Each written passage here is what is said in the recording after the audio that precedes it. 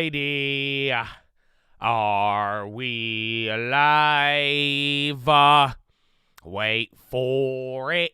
Wait for it. Are we There it live? is. Good morning, ladies and gentlemen. I hope you're having a wonderful day. If you're watching this and it does not say live at the bottom of the screen, unfortunately, you're watching the recap. The good news is we are live Monday through Friday, 30 minutes before open. Drop your thumbs up on the video. Make sure you're subscribed. You're on mobile. Press hot chat. X out the chat. Hit the thumbs up button. Second link for the nightly watch list and main channel. First link for the Scream Alerts boot camp and real estate course. But, ladies and gentlemen, it's already a wild day. Welcome to March. It's the first day, and what we woke up with was actually pretty wild. We'll go to the futures here, because if you don't remember yesterday, that 1 minute candle, it brought you down pretty much most of how you moved throughout the day.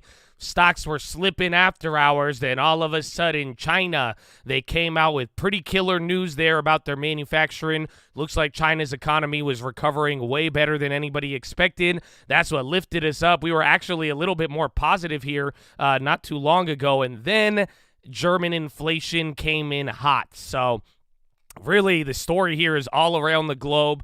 You have everything from Germany to China. People are reacting to that. Even the yen in Japan, they got a little bit of action too. And now we have a lot of PMI data on the way today, and that's going to say a lot too. So we're going to see what happens. And then obviously we got Rita, baby, 166% as of now. I hope you guys watch the watch list. Yes, we're going to talk about this play, but if you go watch the first 10 minutes of the watch list, you should have everything on this play, how we're going to do the covered call, everything of that nature. I keep burping, man. Oh, man. But it's going to be wild, Chattadonia. I hope you guys are ready for it. We're already getting a lot of activity, and I have a lot of other plays. We're going to get into it, man. We're going to get into it. But Chattadonia, good morning. How are you? What's going on, baby? Daddy, let's go. Good morning, baby. What's up, Laker J? What's up, Tim Whitman? Tim Whitman, we got to have some talks today, too. I got something for you, baby. Let's go. Let's get into it. Michael, Mr. Malone, Boomer, Wesley, Blood of the Ninja, Francisco, good morning. Maria, good morning. Jesse Ramirez, how you living? What's up, Jay Samuels? What's up, Doppelganger? What's up, Sosa? Kevin McLean, Drew B in the house. Sam Rat, baby. What's up, man? What's up, One Roby, Cavius, oh, man, Christina, LFG, Exit, Liquidity, good morning. Ray Dom, how you living? Edward, how you living? T-Lo, happy hump day.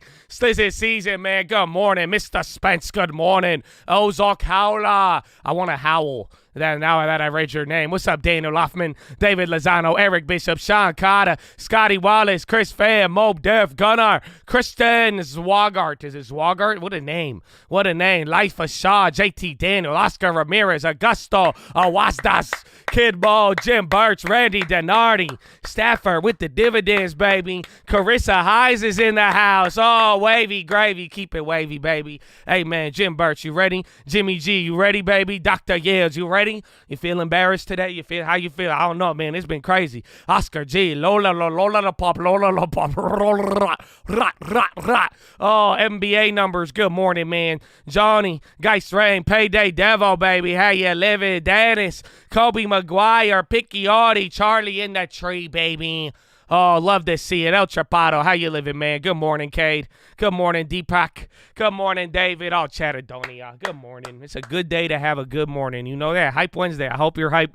It's going to be a long Wednesday. It's going to be a long Wednesday. You got to deal with all of the shit in biotech land. So Rita is either going to have a vicious short squeeze or you're going to sell off half of this in 30 minutes and be like, oh, my God, dude. Oh, a little Fibonacci, dude. A little Fibonacci sell-off in the morning, dude. And then, everyone's going to, trip out on the data, dude. Go a little bit of back and forth, dude. You know what I'm talking about? Oh, happy deposit day, dude. Oh, dude. Totally, dude. Oh, a little Fibonacci deposit, dude. You know what I'm saying, huh? You get a little deposit, dude. Get a little dividend, dude. Oh, dude. I actually have an idea. I got a couple of ideas. But, Chad, good morning. Let's have a beautiful day. Glad to see you here. Hopefully you liked the video, but let us get into the news, my friend.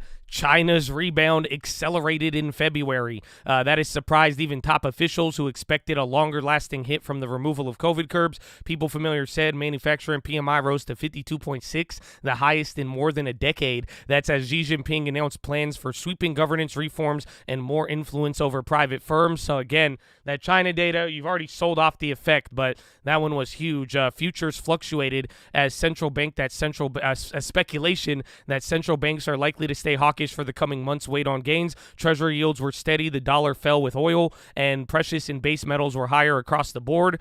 Goldman is said to be weighing the sale of GreenSky, the installment lending platform they added to their consumer division less than 2 years ago. Coal slumped pre-market after sales missed and issued a downbeat forecast for the year. RBC beat estimates as a surge in bond trading bolstered revenue. Novavax lost a quarter of its value after warning there's substantial doubt about its ability to stay in business throughout next year. Twitter users reported problems loading the service with the latest outage since Elon Musk took over. The Fed faces a real head-scratcher as it probes how high to raise interest rates. Why is wage growth slowing if the job market is tight? The answer will go a long way in determining whether they could tame inflation without too much damage to employment in the economy. If pressure on pay keeps easing, even as firms are hiring, policymakers may feel less compelled to tighten. German CPI turned up the heat on the ECB with the gauge picking up to 9.3, while consensus was for a slowdown earlier. Francois Villeroy said the ECB should reach its peak interest rate by September at the latest. Colleague Joachim Nigel said he backs a faster reversal of bond buying to help tackle inflation, with more large rate hikes also possible beyond a planned increase this month. The U.S. crude buildup continues. Inventories increased by 6.2 million barrels last week. API data has indicated it would be the 10th straight gain if confirmed by the EIA later today. A record January for corporate bonds was followed by the worst ever February. The best debt has erased almost all of its yearly gains as stubborn inflation data leads traders to reverse course of timing of rate cuts. Total returns from the debt is now just 0.67 since the start of 2023. New York's luxury housing market is more expensive than London's, according to Knight Frank. In 2022, a $1 million budget bought 33 square meters, aka 355 square feet of prime property in New York, and 34 in the UK's capital city. Monaco still tops the list with $1 million bringing buyers just 17 square meters, followed by Hong Kong with 21, and the Big Apple coming in at third. And chart of the day, Knight Frank said the world's ultra-rich were the most active buyers of commercial property in 2022. That is as institutional investors paired their share of the $1 trillion market as defaults start to mount from higher interest rate. Private investors, smaller debt profiles, and longer investment horizons allowed them to spend $455 billion in the sector last year. 9 a.m., you're going to get Fed Kashkari, 9:45, February global manufacturing PMIs, 10 a.m., January construction spending, and then February ISM manufacturing, 10 a.m., ECB Visco, 10:30, EIA crude oil inventories, 11:30, 36 billion of 17-week bills, and then U.S. light vehicle sales. Earnings include Salesforce, Snowflake, Okta, and Plug Power. Wait, Okta, how does Okta have earnings? They just reported. Am I tripping? Tesla Investor Day as well today. Lori Lightfoot became the first Chicago mayor to lose a re-election bid in 40 years after struggling to overcome voter dissatisfaction about rising crime, corporate exits, and the economy. Brandon Johnson, a member of the Cook County Board of Commissioners, will face former head of Chicago Public School Paul Vallis in the April 4th runoff for the job. U.S. mortgage rates increased last week to the highest since mid-November, pushing a gauge of home prices applications to the lowest in almost 3 decades. The contract rate on a 30-year fixed rose to 6.71, the highest since mid-November, according to the MBA. Applications to buy a home fell for a third week, still the weakest reading since 1995. FBI Director Christopher Wray told Fox News that COVID virus most likely originated from a potential lab incident in Wuhan, China. Brazil unveiled plans to tax oil exports to raise $1.3 billion in an effort to balance the budget and help the BCB to lower interest rates. Breaks from fuel levies will also be eliminated. The Bank of England, Andrew Bailey, signaled more rate hikes may be needed, adding that the experience from the 70s showed that doing too little with interest rates now may mean more hikes earlier or later on. Italy's budget deficit for the past 3 years was revised drastically higher after the reassessment of tax breaks, including the so-called super bonus, showing a bigger immediate hit to public finances.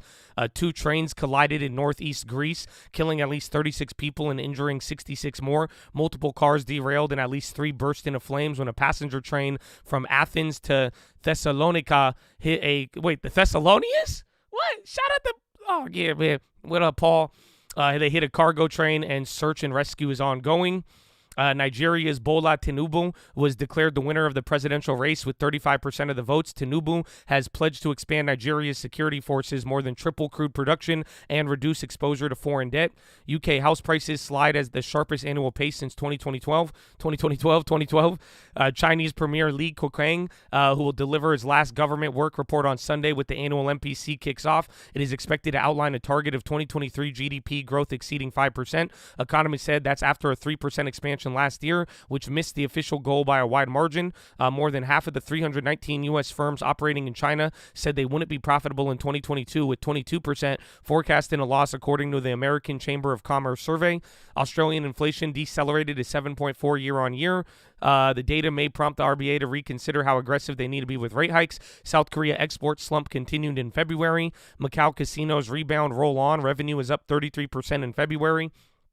Oil reversed earlier gains, even amid signs of robust demand from India. Domestic refined product sales surged in February with double-digit rises for gasoline, diesel, and jet fuel. In addition, Indian buyers are joining Chinese consumers to take oil cargoes from Russia. Goldman has quite a high confidence that there will be an oil price spike in the next 12 to 18 months. It still sees crude reaching $100 a barrel in the fourth quarter as inventories decline and money supply stabilizes, Jeff Curry said. Fitch said demand in hydrogen from global refining will rise in the next decade. China's soybean imports are replacing at least 500,000 tons of Argentinian supplies with cheaper Brazilian crops, which could save about $50 a ton, giving the price differential for March. Palm oil advanced in Kuala Lumpur on concerns of wet weather may hamper production. Chinese metal producer Zhang Yahaliang plans to build a copper foil plant for lithium batteries in Indonesia to be completed in 2 phases. Euronext withdrew an indicative $5.8 billion offer for investment firm Allfunds after both sides were unable to agree on terms. Adani Group told creditors their secured $3 billion loan from a sovereign wealth fund was from a sovereign wealth fund. The credit line could be increased to $5 billion. Saudi Aramco eyes acquisition of LNG stake as demand surges. Tesla's planned plant in Monterrey, Mexico, will require about $5 billion in investment. A government official said the company has opened its U.S. charging network to other EVs with a $12.99 a month membership. Airbus is advising customers they'll face longer waits for their newest jetliner, the long-range A321 XLR. People familiar said the delays may vary by airline, which delivers typically sliding by a matter of months. Kashkari, you coming in right now? Twitter is seeking to sublease nearly 20,000 square feet of space at New York office to cut costs. Meta accused of trying to extinguish Cambridge Analytica claims. UBS loses second bid to toss Chinese tycoon $500 million suite. Failure of chemicals company. Airbus warns customer they'll face longer delays. JP Morgan's Umuna says no doubt IRA is attractive to EU firms. Merck & Company says phase 3 cancer trial met primary endpoint. Boeing wins $1.2 billion U.S. Air Force contract. Alex Rodriguez and his business partner Mark Lohr raised $20 million for a new ticketing and fan experience business that they hope will outperform the industry's troubled incumbents. Jump plans to offer services including dynamic ticketing, which would allow fans to pay to move to get a better open seat in the middle of a match. Tennis icon Venus Williams is joining PE firm Topspin Consumer Partners to focus on investing in health and wellness business. She'll take on the role of operating partner at the middle market investment shop. There's one truism to travel right now. It's crazy expensive, so it may be counterintuitive that the best way to snag a deal this way is to stay somewhere brand spanking new. But like any good hack, the devil is in the detail. Rewarding Elvis, Heinz will give a man a new boat after he survived for almost a month lost at sea by eating ketchup. The Guardian reported the company located Dominican sailor Elvis Francois, who was rescued in the Caribbean in January after launching a social media blitz to find the ketchup boat guy. Enjoy the new ride, baby. Enjoy the new ride. Netflix Stranger Things is coming to London's West End prequel. Stranger Things' first shadow will be set in Hawkins in 1959 with some familiar characters, including a young Jim Hopper, the streaming giant's first live stage production. It'll run at the Phoenix Theater in late 2023. Gabon's rainforest is worth more dead than alive. Despite billions pledged worldwide to fight climate change, little has flowed to Gabon or heavily forested countries as compensation for the service their trees provide. It is now leading a lobby group of nations that want to be rewarded for preserving them. And then on this day in history, Tituba, a slave from Barbados, confessed for the crime of witchcraft in 1692 in Salem Village, Massachusetts. Probably under coercion, it led elders to seek out more heretics, culminating in the witch trials that spurred countless horror movies more than 300 years later. By the time it was over, at least 19 innocent people had been executed. Yeah, I don't know. We're starting with Tituba and the witch trials today. Well, there you go. Good morning and welcome to March, Chattadonia. Wow, isn't that wild? That's a lot. Oh man, did I already click out of this? I need to get my pre-market movers. I'm sorry, don't mind, just ignore the desktop. You'll be good. Don't worry, some of you may get anxiety by it. It's okay. We got a lot of pre-market movers. Let's start with good old 3M. They rise 2.6% or 2.3%.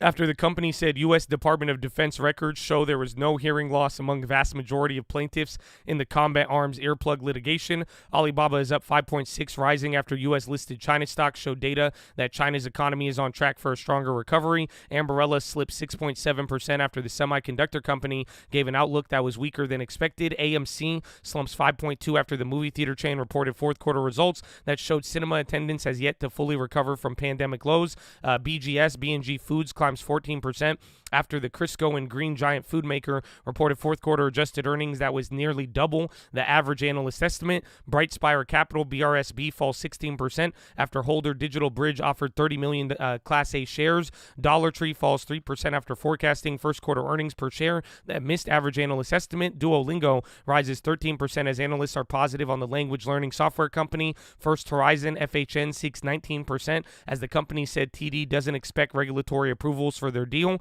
HPQ gains 2% after the computer company reported first quarter results and affirmed their full year forecast. iHeartMedia tumbles 17% after the radio broadcasting company gave an outlook that was seen as weak, prompting J.P. Morgan to downgrade the stock. Kohl's slipped 7% after posting a fourth quarter sales that fell short of analyst estimate and issuing a downbeat forecast for the year.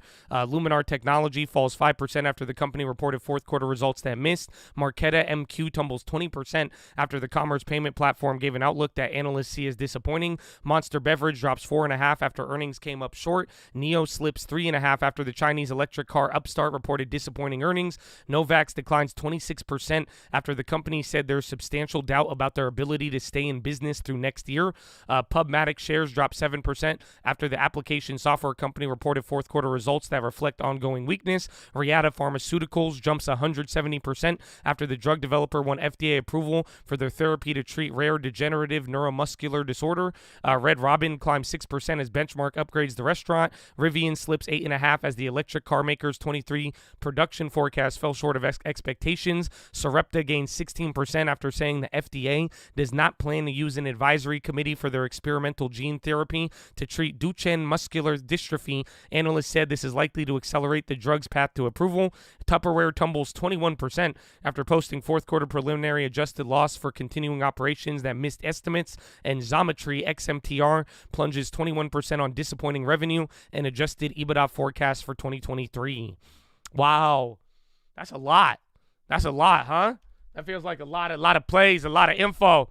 And 3M, they're like, we didn't see any, we looked at the records from like 5 years ago on the delayed onset, but before it was delayed, we ain't hear nothing about it, sir. What? The fuck you said? What did you just say? I don't even know. Okay, I don't even know. But Chad, I love you. Good morning. I'm going to go to the bathroom here. It's going to be an exciting day. We're already getting off to a pretty crazy start, so I hope you're ready for it. Follow me on Instagram. I'll be right back here. And then, it's game time, baby.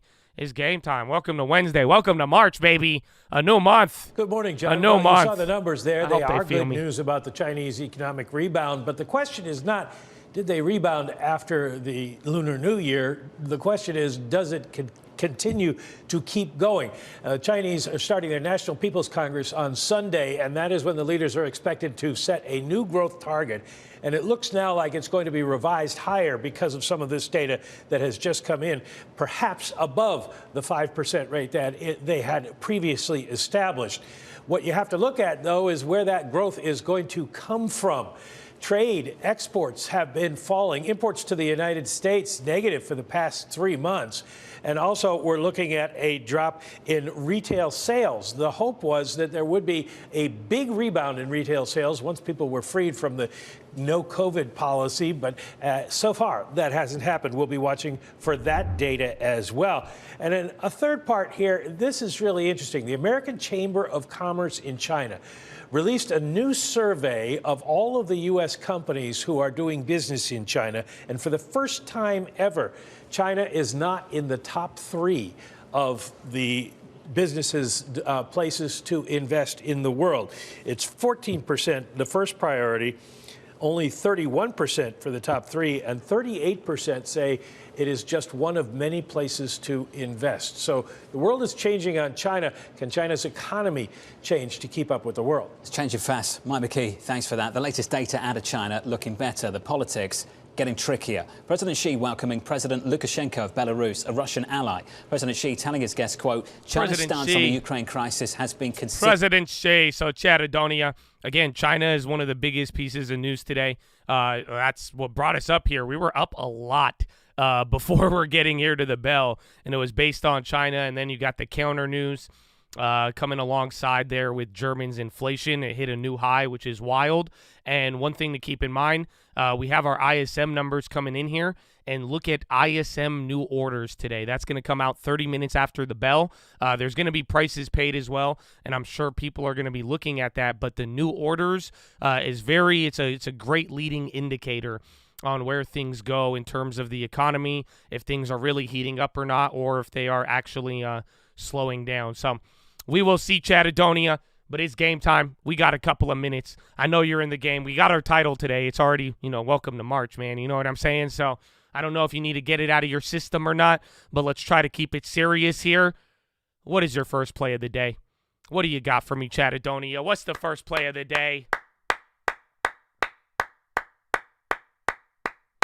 NVIDIA short could be interesting. Again, they had that follow-on offering.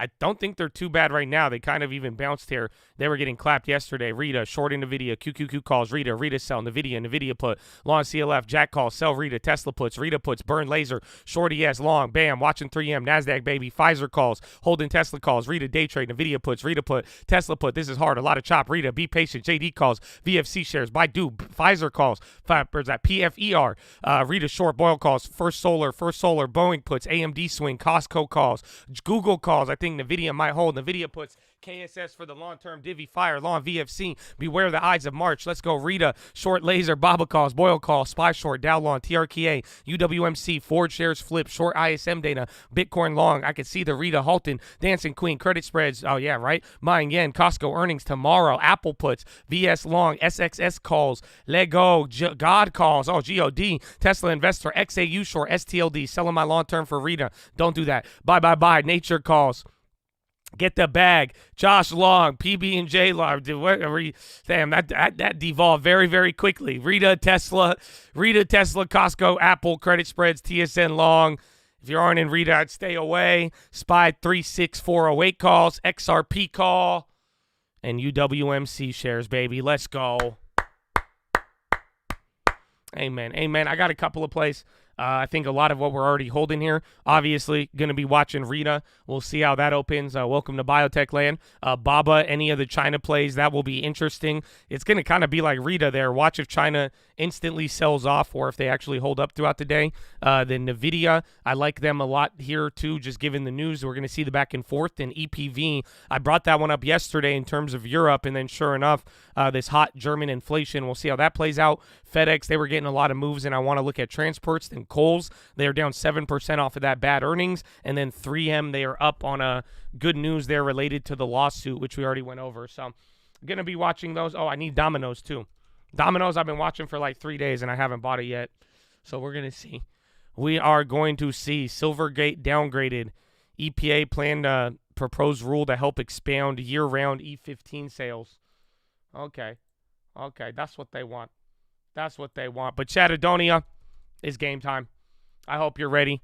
I hope you know you're blessed. It's an honor to be here. It's a blessing to be here. And before we do anything, man, we got to honor a special group of people. A group of people who have made a sacrifice most of us never have and never will, baby. And that is the veterans of the United States of America. On behalf of the cult, we want to give a huge special shout out all the active servicemen, past servicemen, anybody who has served this country. For real, God bless you and thank you. Shout out to the veterans. Shout out to the families as well. We love and appreciate you, and I hope you know you're appreciated. And same thing goes out for anybody out there helping out their communities, you know, having a positive impact on the world. Doctors, nurses, teachers, firefighter, doctors, garbage man, trash man, janitors, people helping out in the Chad. Anybody out there helping with the nonprofits, man, you just doing something good, you know? Something bigger than you. We love y'all, baby. God bless y'all. But ladies and gentlemen, please rise. Place your right hand over your heart. Say it with me. I pledge allegiance to the flag of the United States of America and to the republic for which it stands, one nation, under God, indivisible, with liberty and justice for all, baby. Certificates!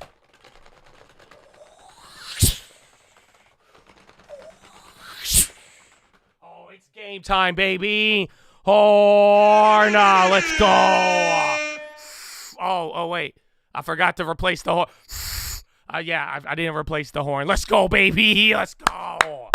It's game time. I need a new horn at the first bathroom break. We are horn down. Horn down, Chattadonia. Let's go. It's okay. We still got the Jets. We still got the Jets. Oh, man. So let's get it. It's going to be exciting. It's going to be exciting, my friend. It's going to be exciting. Let's see how much time we got. 2 minutes? 2 minutes, Chattadonia. Are you ready? Yeah, I think I got time to go get a horn, but I want to go open up my lawn term real quick. We're going to see. We got an interesting day ahead of us. I want to see the 3M. I'm like happy, sad that went up. I don't know how I feel about it. We're going to find out. No Rita FOMO. I mean, you could always wait. I mean, no matter, I think at some point today, Rita is going to have like a 30% sell-off from wherever it's at. So whether it goes up to 100 and then comes back to a 70 or drops right now to like $60 and then shoots up, it's going to do some shit like that. Otherwise, we'll find out. It's about like 10% or more of the company is short. I have the screenshot. And they have 10 days to close, and then it's already like went nuts there. But, you know, don't force it. Actually, no. It's 31% short right now. But we'll see. But biotechs, you know the biotechs, man. They're crazy. You guys know how biotechs are, man. They're very, very crazy. Very, very crazy. The premium, and then we're going to see how we could roll over our covered calls, too. So that's going to be the next step. And then watch any of the value plays, any of the earnings. Again, you got a couple of earnings today, even Salesforce, and then Investor Day as well, too, for Tesla. And Kashkari's talking right now. He said, I'm open-minded about hiking 25 or 50 in March. And he said, I lean towards continuing to hike rates further. He just came out with that comment 2 minutes ago.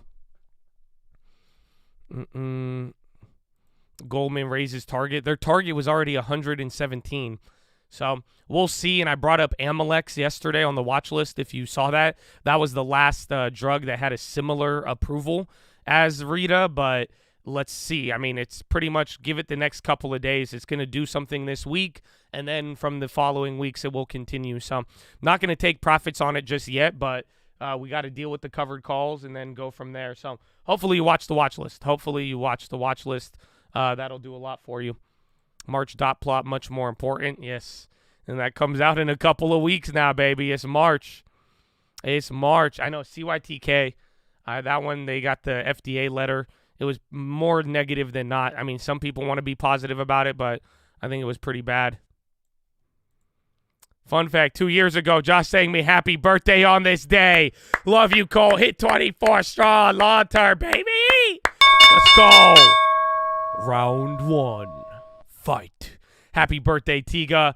Oh, my gosh, the Trap House. Don't ever forget the Trap House. Amen? Amen. They don't know. They know. They either know or they don't know. Boom. So there you go. Your covered call instant. Covered call's not down that much. So let's see what we could do with Rita. I hope they added more strike prices. No, they have not. So these are the ones we sold. We need to get back 2,000. It's actually exactly what I told you guys on the watch list. That'll be up around $2,000. We need to be able to sell another contract for 2,000. Some asshole just bought that for 17. So if we could sell the 110 for 2,000, we're golden. But low key, I would wait till they add more contracts. You could sell the 75 and raise your price by 10 more. They didn't. On E-Trade, it doesn't show the ads. And then we're down 0.11 on the NASDAQ, a quarter on the Dow, and then 1/3% on the S&P, actually. S&P is the worst performer right now. And then watch out, you're about to hit 3960. Let me check Rita here. Novak's had really, really bad news. So be very, very careful with that. Oh, yeah, it looks like they did add more here on TD Ameritrade.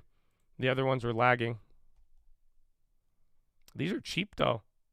I think we might have to roll over to later, so we'll give it some time. Yeah, you could roll over to the 95s here if you wanted for August, and then we could wait until we get anything else.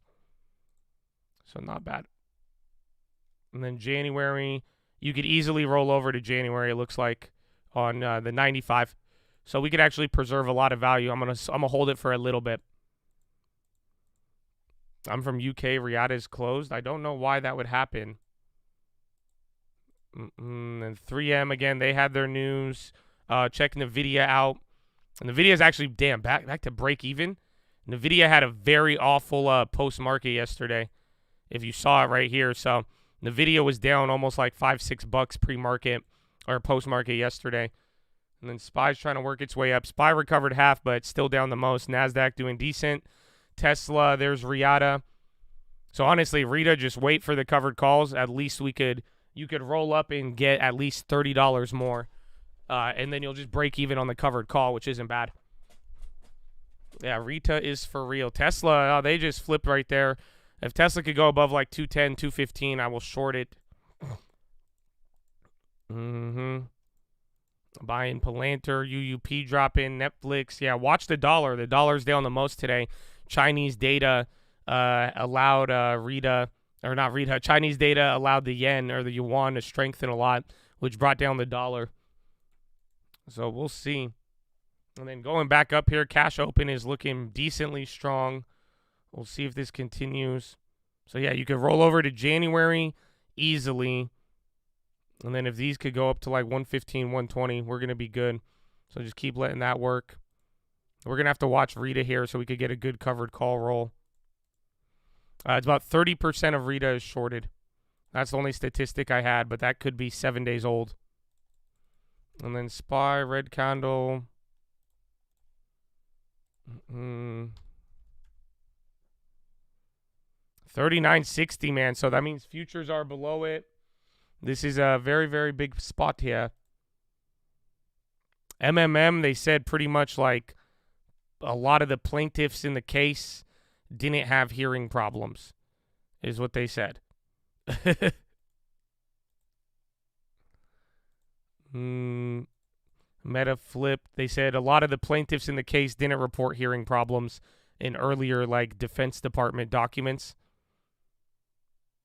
Futures 3965, but 3960 is a big level for SPX and the futures. Honestly, every time we do that, anytime you go to like 3960, I mean, you usually go a little bit lower and then we kind of start to bounce. So I don't know if that'll happen today or not, but be on the lookout for any downside. UAL, AMD, they dropped. Rita's coming down. NVIDIA, they're starting to fall here. Kohl's is on the high. That sucks. I wish if Kohl's was still down 7%, I would have got some, but Kohl's just is about to go positive. Scam. Boo. Watch, so shitty. Kohl's just gained, what was that for? Dude, that first candle right there. They shot up $1 in 1 minute. So Kohl's has already had a big bounce there. Tesla bounce. And then SPY still down a quarter. NASDAQ is now caught up with the SPY and Dow has recovered. You only have 3 industries that are in the green. Materials, number 1. Energy, number 2, at a quarter. And then industrials are break even. Utilities, real estate, discretionary, and staples are the worst on the day. Microsoft dump. Tesla's even going down lower. Roblo is hitting the low ticker as well. 3M just took a candle. Let's see, AMD. That Conoco on the high. Oil's trying to hold up here. Ford has been moving. Is it because of Rivian? I know they sold some stuff too. Rivian's down 10%. Ford is up 2.5%.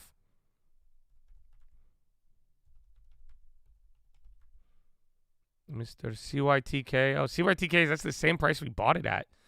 Interesting.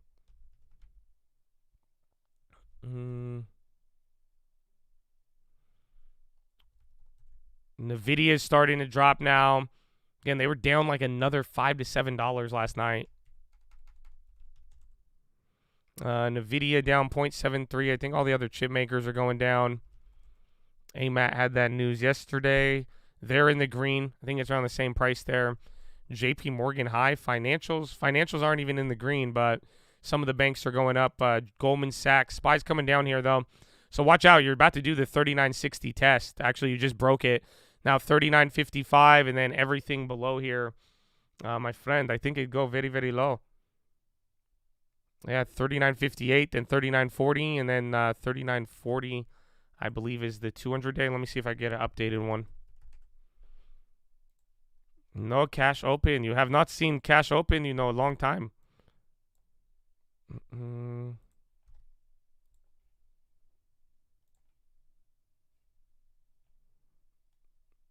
is it? Come on. Damn. That's kind of scary. Your lowest level goes down to 38.27 today. So right now, 39.58, 39.46, and then 39.40. That is your 200-day moving average. So let's see, and that is where you're hanging around. Wells Fargo's on the high. Again, banks are in the red, but they're kind of moving up. Tesla has been getting clapped. Yeah, Tesla's already down 1.65 to start the morning.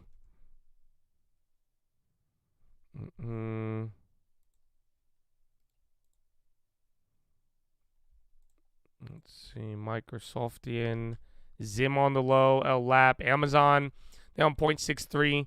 So NASDAQ, SPY, everything has started to be matched up here.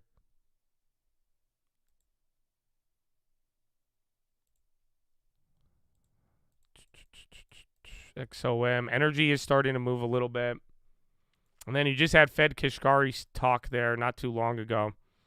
So that is also factoring in. And then 22 minutes, we get the ISM data. And ISM new orders will be your most forward-looking data. That'll give you a lot of info. TLT bonds, pretty much, I think bonds are about to go a little bit lower. I think IEF TLT could drop pretty hard. We're just hugging 4% right now. And then, like we've talked about, once it goes above 4%, they're going to kind of run up there. So I'm waiting. That's why I'm waiting on the roll-up or the roll on that contract, because once it does that, I'll probably buy in. Or wait, I didn't do anything with Riata. We're chilling. It's playing out how we want. We have the covered call. We could get enough on future dated contracts, so I'm going to let it kind of do its thing, and then hopefully everything kind of chills out there. Yeah, Mike Wilson is on Bloomberg. Everyone's been waiting for him. This is the guy who's been saying everything's a bear market. Big pop on the SPY. Dow Jones has gone green now. Apple is down a decent amount, but they're trying to work their way up. Honestly, bonds, thank you for your service. We need to look at the dollar here. Weirdly, dollar. Okay, there you go. Again, this is the biggest dollar drop here in months based off the China stuff. That's your first bounce here. That was a pretty big 2 candles now. You went from 39.56, I think 39.57, and now we're bouncing. You fill the gap at 39.70, and just don't forget that, that was like a 0.25% move all in 1 minute. But then watch the dollar. I did not do anything on the calls. Why you muting your mic when I answer the question, dog? That's crazy. But good morning. I hope you're living good. Kashkari was a little bit hawkish. He said he could do 25 or 50, but he said he's down with, going at a faster pace. And then it said that the March dot plot is more important. NBA invest in AI-driven video tracking firm extends deal. Likes are low today. Oh no. Is because people are scared. I understand. It's okay. You should get a pit bull or go to church, but I think people are scared to like the video. A lot of fear in the market. If you're not scared, feel free to like the video, but if you're scared, I understand. Apple's coming lower. Palo Alto on the high. Palo Alto Networks. AMD started a rocket up there. A lot of weird-ass move here's today. Yeah, AMD's... I don't know. Is AMD related to any of that AI shit? Let's move a decent amount. Did not fill the gap yet. No. Still a solid 10 points, 8 points. But coming back down, and it sucks because, right now it's been what? About 10 minutes, 11 minutes, and we are doing nothing. I hope yesterday has more action or today has more action than yesterday. Tesla Investor Day looms after Goldman's miss. Hightaker still has a lot. AXSM on the high. Hub. Where's Duolingo? That was another earnings. AMAT's on the high again. They're still holding up. Duo's still up 14% from earnings. How did UWMC do? They're up 1.5. Mortgage rates are hitting 7 today. Not too bad. I didn't see my friend at the gym yesterday. No, I did not. But it was still good. I still have fun. Man.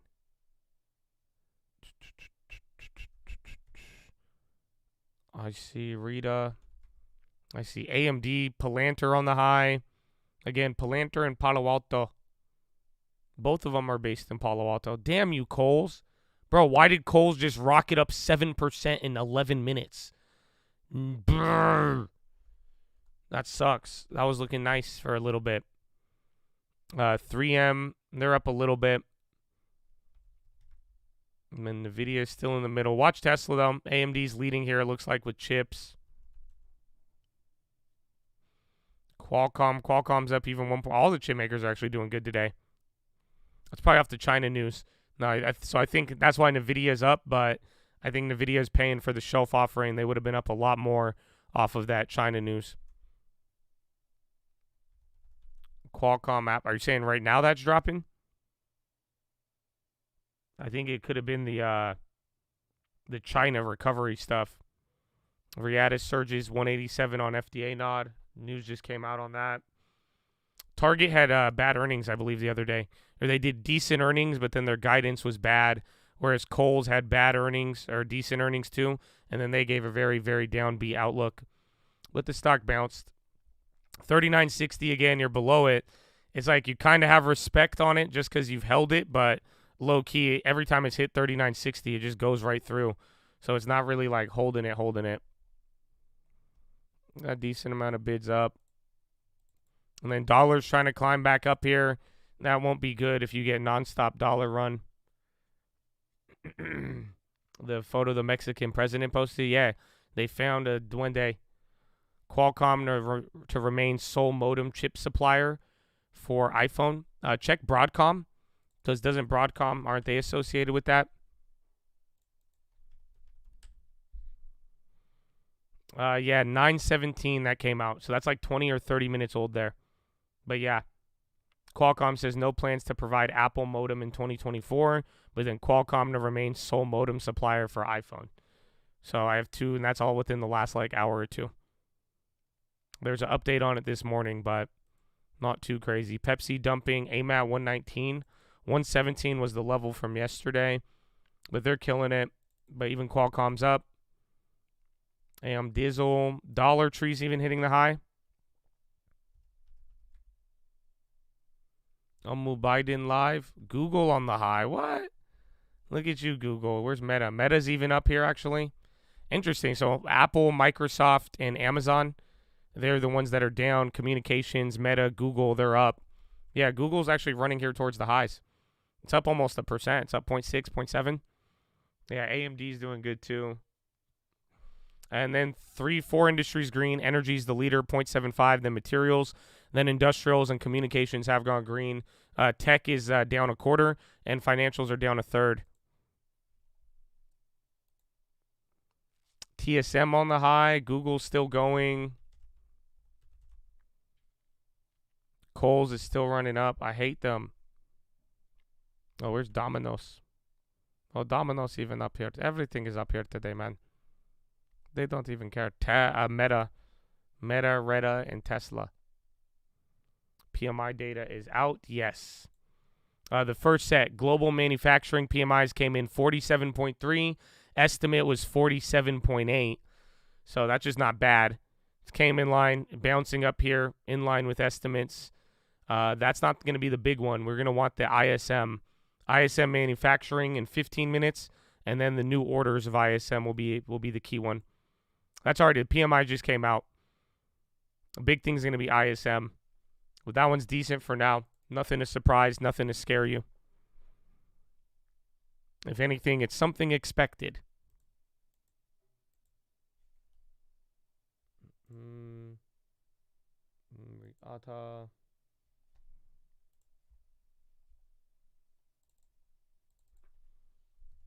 Kohl's on the high. That's hurting my soul. That's a 10% move in 12 minutes, 15 minutes.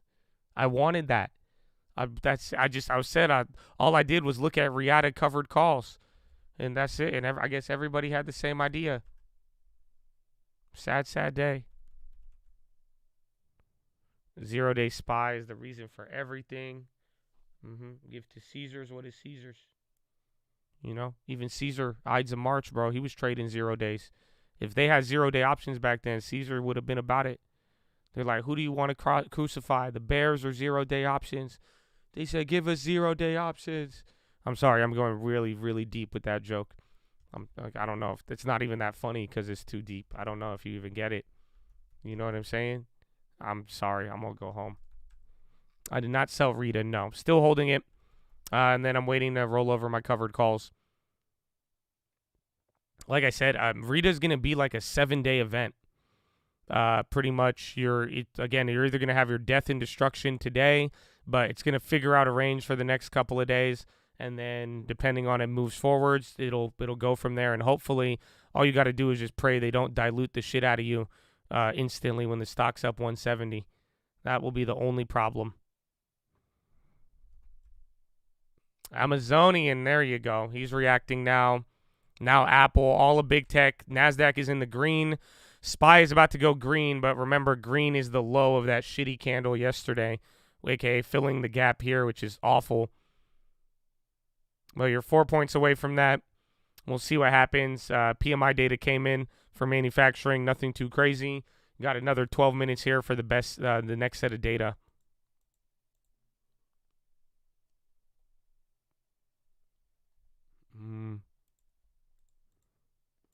Why don't you make Rita free?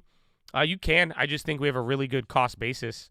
So, like, even if it drops 50% from here and goes down to like $40, $50, I mean, we're still up a shit ton. And then we have the use of the covered calls now, and that expires in 3 weeks. We have the ability to roll over to a higher price. So I think it just we could play it out there, and then if it does go up, I think you still could get us a little bit more upside. But it's a nice trade either way. Good cost basis, good gains. Our biggest problem is the covered calls, but if you just got into it, I mean, at this point, that was a clean, solid winner, and it's just going to do its thing. So we'll give it some time. I mean, at the end of the day, we'll see where it's at the end of the day. Yeah, Coinbase has been unstoppable. Dollar's coming lower now, which is good. Again, this is one of the biggest dollar drops here. Nordcorn. Yeah, Coinbase is up a lot. Again, Amazon is flipped, and Google is leading. Google's up almost 1%. Where's AppPal? You get Apple and Microsoft. I think you're really going to get your rally now. But this is starting to look like the cash open a little bit.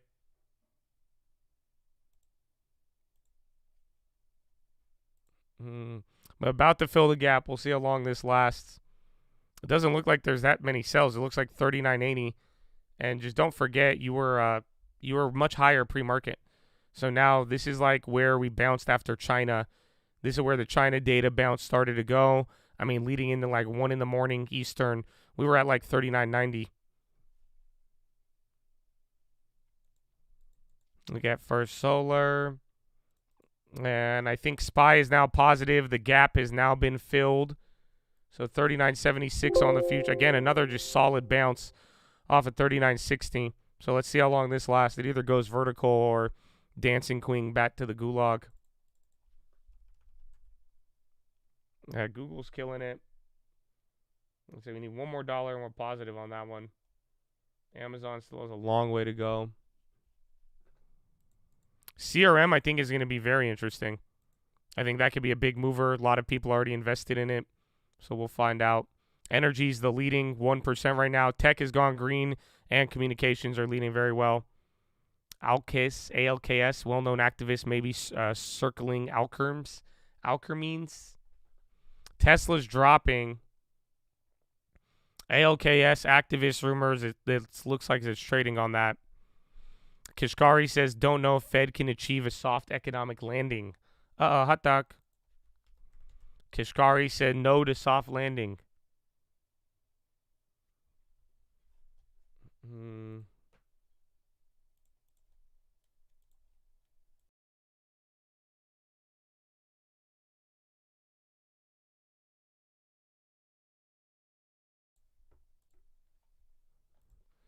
Intel, Kashkari trying to tank the market. I mean, that's a pretty big piece of news, but then again, actually, I think Kashkari is a voter.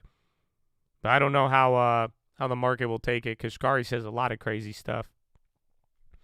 First Solar, insane. Yeah, 10%, damn. Even Enphase is running up. Tesla's getting a lot of volume here at the low.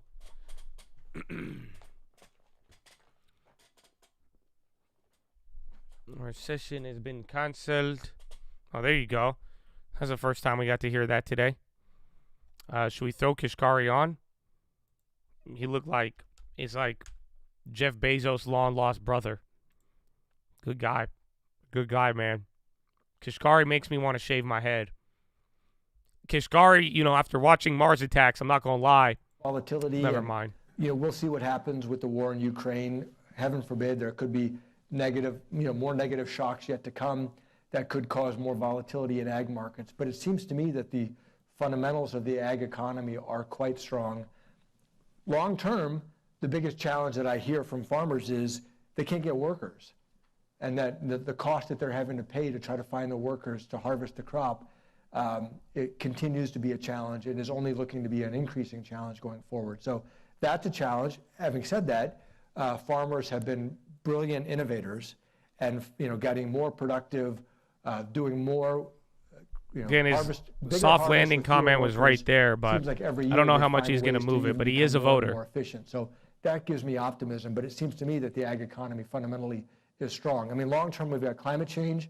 That's a long-term issue that could be affecting us, and workers is a long-term issue. But otherwise, it seems like the fundamentals of the ag economy are quite strong.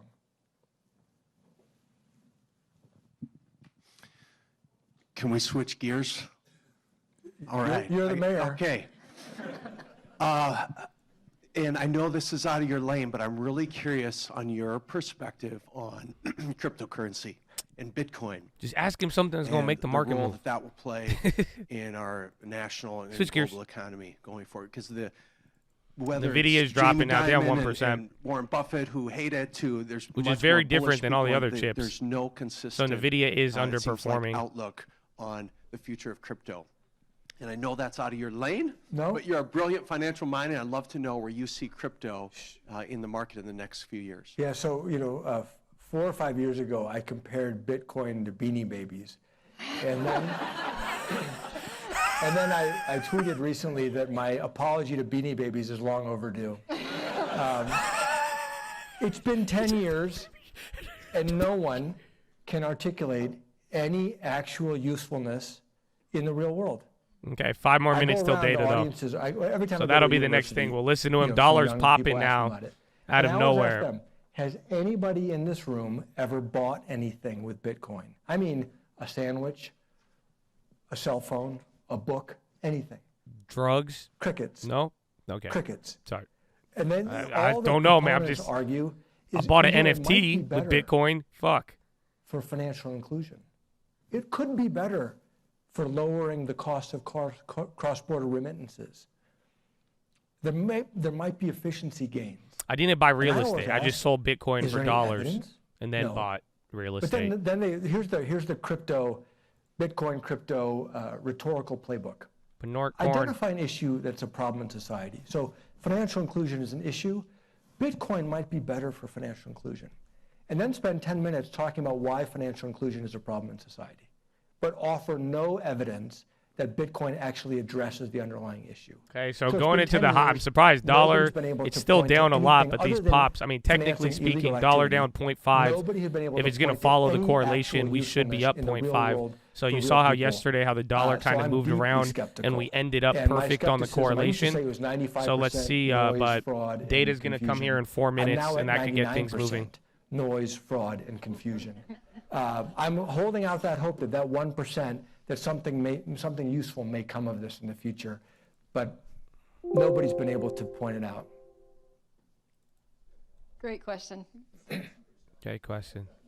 Hi, thanks. Hey. I want to acknowledge and appreciate the leadership that the Minneapolis Fed has done in childcare and early education. So specifically thinking about max employment and the research that the Minneapolis Fed has done regarding childcare. Can you speak to that and what our future what we can expect with that? Yeah, so for 20 years, long before I joined the Minneapolis Fed has done really important research on the value of investing in early childhood education. And this affects the labor market because it affects people's ability to work, but it also affects our future workforce, right? The more educated our young people are, the more productive our economy is going to be. And this is where productivity comes from. And so it's enormously important. And speaking personally, I have a 2-year-old and 4-year-old in daycare, and we're very fortunate. My wife and I, have the luxury of being Meta, I able to forgot. afford Meta and Google very leading. high quality childcare for my kids, for our kids. But Yeah, it's a Meta's huge breaking out here to another financial high. cost even for us. And Google's still just under and if people were 1%. less fortunate than us, their options would be severely constrained. So, it's a big The challenge. dollar And, just barely at where it's it funny, opened. It took me a long time to figure SPY this is out. barely, Childcare SPY a is in very the green, complicated SPX market. is in the red.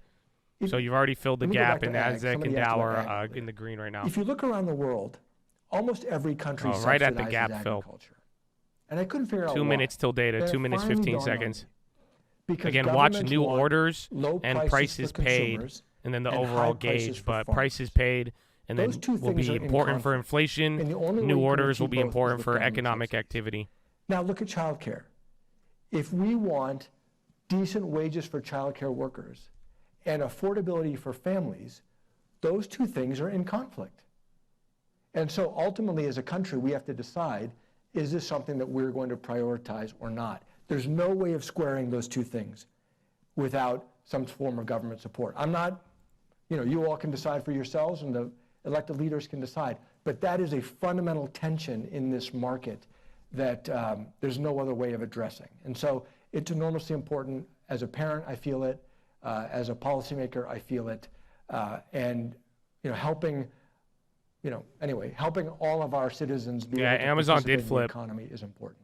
It's almost 1%. Fantastic. Great questions, everyone. Thank you so much. And as I'm sitting here, I Thank you. couldn't help but think to myself how glad I am that someone who worked at NASA is helping engineer a soft landing. So we are very fortunate that you are in the chair that you are. You've clearly shown why you are. And I just can't thank you enough for helping lead off our first ever CEO Summit. So Well, thank you for very much, having me. Neil. It's been a Thank great you. conversation. Really appreciate it. Thank you. Thank you. Perfect timing. Perfect timing. You couldn't have scheduled that better. So, boom, he's done. 40 seconds till the data. And get ready. Again, prices paid, inflation gauge, ISM new orders will be a great leading indicator as to where the economy is going. 30 seconds, slightly at VWAP, and you're slightly above the open. NASDAQ has gone negative now, as well as the S&P. Dow Jones is barely in the green. 20 seconds remaining. 15 seconds. That was a fast. Dollar's already popping. So watch, if the dollar goes up to that balance we talked about yesterday, we are going to see. Let me see. 4, 3, 2, 1. Boop. Oh, new orders is hot. So that came in here, but prices paid jumped up. I don't know. That seems negative. Everything seems bearish off of first read. Manufacturing came in line. Prices paid came in at 51.3. Estimate was 46.5. And then new orders is 47 from prior 42. But that's a big bounce in everything, it seems like. So my first read on that is bearish, but we'll find out how the market wants to interpret it. Yeah, the dollar just shot up a ton off of that. It went back and forth, but everything is just looking like the economy is moving kind of like China. Just way, way bigger bounces right here. So that's it. That's your final set of data on the day. Then you're going to get vehicle sales. Just notice the point we're at. It's probably going to dance around here for like 3 to 5 minutes, and then whichever way it breaks will kind of be the move, unless they want to wait a whole nother 7 hours. Bostic says economy packs enough momentum to weather higher rates.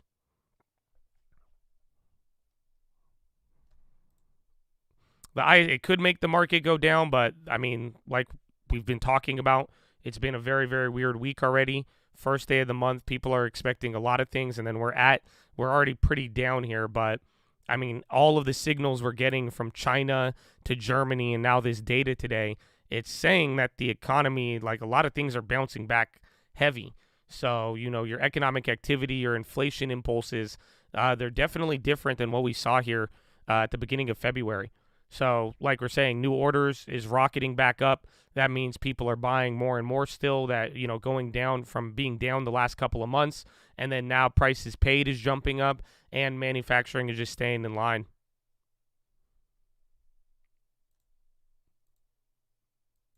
Where is it? Fed futures. Fed futures are at 28.4% now. So see how that plays it. So again, you had one little up candle coming right back down. AMD still in the green. Recession canceled. I don't know. I mean, if anything, it just looks like recession. People aren't worried about a recession now, but the inflation fear is coming right back.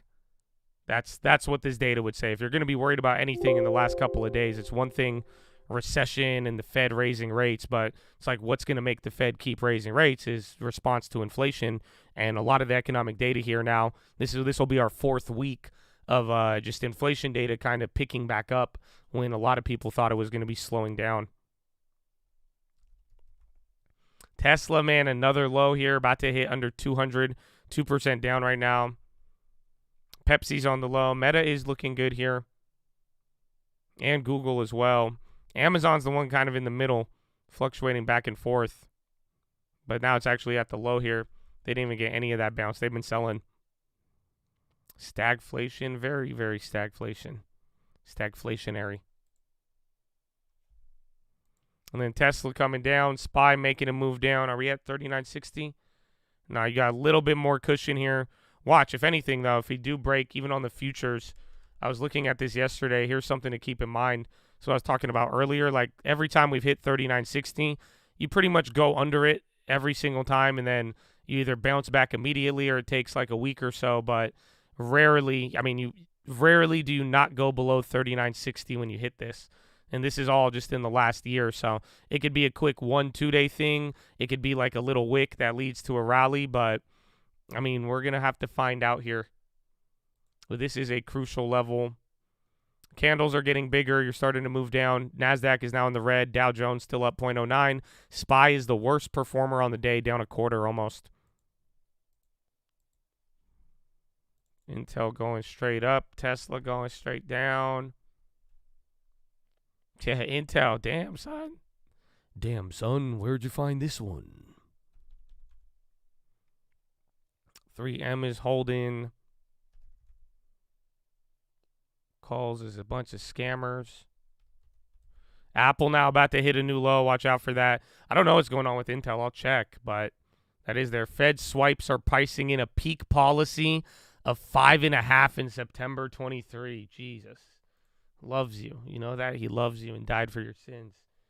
Yeah, about 28% odds still, but that's not good. Again, now your terminal Fed based on the market pricing is 5.5 right now. Just 0.01 below that. So dollars already recovered. Dollars recovered 0.25% on the day, which is massive. So that's why the bonds are coming down here now. That terminal Fed policy. It's no good, man. That's no good. That means we're what? You're two bad data sets from pricing in 6%. Yeah, bonds will hit lows off that. SPY now going to the lows. Had a little bit of cash open. Looks like the data, that bearish read, is coming true right now. And we'll see how everyone's going to take it. Yeah, ISM misses, prices paid jumps, S&P extends losses, while yields on the 10-year rose after top-line ISM missed estimate, but prices paid surged, the dollar index trimmed losses, and WTI crude extended losses as well. Apple, okay, low ticker is just going crazy now. Short-term velocity on that is increasing. Now the Qs are going up. Volatility indexes are going up. Prices paid up. Manufacturing down. I feel like there's a word we could turn this into. It rhymes with Peach Nation. It really does. Shout out to Bradley Frizzle. Stagflation. 39.60 now. You broke on the futures. You broke this early in the morning. Last time you broke this, you got saved by the best China data in a decade. So get ready for this one now. I think we're going to get a little bit more downside. The question is now, how long does this last? Bonds are getting murdered right now. Tesla, Apple, Amazon. Wait till Google and Meta start coming down here. Yeah, bro, even the bonds. This is a hideous day for the bonds. Dollars already recovered half of the loss. Yikes. This was going to be the biggest down day for the dollar. Hot dog. Definitely a hot dog right here. You have your hot dog moment. Google went red. A little bit, yeah. It seems a little bit more stable, but watch if Meta does. But now they're all going. Wait till they start hitting into the lows. So let's get to our next levels here. Again, 39.58, 39.40. Just honestly, I think 39.40 is going to be your money zone. Sadly, the next level goes down to 38.27. But 39.40, about 15 more points from here, that will be your 200-day moving average. We'll see. Damn, look at that dump. That looked hideous. So first little bounce. Meta's somehow holding up. Apple at the bottom. Chip makers are still liking it. I think that's just off of the China news. Oh, yeah, I haven't looked up Intel. Again, Fed swaps are pricing in peak rate of 5.5 now for September.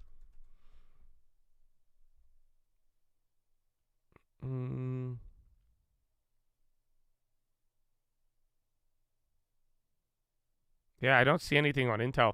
There's nothing like super new there. Welcome to Stagflation. Welcome, my friend. Welcome.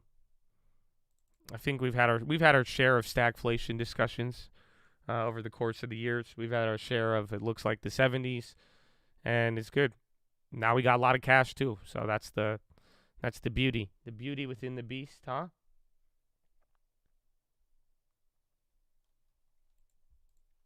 Watch more down.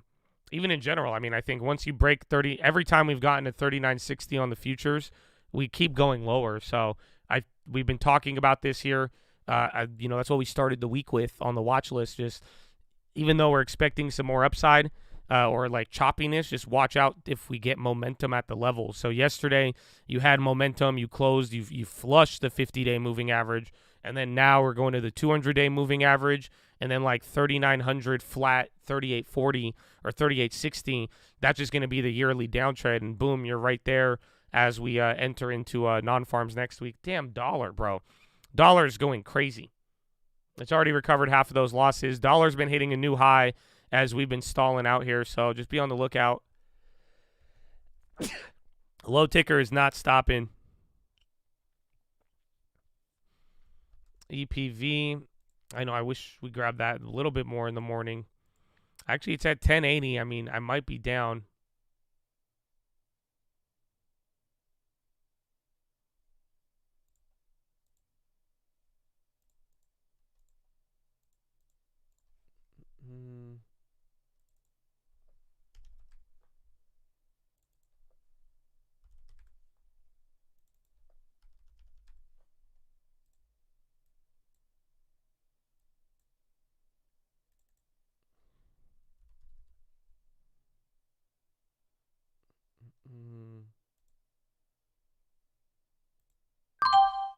thought it was up. I grabbed my EPV. I grabbed 300 shares EPV 1088. My name's Top Tick Josh. That's the only problem with it. It's cheaper. I think last time we played it a little higher, but that one moved a lot. I'm down with that. That was on the watch list yesterday.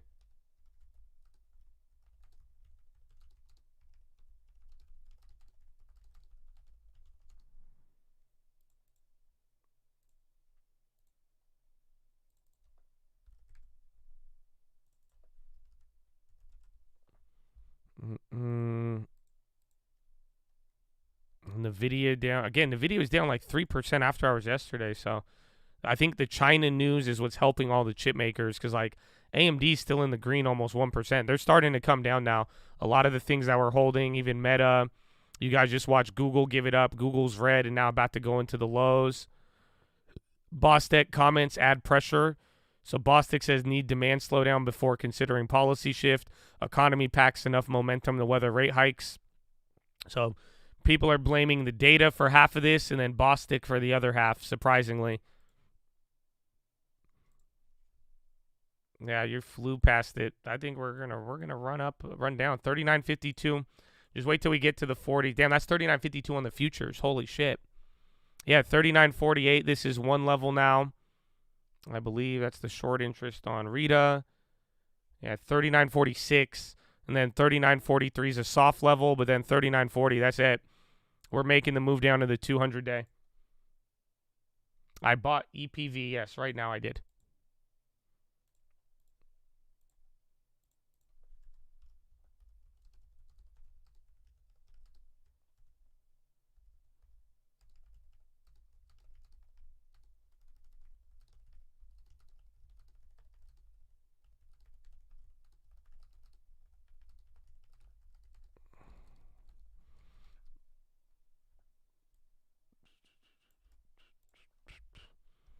$39.40. Watch if we hit the air brakes.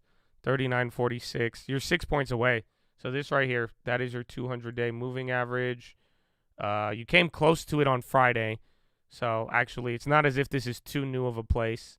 But now that means the Monday, Tuesday move, we've given that all back up here. Maybe we test the 200-day and go from there. Otherwise, you haven't been this low in a long, long time. Last time you were here, besides the other day, was January 25th. But we even went, you actually were higher than that. January 20th, January 18th, and like January 12th. And that's 39.40. That was breaking above the 200-day and getting a lot of people excited there. So still coming down. That little green wick is getting reversed. Recession fears. Well, I don't think people are as worried about recession, but inflation and what the Fed is going to do to the market. I think that's the problem. Because now, peak terminal rates are pricing in 5.5 now on that. I don't know, like, if we were talking about this the other day, but I don't know how many of you were expecting a 6% rate. Well, you're closer than that than anything.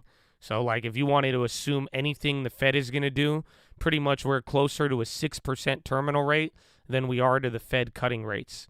So let that, sink in for a little bit.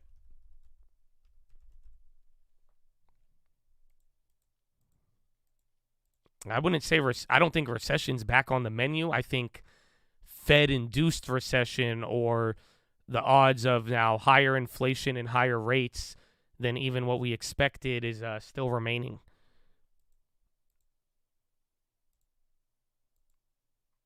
Yeah, that's what a lot of people were saying is that 6%, the market could handle 5.5, maybe. But if you go to 6%, they say there's no way you go to 6% without breaking something. I mean, that's a blast from the past. I mean, the last time 6%, you haven't seen that in a while. That's reminiscent of the old days. It's low key reminiscent of the 80s and the 70s.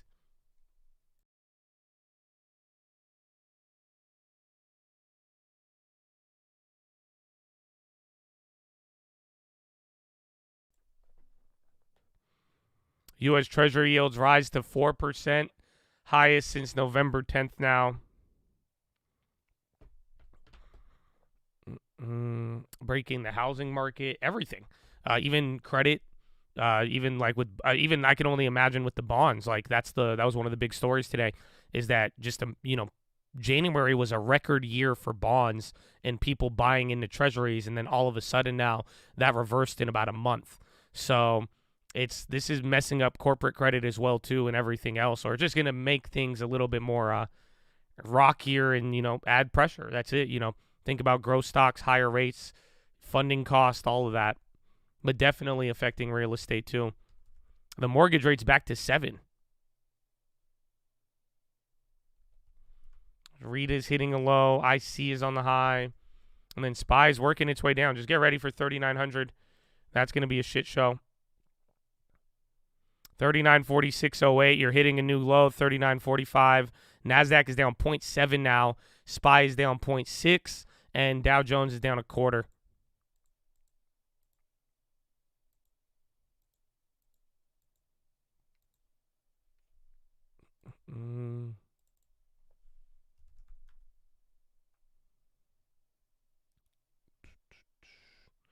EPV. Watch the watch list. You'll figure it out there. We just bought it, though. I'll tell you it's long, but if you don't understand that play, go back and do some research on it. But the real logic, because I made that watch list yesterday without knowing Germany's inflation. So I'm actually glad it even came down today here, too.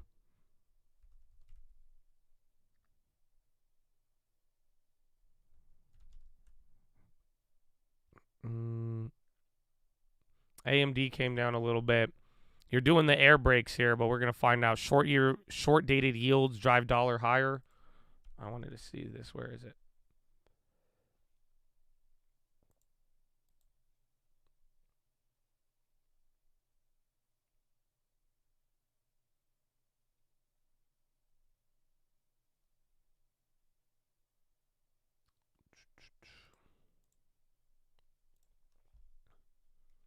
What was the other one? S-Junk.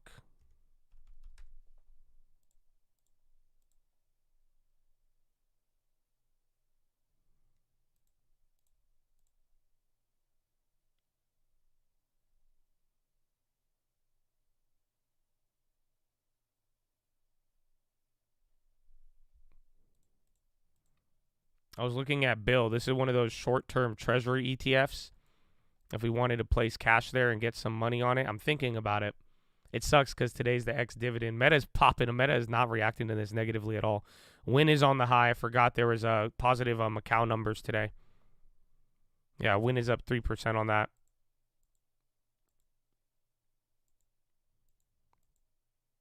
Hot dog. We kind of already had our hot dog moment. From the data, it was data, Fed speak, all kind of started play out on it. SGov, is that one similar, right? This is the 6 to 3 month or 0 to 3 month. What does that one pay out? SGov bill pays out like 2.2, but then it's also monthly. And then you could pretty much, you buy it here and then you sell it at the top, and then you just do that every month. So now this would be the time. You have X dividend. We buy in today. This will be the first of the month, and then that's it. It works its way up here.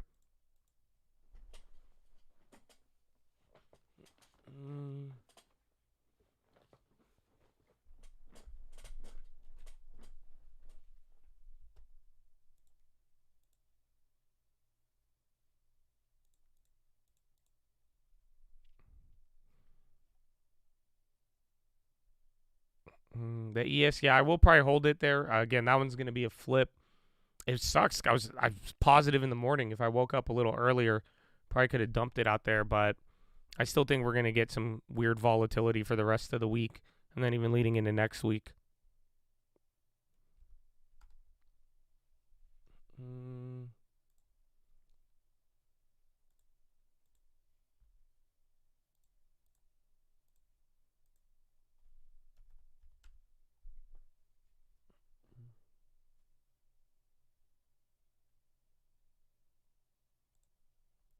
Let's see.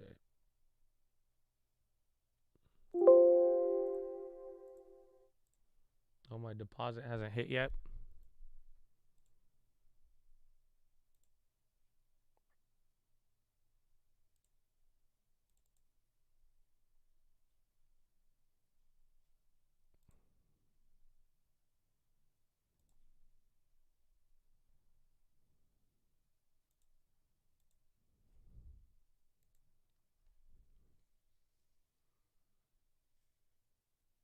Rita puts. Rita's moving up.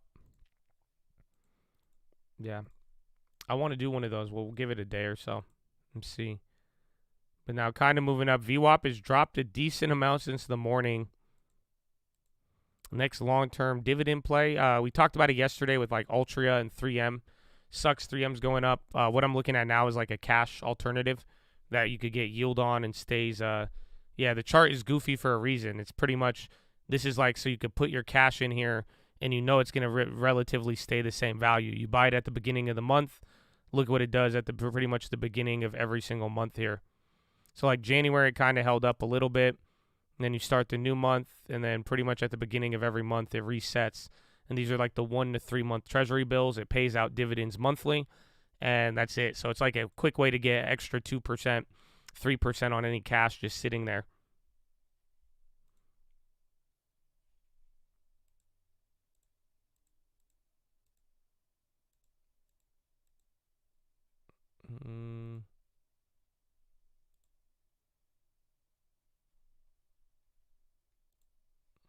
Okay, little bounce here. You didn't go near the, you didn't hit 39.40. Remember the low of Friday was 39.43. That was Bill, yeah, BIL.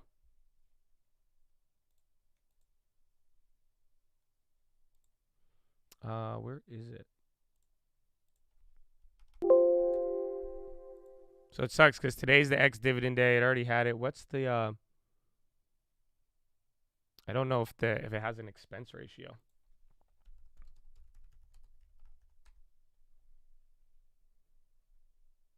Yeah, it's like 0.13, 0.1%, so it's nothing.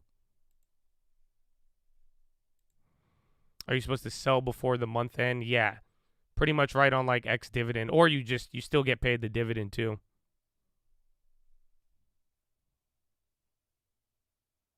So today's ex-dividend and then it fell. That's just the tricky part with it.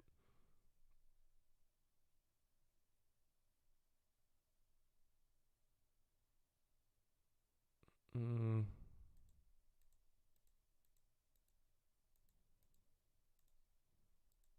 1 hour. It's been very crazy here for the first hour. Let's even check volume. 27 million. Oh my gosh. Damn. It's not even this is big volume today. Oh, welcome to the 200 moving average and all this data.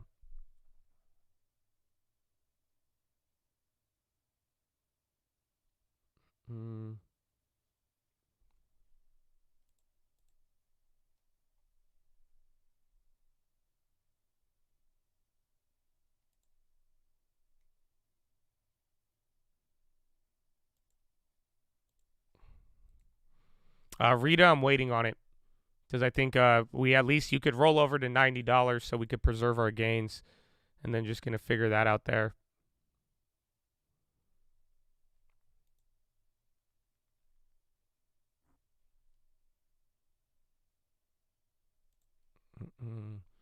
All right, let's try it.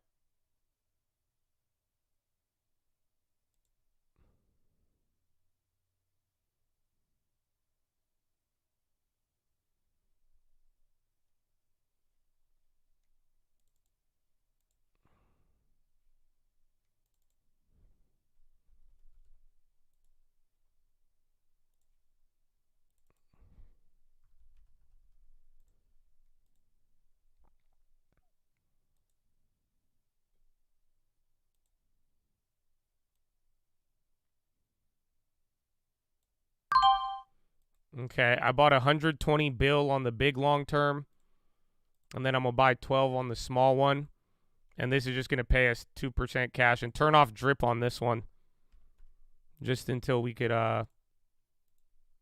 what's it called? Until we have something to do with the cash. 1,000, yeah. Yeah, this one's a weird play. Very, very weird play. This is a cash ETF. That's it. So the idea on this one is it's not supposed to move a lot. And this is a little bit more sophisticated. But the idea here is that it will yield on our cash higher than anything on TD. It just paid out, yeah. But that's why the price is lower, Then you hold that throughout the month. You could buy it before ex-dividend, but now the idea here is you buy it on the low. As the yields move up, we're able to get something off of it.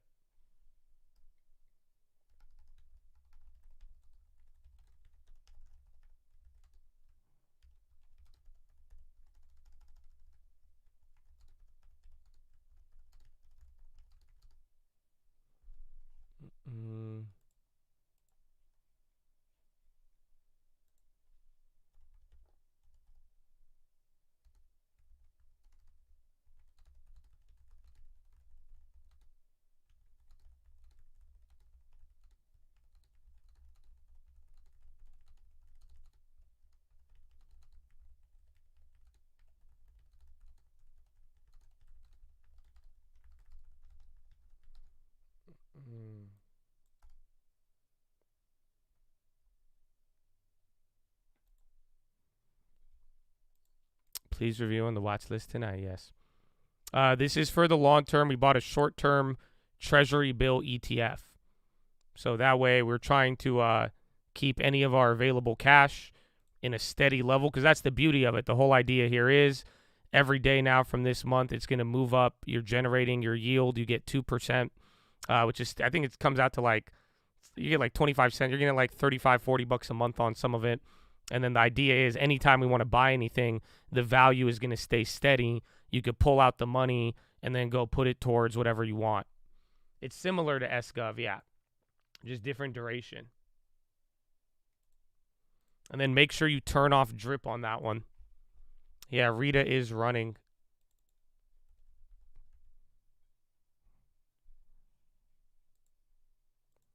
Oh, yeah, Rita's back up here to the I-183. BIL, bill, like Treasury bill.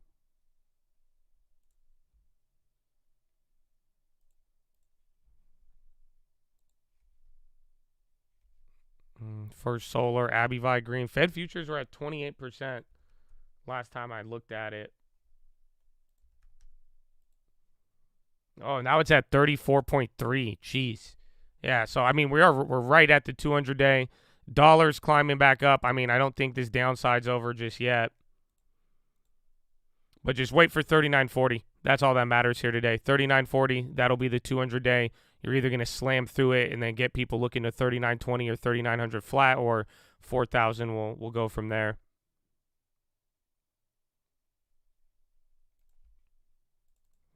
T-bill is 4.3.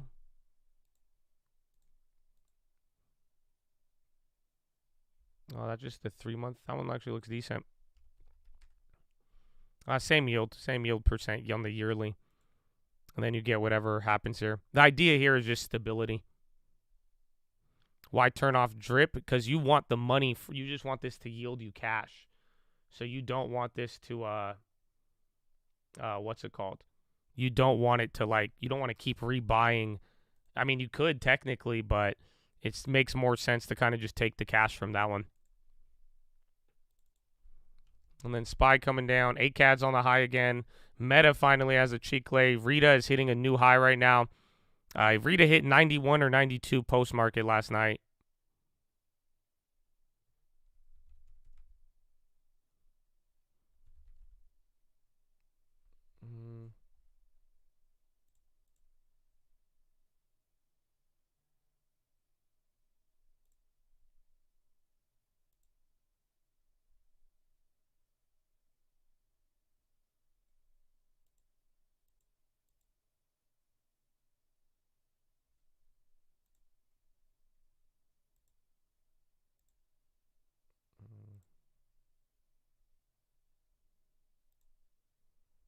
I'm turning it off here.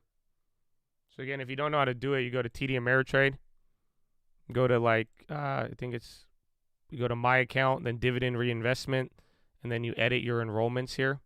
So we have all of ours to automatically do it. You go to Enroll, Edit, and then Bill. There you go. Crude inventories rose 1.7 million barrels a day. What was the estimate? Estimate was 1.9, EIA 1.1. That's your first time barrels came in lower than estimates in like 10 weeks. You spend all your long-term cash. I still have a little bit of it, but I spent most of it on there. And then my deposit hasn't even hit yet for today. But the idea is you could get out of this at any time. That's unless they cut interest rates. The only way that play fucks us is if the Fed cuts interest rates tomorrow, and then the 3-year yield just gets, or the short-term yields get dramatically lower. Oh, I don't even have my horn ready. You know what rhymes with stagflation? Peach Nation, ladies and gentlemen. Bradley Frizzle and the Peaches here. You better get your ass up. I don't care what the market looks like. It's game time. Bradley Frizzle and the Peach, ladies and gentlemen. Oh, no. It doesn't sound the same. It doesn't. I'm hyped, though. Oh, I'm hyped, though, still. It's okay, man.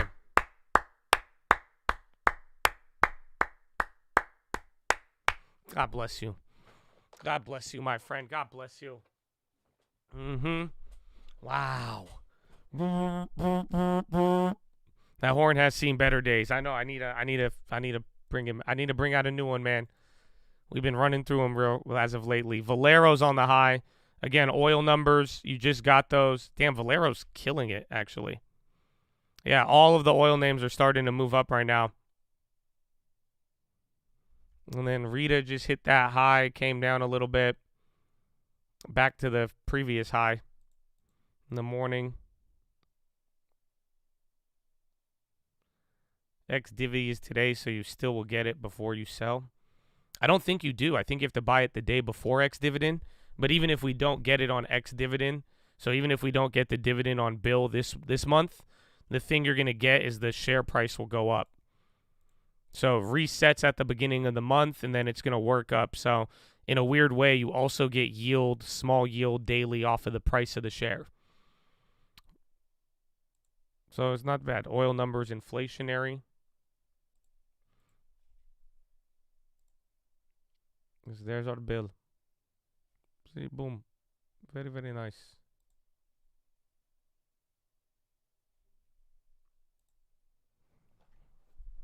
What kind of stock is that? It is a weirdo. It's made for just made to get yield. It's literally, it's a stock that's designed to replicate yielding cash. So it's not really an equity. This is what a lot of people will do depending on the amount, or if you do. This is like the Ghetto way to buy bonds, essentially. That's the best. This is Ghetto bonds.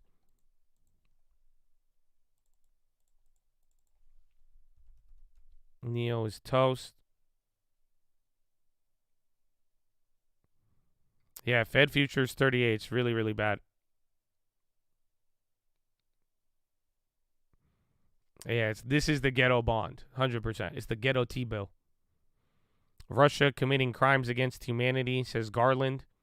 Won't oppose naming Mexico cartels as terrorist groups. Attorney General Garland testifies to Senate Judiciary Panel. Social media firms should provide info on drug sales. And then oil has been running since the data. So those oil barrels came in below estimates. That's like your first time in 10 weeks.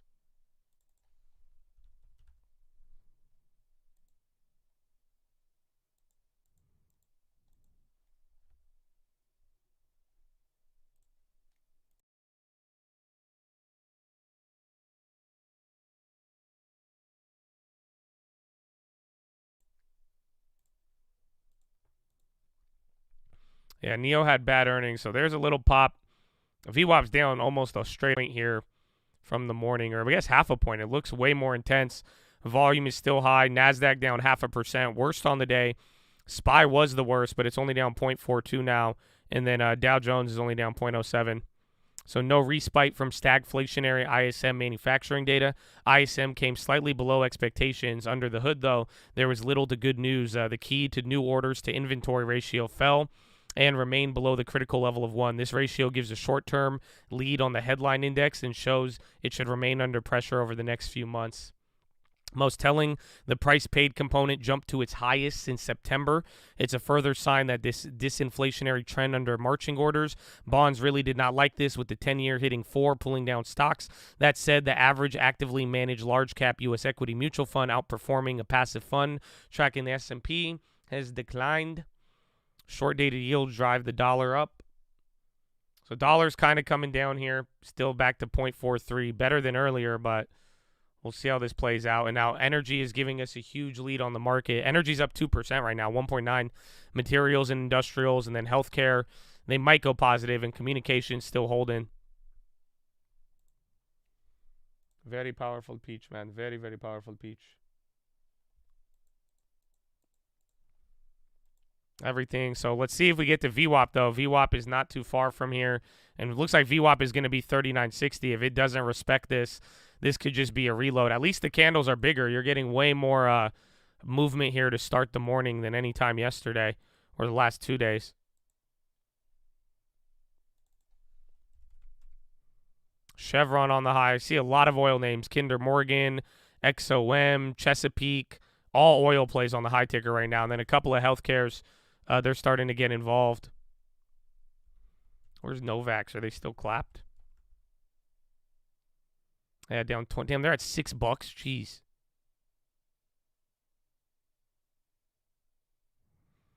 Dollar down. See if Amazon, Apple, Microsoft could come up. Apple moving a little bit. And then Google and Meta are just solid. Google's green again. Meta has not came down one. SPY at VWAP. FSLR, another high. They're up like 10%. 13 now. 3M unit asks court to estimate value of soldiers' hearing lost. Yeah, they request to judge made in court filing.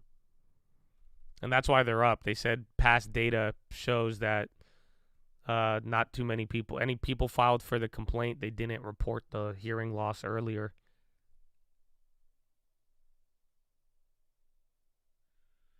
Oil going up. Compass plunges most since IPO after forecast miss.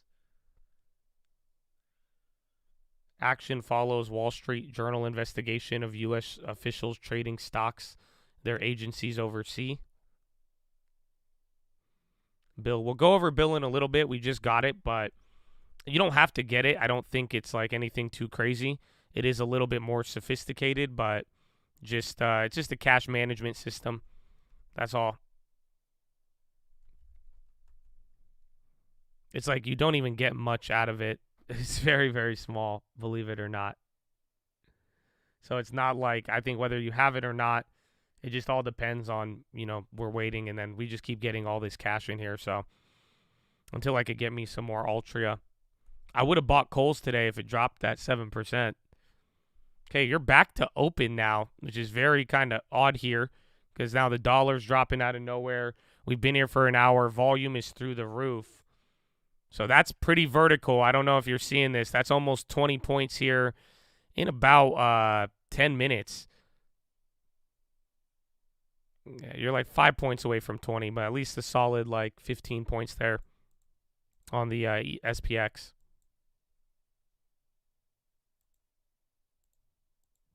That peach bounce was very solid. Yeah, if you have Fidelity and it's already paying you 4.2, I would just keep it there. TD Ameritrade doesn't pay you 4.2, so that's why you got to use this shit. Warren calls for probe into officials' financial conflicts. Elizabeth Warren, baby. What's up, girl? Yeah, 3M. That just one good piece of lawsuit news. And there you go. That sucks if we only get one deposit and can't build from it. But we'll find out. Ford special dividend. Did that pay out? What happened to Twitter? What are you asking me right now, dog? What are you asking me? I'm confused. You keep spamming this Twitter question, man. What are you asking? Like, what happened to it? Like, are we talking a philosophical sense? Are we talking service? Are we talking to where the stock went? If you don't know where the Twitter stock went, bro, where the fuck have you been for the last year and a half? It's been a year, actually, almost since, I believe. Bang, bang, bang.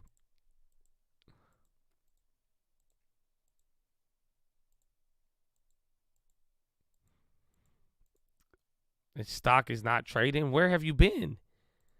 Are we have you heard anything about, like, do you know there's like a lot has changed since then too, bro? Like, do you know inflation is no longer at like 4% and then it went to like 9 and then came back down? Were you aware of that? Did you hear anything about that? That's crazy. He's like, so Jack Dorsey's not the CEO anymore? That's crazy. Yeah, man, they went private. So Elon bought them and the company no longer trades because Elon owns it all. Meta's hitting a high. 3M.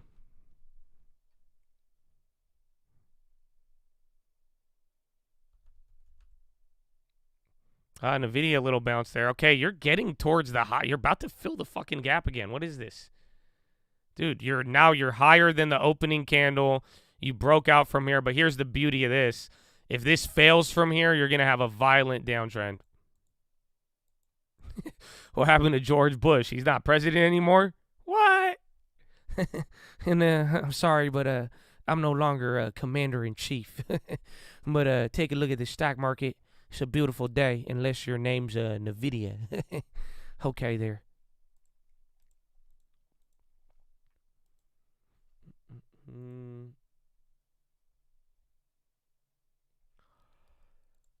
My fault. Bring on the violence. If this fails, I mean, this will just be very, very big candles here, like straight up small low below the level, fill the gap, hit a violent new low, violently bounce out of nowhere. If you can't break a new high here, then we come back down, potentially set a new low at the 200-day moving average, and then it'll go from there. But at least you're getting swings, man. I don't know. I'm mad I have that other ES, but I think I might buy the dip on the 200-day and try to flip out of that. But either way, you're getting bigger candles. A lot more exciting, though, than the last couple of days. Yeah, Rita, did they come back down? I'm mad Coles went up, though. I wanted that. Rita. Yeah, Rita, what are you doing, man? MO dropped 0.5%.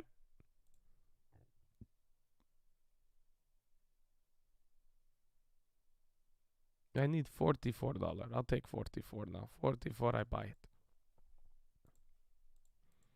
Dish is still like the service. Well, they got ransomware, but even it's weird because like that would be big if it lasted more than a day. Because that Ion ransomware, I mean, to this day is still it's still affecting our data on the markets. So pretty wild. But those lately cyber attacks or ransomware has not been very favorable to performance of businesses or companies. Coinbase CEO Armstrong comments on Bloomberg. He says we need a clear rule book on regulation. Traditional financial services are integrating crypto. Meta hit a new high on that bounce. Where's Tesla? Google's even coming up. Tesla's holding the 200. Like the video is a good strategy. Amen.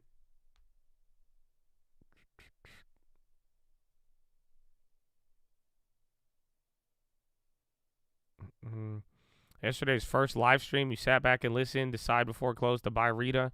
Now it's up 89%. Thank you for bringing it to your attention. Nice. That's a great first time experience, sir. We are glad to have you, man. Did you sell the covered calls too? Because if not, you're better off. But even if you did sell the covered calls, you could roll over to those Januaries, or we'll watch the value come down. Still good price there. Tap into the value.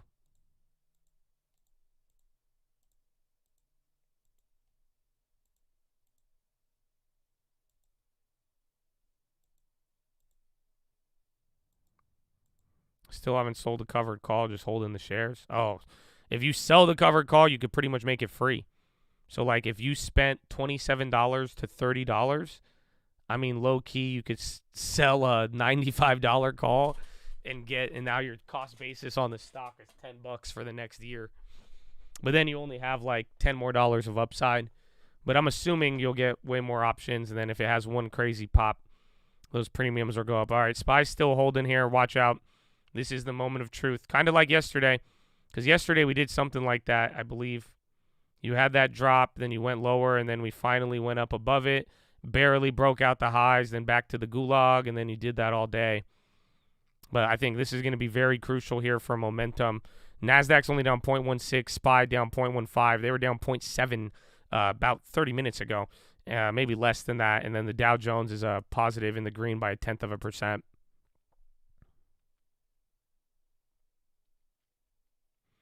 Coinbase, a net beneficiary of flight to quality.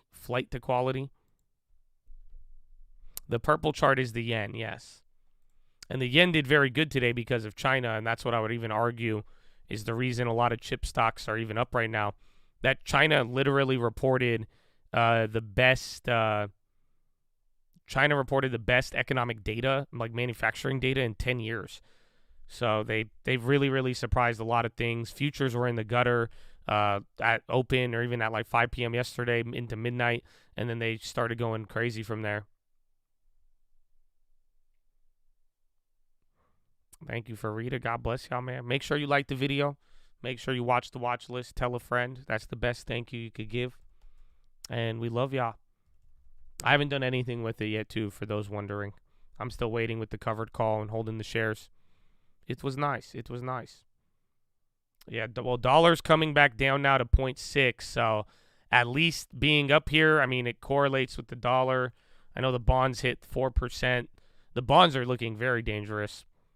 And now you have a new peak funds rate of 5.5 by September, which is wild. And then 50 basis point odds are standing right now at 31.4%. Yeah, Domino's did very, very good today.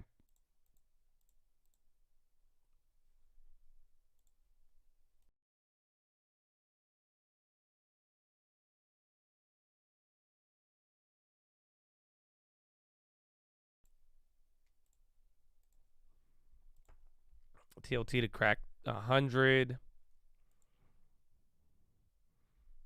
The volume is really high today. I mean, we're about what? Still about 45, 50 minutes off Euro close. You got 33 million in an hour and 10 minutes, hour 15 minutes. It's actually crazy. This is big volume to start off the morning.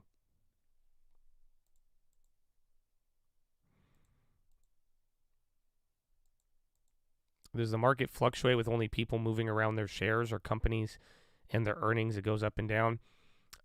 That's part of it. There's a lot of factors that cause daily moves.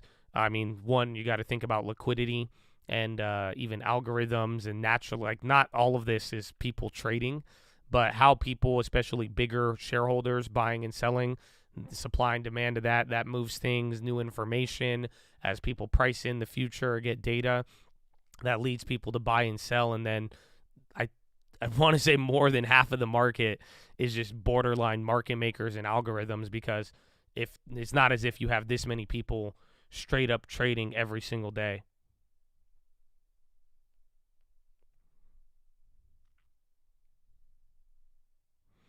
VXX. I am more interested in the move index, the bond, and that I'm sure that's just skyrocketed today after the volatility here, or the 10-year running up like that. Yeah, this volume is super high for the first. This is the highest volume we've seen in a while. I mean, some of these days we were doing 70 million volume by the whole day. You're doing half of that in the first hour. So here's the thing. That's either going to continue for the rest of the day, or the like the middle half of the day is going to be so slow that you're going to trip out. So now SPY is back to green. NASDAQ's still in the red. Last time we were here, NASDAQ was leading.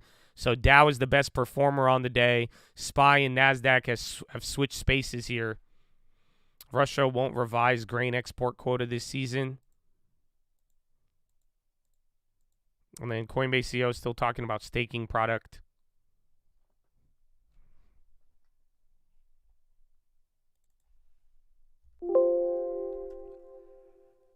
Oh, my God. NSC vertical. Yeah, it's going. It's still below that short price, but they are going up. Remember UNP? That's how we started the week.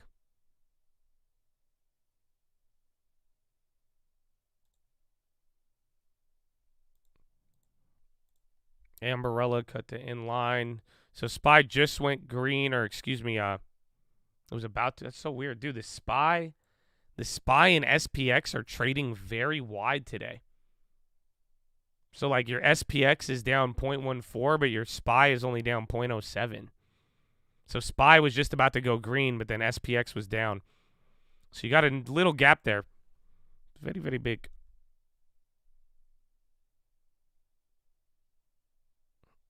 For contract change. That could probably be part of your 0-day effect.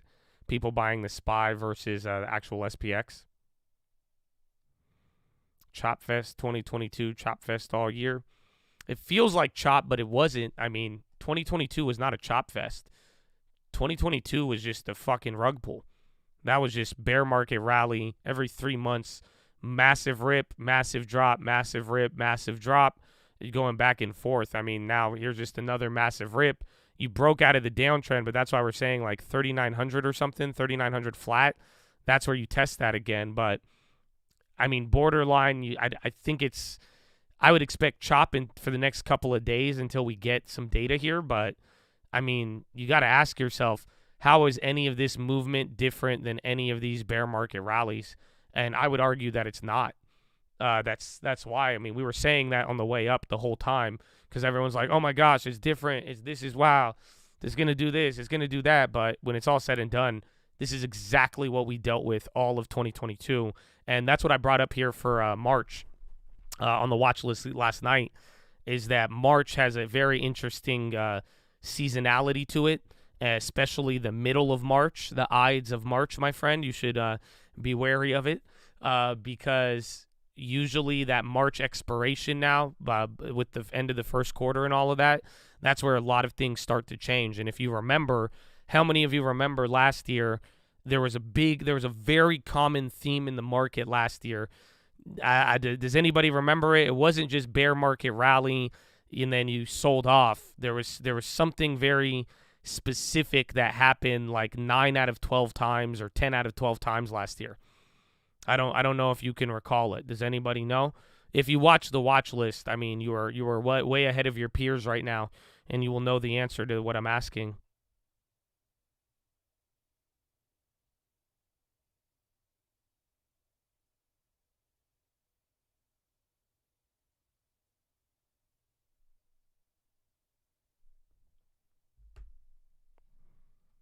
Not the quad witching. Not the triple witch. I could probably find it for you. I have it. I gotta go scoundrel through the I gotta go through all the thumbnails. More red days than green. That's a good one to bring up, but not the one I'm looking for. So maybe you guys weren't watching the watch list.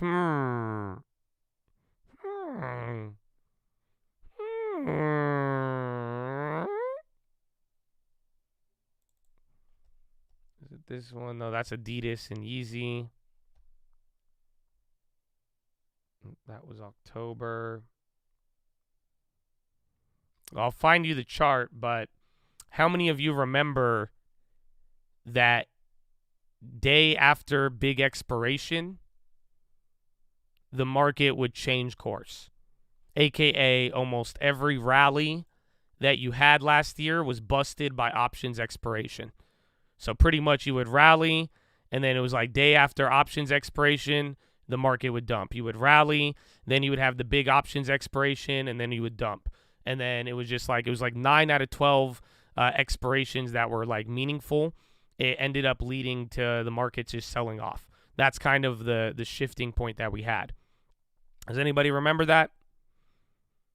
That is pretty much what I would be on the lookout for March 17th this time around. So because now we're looking like bear market rally, it's playing out a lot of the same way, but don't forget now, March 17th, middle of March, and then seasonally, the trends in March, its second half is bad, first half is good. NASDAQ hates March, Dow Jones does decent.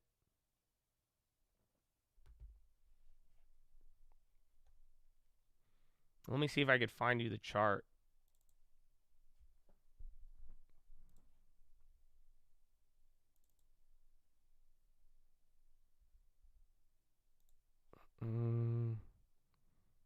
We had a nice, pretty picture of it.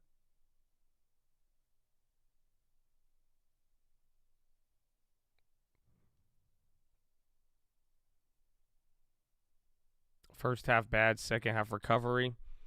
I think it's the other way around because I think that's why I like the phrase beware the Ides of March, the middle of March. That's usually, if you heed that warning, it usually pays out good for the stock market.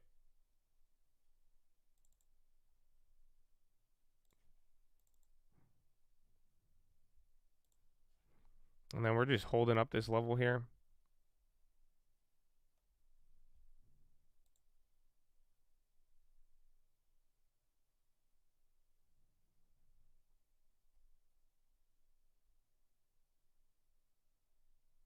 Man, we have a lot of screenshots. I'm going to get you that chart. I remember it was very, very telling. ATU. I have two of those. Let me get where EPV came down 7 cents.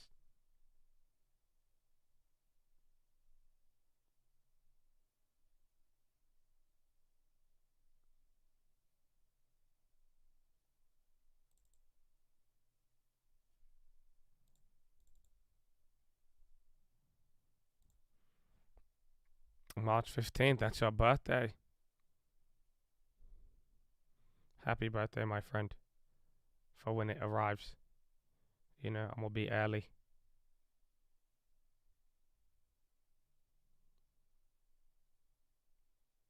It's September, man. What a wild year dude, these screenshots from last year are crazy. There were so many like economic things that occurred. Like you had so many crazy moves there. The amount of history that you had yesterday last year was wild.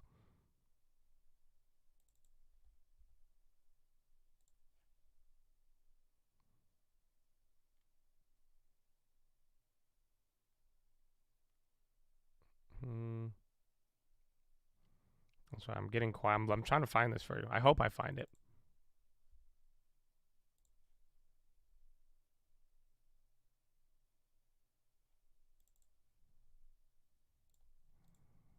Historic was thrown around a lot.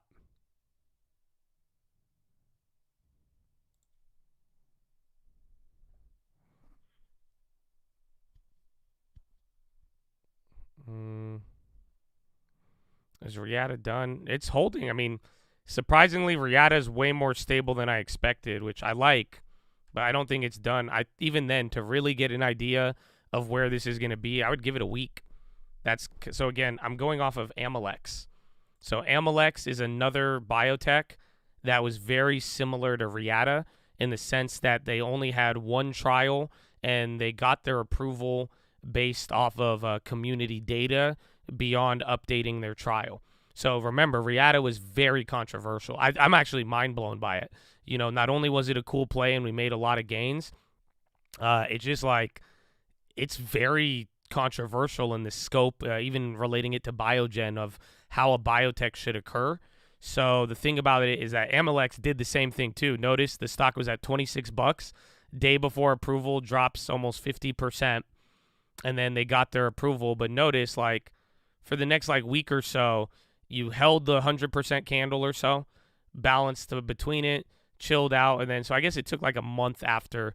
Then you were ready to kind of go in there after you found out whether or not they diluted or did anything else like that. So I think this is the first move. If you want your quick, easy money, you're able to get out of it. You could, or if you want to roll over covered calls, do whatever you need to, then you could play the time frame of it. But I think you're going to have big candles in the next couple of days until this works out, everything from the shorts to potential new updates with the company, potential dilution, all of that. So it's going to be an interesting one.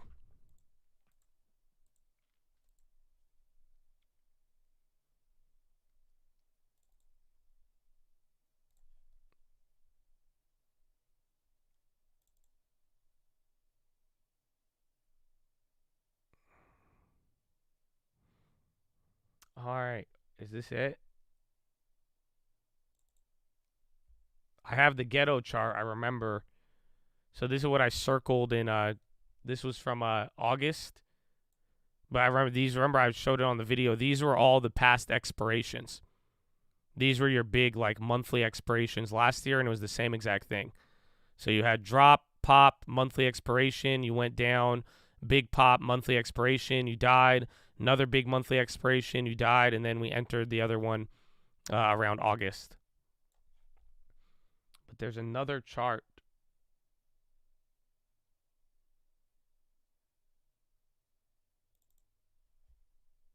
And that SPY, you just went green and then kind of flipped there. Where are we at? Dow Jones about to go red. NASDAQ still down 0.38.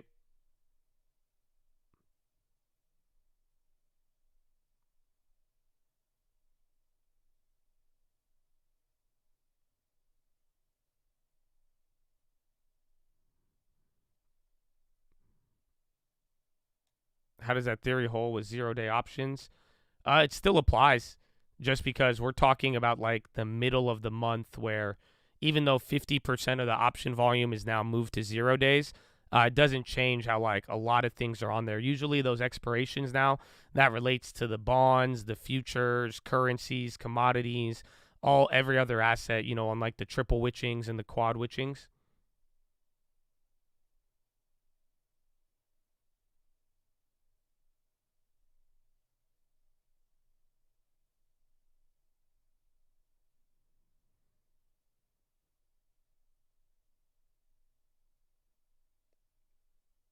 Fed futures are at 31%. They could be higher now. Now it's actually down to 28. So they've calmed down, but they hit a new high here today. Or I think last time we were at 39.40, they hit 38%. You got awfully close to that here today.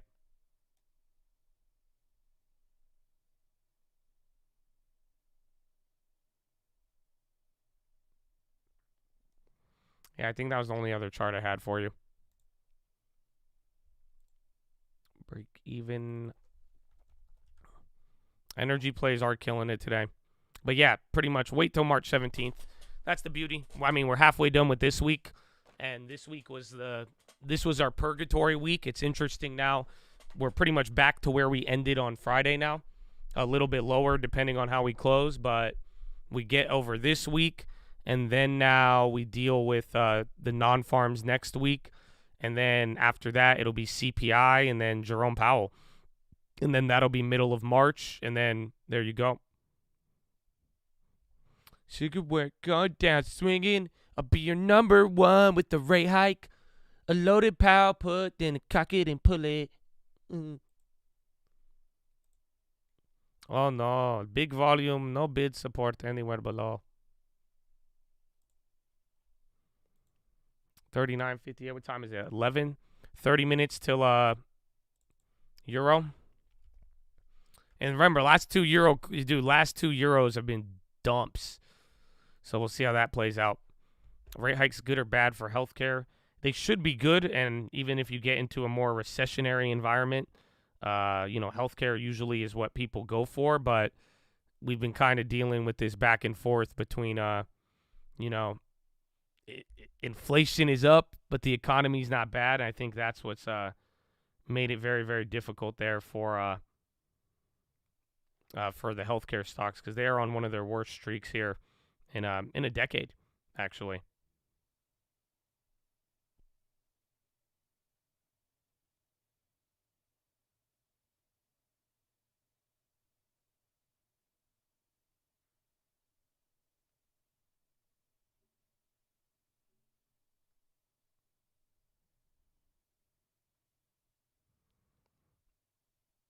You're scared? Don't be up. The candles are back. You're getting back here into the lows. Man, what a day. So you wanted movement. You're getting it now. That's another 10 points from the high in about 7 to 8 minutes there. Or what, 49 to 09. It's like 20 minutes. Back down to 39. Dude, 39.60 has no respect. You're just flushing through it. You're running past it. You're flushing back through it again. So just keep your eyes out. All I care about is 39.40 here. I should probably draw it out there. I don't know why we don't have it up there.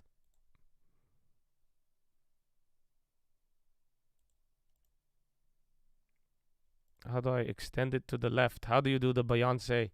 Remember that one? To the left, to the left. Everything in the stock market to the left. You remember that? Very good song. Very, very good song, you know?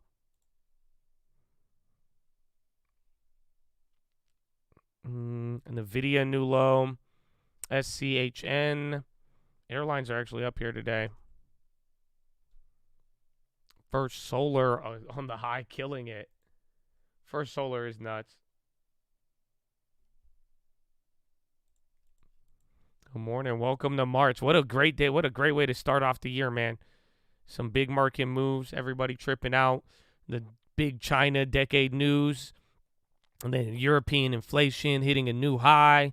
And then ISM gauges and inflationary data getting all back. It's amazing, man. It's amazing.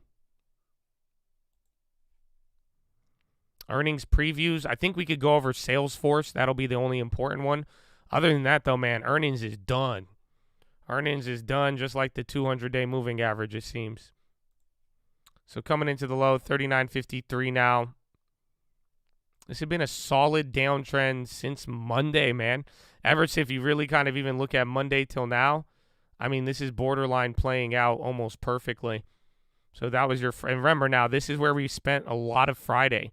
So Friday had these moves here around 39.60, if you recall. So keep that in mind. But this time we had 39.46, not 39.43. And then I drew out the 39.40 for you. And you even got a couple more levels below that. 39.40 is just 3,900 flat. And then 38. You're breaking below 39.55 here. This time the dollar's not moving as much. So that's actually kind of interesting here. I mean, last time we hit a low, the dollar was up almost, 6 cents? So wait to see if the dollar moves, but difference is now bond yields, I'm sure, are higher. That's when the bonds started to get rocked. So they're both playing along with each other. GPK, First Solar on the high. GPK, is that bio? No, graphite packing. Yeah, 10 years up to 4, and then, I mean, you guys know what happens when it goes to 4. It's going to 4.25. There's really not much that's going to stop it here, unless you get, like, the best data out there.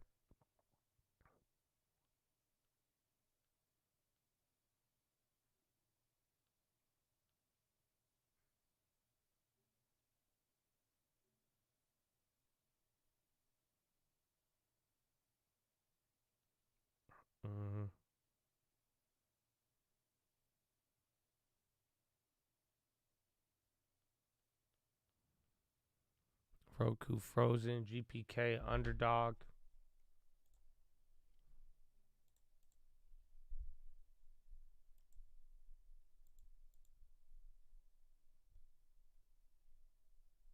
Let's kill Mario. You're coming back down a little bit more force. Apple's going. Candle is getting bigger. Chinese banker Fan Bao detained as part of corruption probe. That's on China news. Watch Baba, watch JD, any of those. I think China names are going to get a hit off of that. But now we know that China government is cracking down, and that's the first sign of it. We kind of already knew it, but that candle's getting big. It's weird. Not all the China names are moving, but Apple is.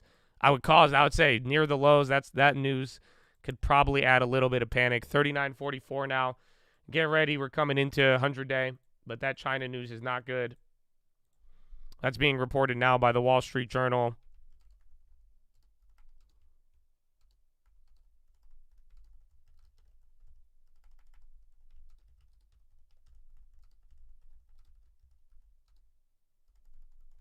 Fan Bao.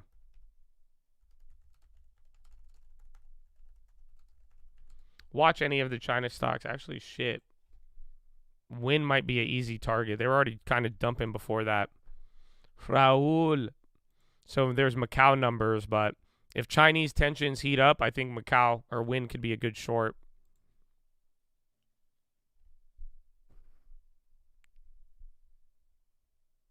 BLBX doesn't care. Well, that just dropped. We'll see. That correlated with the candle. It looks like China stocks are kind of moving 4 or 5 minutes ahead of that. 39.44. Another new low of the day. The low of Friday is 39.43. 39.40. I mean, it's looking there, man. I was just staring at it. How many rugs do you have, Raul? All of them.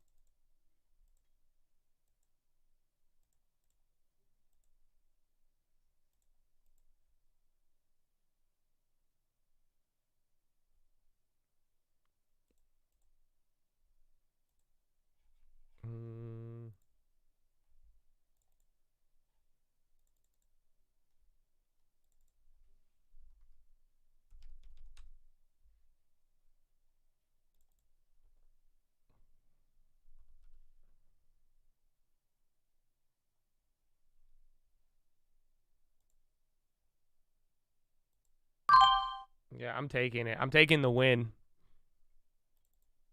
I shorted win at what, 111.39, 50 shares. I'm down with any of that news if that wants to tweak out, but the Macau numbers were good. So you're shorting strength on that. You got to be careful.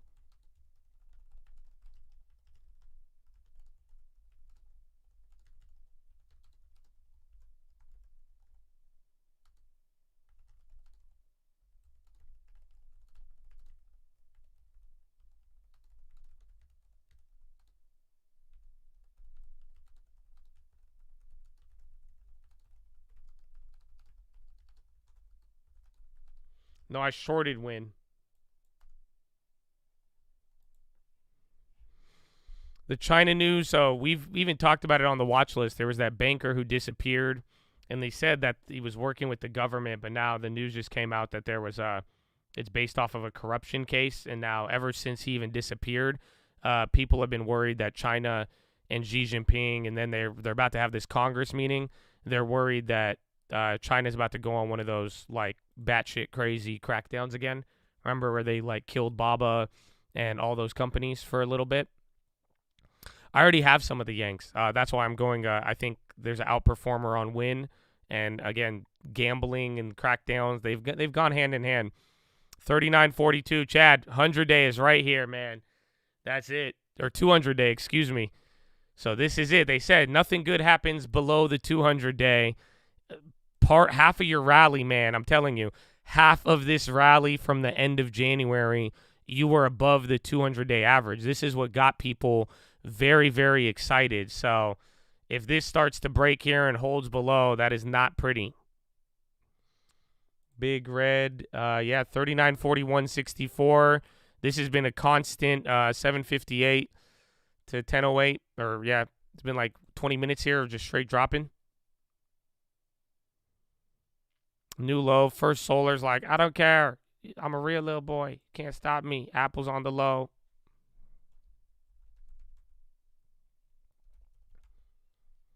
Powell's in 2 weeks. And then you have non-farms data coming in a couple of days. And that's going to move some things around there.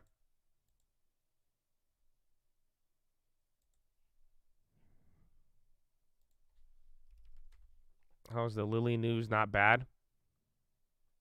The insulin stuff, I think because they're probably going to make it up somewhere. I'm sure they get like some tax stuff, but then again, I mean, a lot of the bad news today has been absorbed. Like even Kohl's, that was down 7%. Now it's only down 2%, but I've seen a lot of wicked bounces, and then healthcare's already kind of came down. So that's another thing on top of it. Like Eli already kind of sold off, almost 10, 20% from the beginning of the year, or 10% almost. Nvidia's down almost 3%. That's getting back to that pre-market level. AMD is not doing too bad, but Apple's down. UNH on the low. SPY kind of going. Low ticker velocity is very, very high right now. Down 0.7 again on the S&P, 0.8 on the NASDAQ, 0.3 on the Dow Jones. Amazon's flushing now. Yeah, 3M's holding decent. And then we just made the win play. Rita's like, I don't know what's happening right now. 39.42. All right, I want to see the 200-day, and then I'm going to go to the bathroom. I'm excited. Or I could go to the bathroom now and guarantee we go to the 200-day, but I don't want to miss it. I want to see how active it is. Look, you got a little order trap here. Hey, they're battling. They're working their way.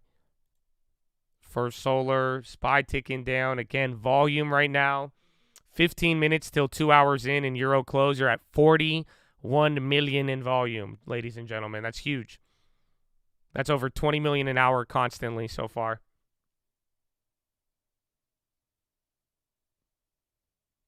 Yeah, the dollar has chilled out. Last time we hit this low, the dollar was it was down only 1/3%, which this is a still pretty sizable gain, but let's see by the end of the day. Just like yesterday, we saw a lot of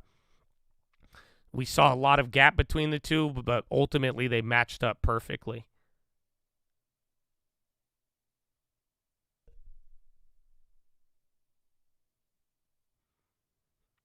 If a China CEO gets arrested for killing somebody, it's a China crackdown. My point is, don't be quick to jump on that. Yes, but they would probably announce if he murdered somebody. So they announced that this is for corruption. So it's just simply, you now have another multi-billion-dollar, somebody worth billions in China, leading one of the big companies, even finance. They are now in government custody, with the government saying, we are going to stop your business. Last time they did that with corruption, they got rid of Didi. They stopped the Didi and they messed up the Didi IPO. They stopped Baba and Jack Ma from using Ant. They cracked down on NetEase and this is all in the last 12 months.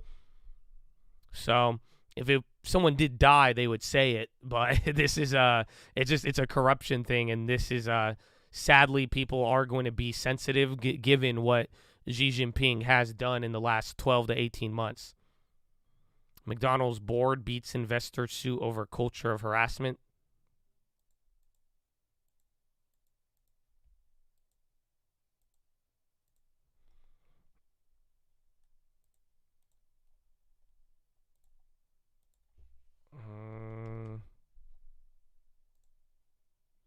$39.40.95. Oh, man.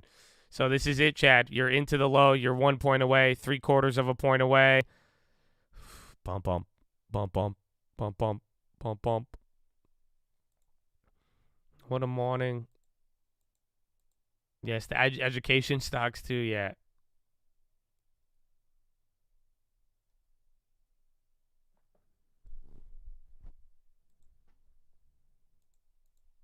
U.S. House of Representatives approves bill to give Biden the power to ban TikTok. Cattle futures. Holy cow. The cow. I want the whole cattle. 39. You technically have not broken the 200-day yet.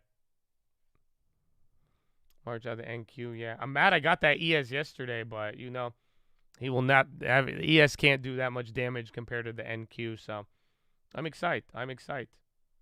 We little by little trimming away. And that read helps for the gains too. That was just a nice bonus on a small biotech. We all getting out in March. 393. I remember 393 on the way down. So Meta's moving on that Biden news. You technically are at the 200-day, but not really. You're half a point above the 200-day. I wouldn't be surprised if it did a little mini bounce before testing. Okay, I'm going to go pee now. I'm not going to wait for the air brakes. You know what I'm saying? All right, follow me on Instagram at The Trading Fraternity. I love you. God bless you. Amen. Follow me on Instagram. You do that? Say what's up in the chat. Amen. Get ready. Maybe I might flush here. Maybe I'm taking my bathroom break too soon. We'll see.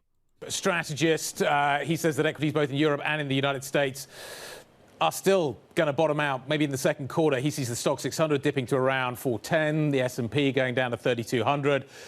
Bonu, it's been a roller coaster this year. What gets us to those numbers?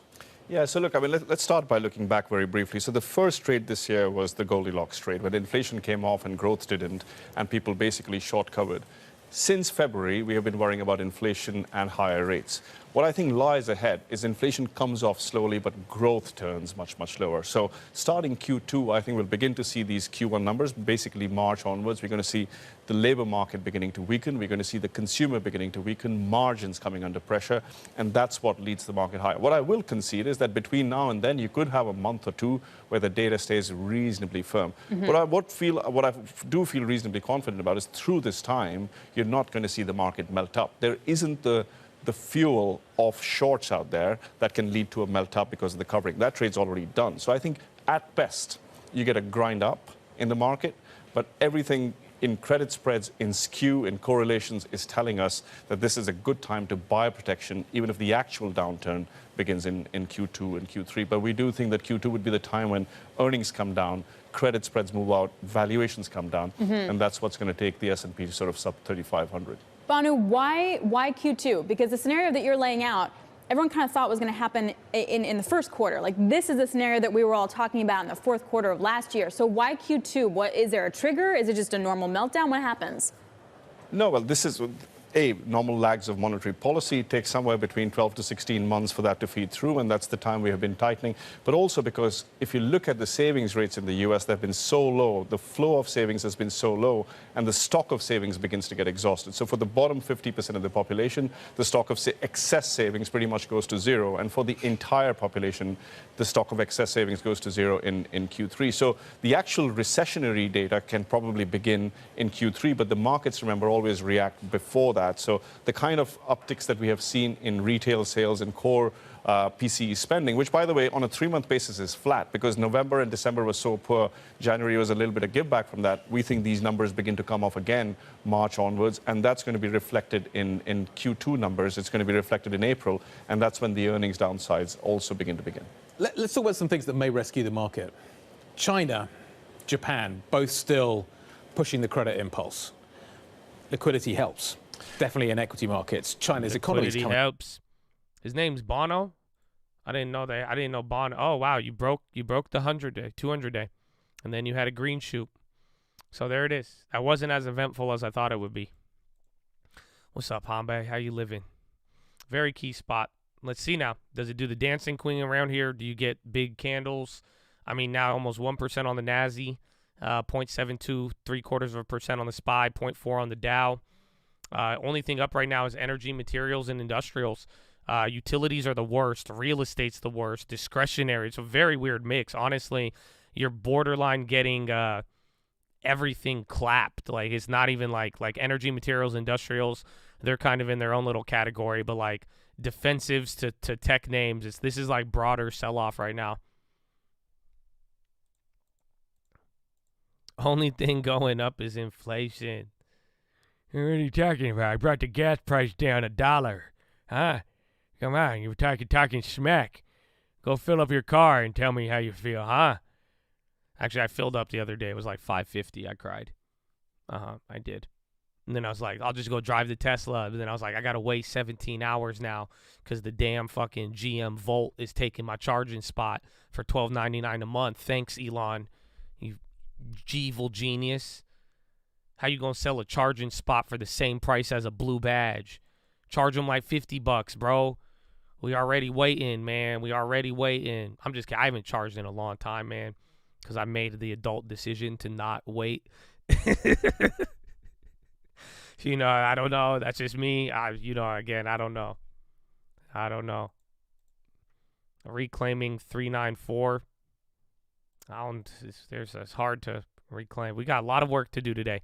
Then again, like we were saying here, that little sell-off from not breaking the high, you borderline have a violent downtrend intact because now if we bounce up over here back to 39.60, a little lower, and then you sell off again, it's just this is a violent downtrend, and they're just working it, just playing the VWAP sell-offs. That's all today looks like.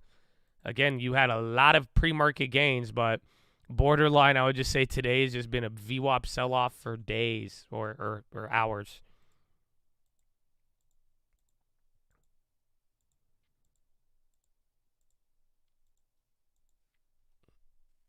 And wait, there's going to be one opportunity, I'm sure, where the 0-day call buyers come in to fight. S&P index briefly trades below 200-day moving average. It's already 8:30 though. 6 minutes till Euro close, Chatadonia. 6 minutes till Euro close. So not bad. We'll see. We dumped on the last. It sucks because you're kind of bouncing now. But last couple of 0 days, we have died. Or not 0 days, excuse me. That's on everyone's mind. The last two, or all of the Euro closes this week, we have sold off into it.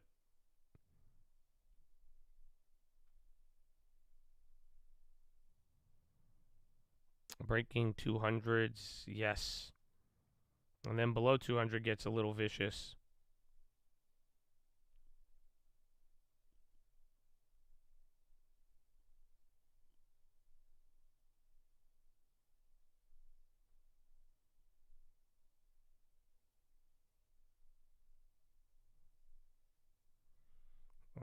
There's big pop. See where it takes it. All things lead to 0 day. Amen. Rita is surprisingly more stable than I thought it would be today. So we went over it. I mean, this could take up to a couple weeks to a month to stabilize. We have an opportunity to roll our calls, so we are going to get the full value unless it comes down, but then there you go. So just chilling on it. I don't know what the highs could look. I think highs could probably look like, if it really goes crazy, maybe like 120 or 110. Otherwise, I think you go back down to 60 if they do like an offering. Because 200% is a pretty penny, man. 173, that's not small. I mean, a lot of biotechs will do 100% and then go the other 100% intraday. We're talking opening up at 200. And I don't know if, what's it called? I don't know if they got an upgrade.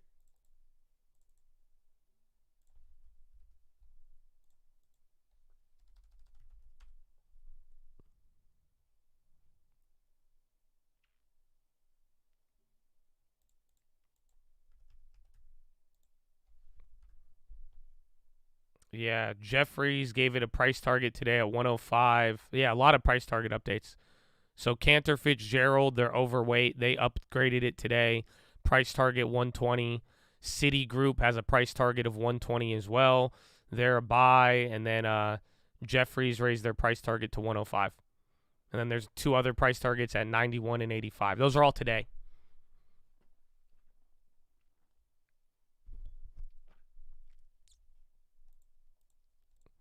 Bounce off the moving average, kind of. And like I was showing you earlier here, the history, like with the future, anytime below 39.60, we do this. You go below it. It either lasts for a couple of days or very briefly, and then you kind of have your move out of there. But that average, you're going to get a lot of movement at the 200-day. That was a very crucial point. If you don't remember from the beginning of this year when everybody was like, they were tweaking on it.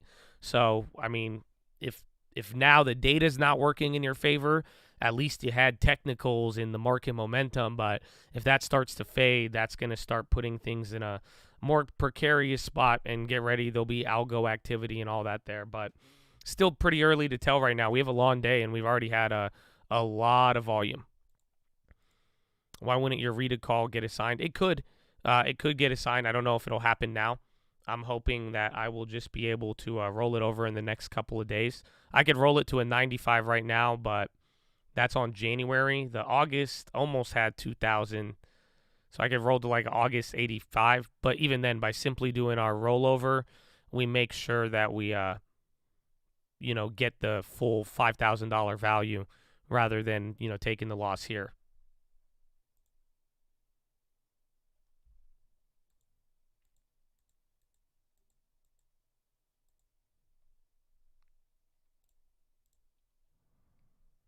And no respite from stagflationary ISM data.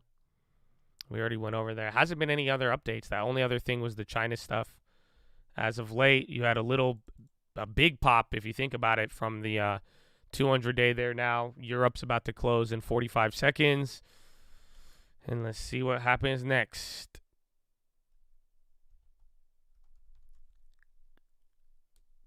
Weird.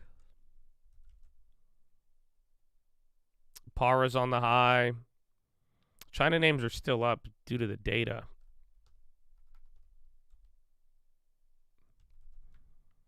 UMC popper.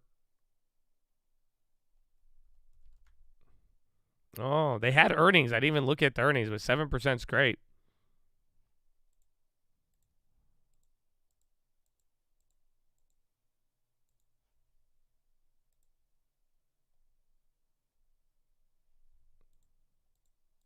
How bad is this today? I don't think it's too bad. I think you had a lot. There is a lot to digest on today. You have to digest best manufacturing data in 10 years. Biden's making comments here towards Eli Lilly and insulin. But you have to digest the China news. You have to digest German inflation setting another high. That means it's not calming down. And then now you have to digest data that is nothing short of stagflationary, where now you have manufacturing kind of slowing down. We're still near the lows, but inflation and prices going up, and now the market pricing in a terminal rate that is very, very, very close to a level that is horrendous. I mean, you're half a basis point now away from 6%, which is that is a wild concept to think about. Let me see if I can show you.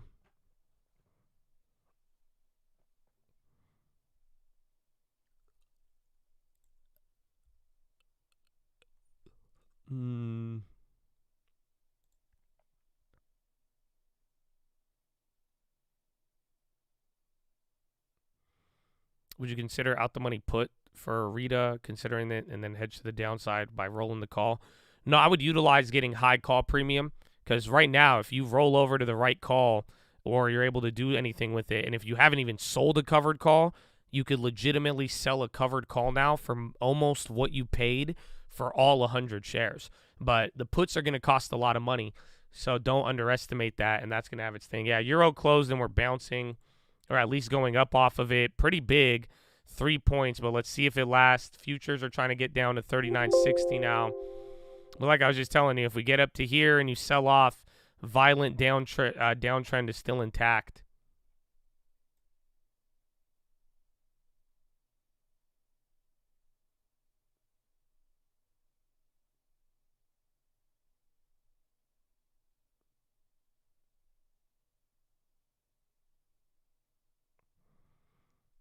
Yeah. So here, I'll give you a nice little history lesson on this. But this is why 6% is crazy. So right now we're at 4.5, 4.75. The market, the bonds are pricing in a peak rate of 5.5 now. However, if anything between now and September gets worse, you are one or two rate hikes away from 6. But to give you an idea of the last time we were at 6, I mean, 2007, your peak rate was 5.25, right? And then now let's go back. The only other time you hit 6, you went to 6.5, was in 2000, right before 2001, and shortly thereafter, by that March, the whole entire world crashed for the market. And then after 2001, the only other time you were at 6% interest rates or anything higher, where was that, 7? It was around 1991. And then that's just your period, post-Volcker and everything else. But even at the beginning in the 70s, I mean, it took us a while to get up to 6%. You actually started from there, but this was normal. But I mean, think about how big in time we're coming back now. It's pretty wild. So here it is, S&P. S&P briefly falls below 200-day moving average. Uptrend since October is now broken. So if the 200 DMA fails, the Fibonacci is now 39.27. So here it is. You guys want to see a little bit, Ben? Let me show you what we're working with here, dude. Look at this. Got little colors, dude. Next levels of Fibonacci, dude. But, this is what, the market, technicians are saying, dude. They're like, here's your downtrend, dude. Remember, the beginning of the year, dude? Right? And then if you follow that downtrend, dude. So, that's, right here, dude. You still got, a little time. But then, the uptrend from the bottom, dude, to December, dude, and then how Fibonacci all the way up, dude, you broke that now. It's gone, dude. So now we're in a weird purgatory. You see this little middle, dude? You're in between uptrend and downtrend, dude. You're trying to figure out, dude, how you identify. So there's a lot of confusion. I'm gonna fill it in, fill in the colors there. Boom, dude. You see that? It's a very interesting gap to be at, dude. Totally. Oh, dude, Baidu's dropping, dude. Yeah, dude.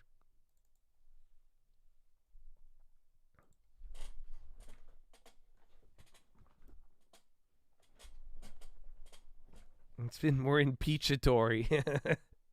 Amen. U.S. 4-month bills auction is done. I don't think that'll move too much.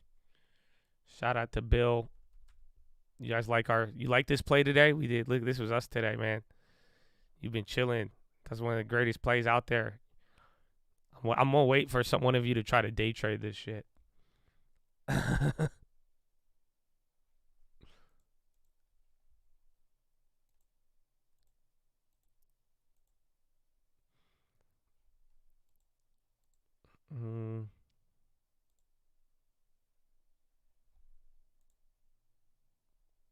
EPV came up a little bit when it's down. Hey, Raul. Biogen's on the high. 39.15. This was the earlier low after the first big flush, about just under an hour in.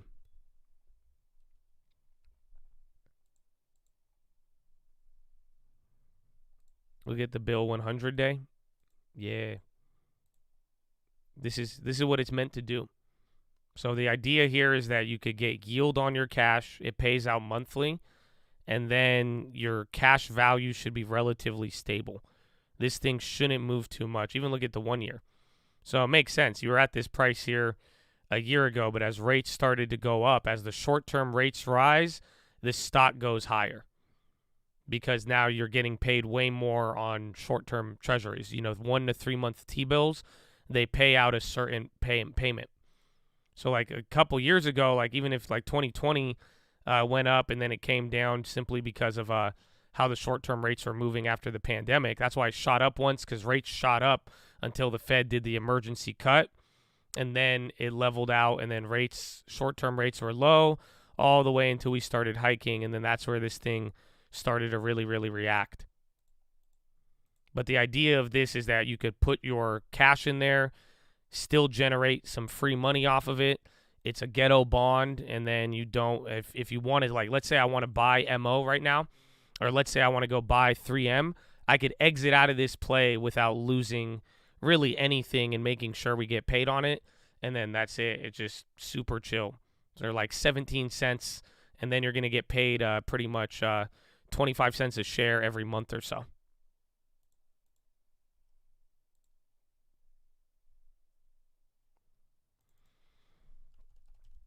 Read up. Oh, a little flusher. Bill Nye the science guy. Bill Nye the bond guy. Meta seems to be just reacting off TikTok news for days. Same thing with Google.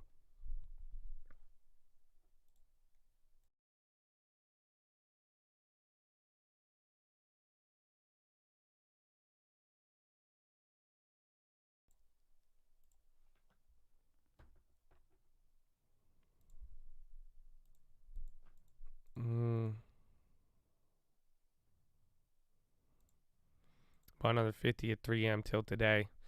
We got in the morning, so losing my ass. It's still good, though. Today's news, I think it just highlights that court case is a big drag on the stock, but anything that remotely sounds good, people are liking it. I'm just going to hate if it bounces up like 20%, and then I'm like, man, I only got one deposit on it again.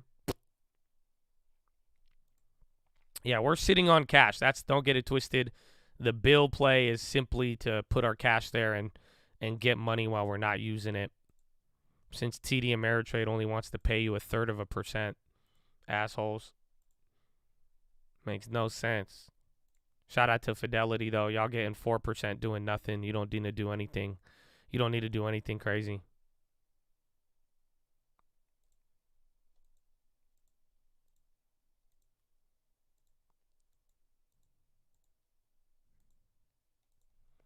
Eli Lilly.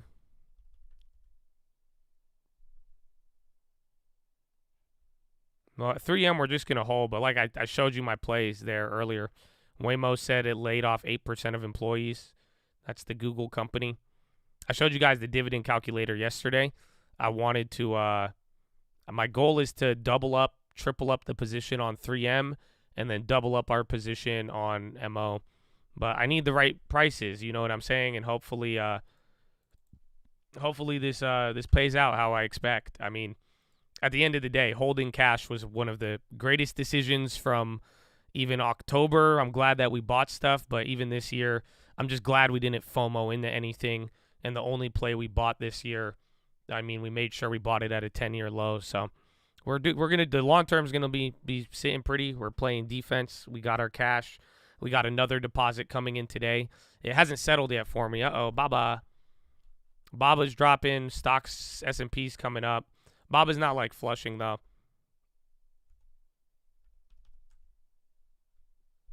Tax exempt muni bonds. They're good, but muni bonds are the riskiest of any bonds. So most defaults do occur in municipal bonds in a weird way. So they have their risk to it, and then depending on if you have certain restrictions, but if it's an ETF, you might be better off. If this is I don't know, but because a lot of the things with munis too is that they're very low liquidity.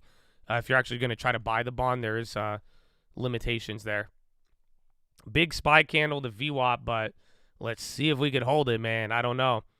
If this goes up, things will be good. If not, very bad. UPS and Citi on the high. Boeing's even in the green. Look at that. I've not done anything with Rita yet. Nah, just been chilling.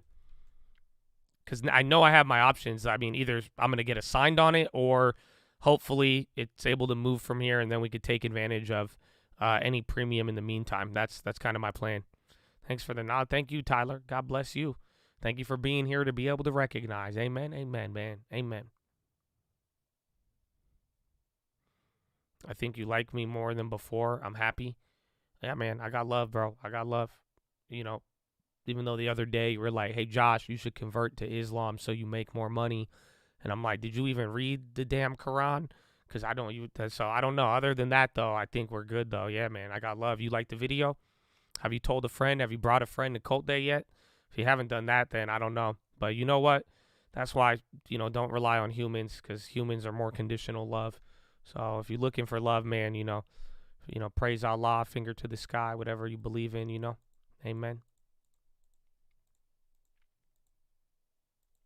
Yeah, Boeing popping big. Back above 200, man. Back above 200.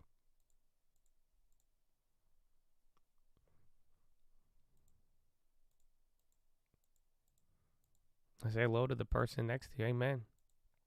Amen.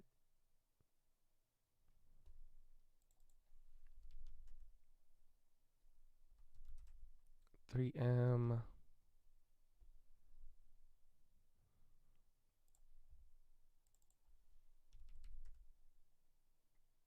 Damn, 3M still yields 5.3. Ay.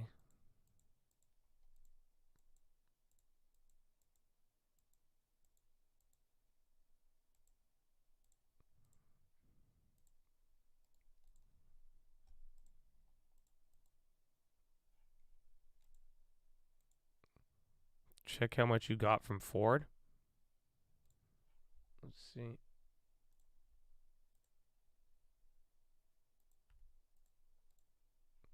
$3M, and we added to the long term a couple of days ago.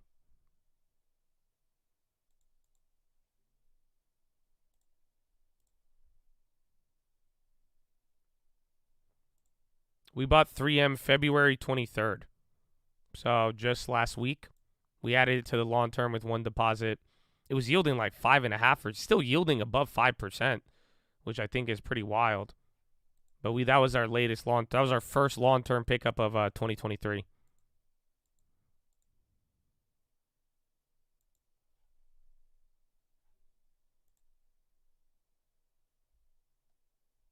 Ford. Damn.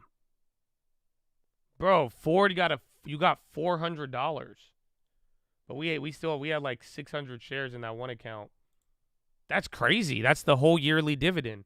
And then there's another $90. You get the initial dividend and you get the special dividend. So that's a $500 payment right there. But you got 1 year of dividends up front. Shit. Okay, Ford, I see you.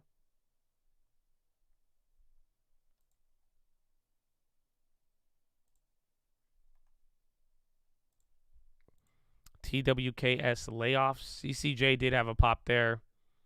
ThoughtWorks.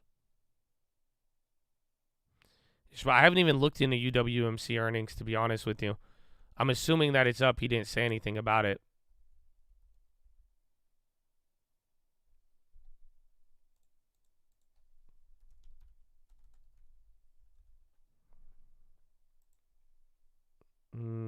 They see first quarter projection 16 to 23 billion. They missed on EPS.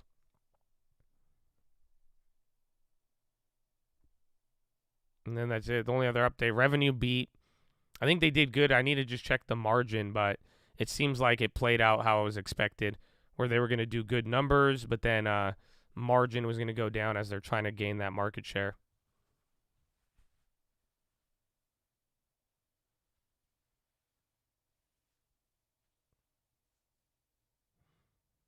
Is Matt on the call saying no matter how many years they lose, he won't cut divvy? I don't think he will say it, and sadly, I feel like Matt is the type of guy who will tell you he won't cut the dividend and then still cut the dividend. If that makes sense. That's my only problem with said CEO. So even then, I don't think it kind of matters, but it's good that they're gaining market share. That is actually really what you want to see. And then SPY working its way up here from the VWAP. Boeing is going up. Boeing is actually moving up a lot. I think Boeing's leading. Microsoft. Google. I think Marqeta had bad earnings. I think they dropped like 20%. They could have bounced. Kohl's came back down.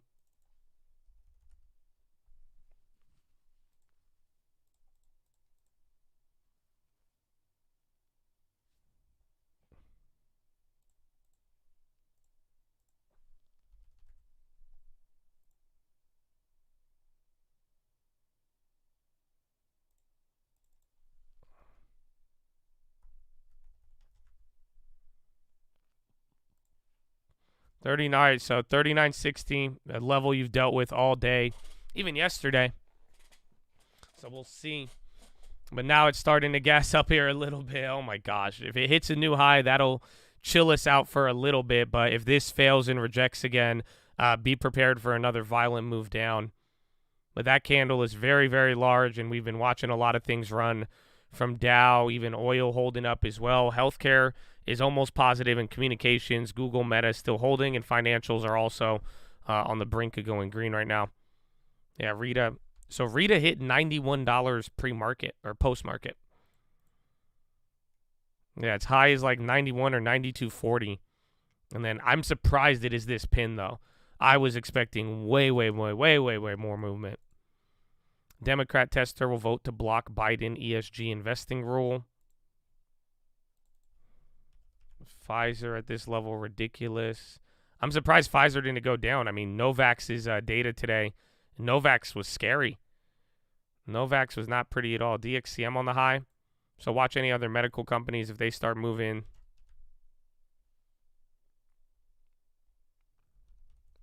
Yeah, XLV is coming up to break even now.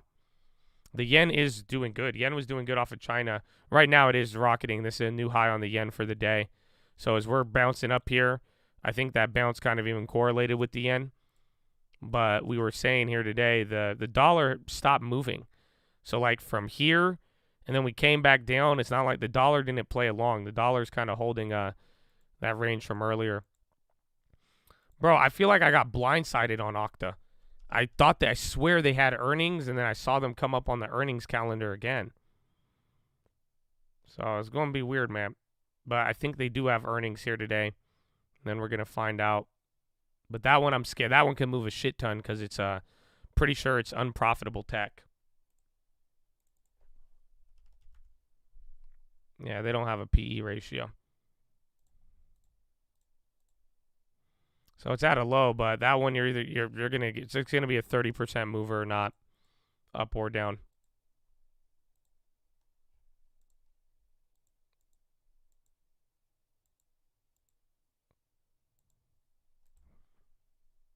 You say, how bad is Josh in your opinion? Did you mean to post that in another chat, bro? You like asking about me? You like, so on a scale of 1 to awful, how bad is Josh? Okay, thank you. All right, man, that's cool.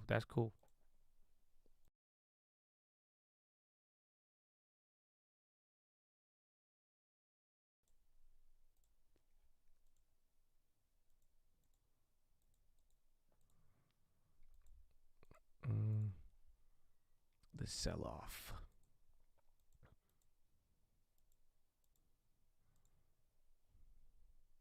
I don't know why. Boeing's up 1% now. Savage. Danielis Jankowskis.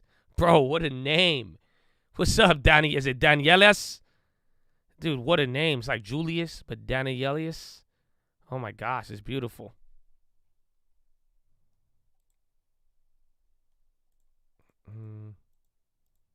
Yeah, bro, I'm getting rated. He's like, hot or not? Josh? No? Pass? I'm like, what? How you doing me like that, man? Boeing is just insane. Yep, Danelius.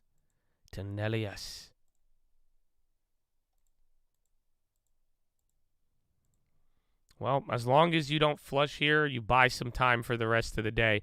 You can't complain that today wasn't exciting, though, now. So even if we do nothing for the next couple of hours, we're about, 30 minutes off a Euro close?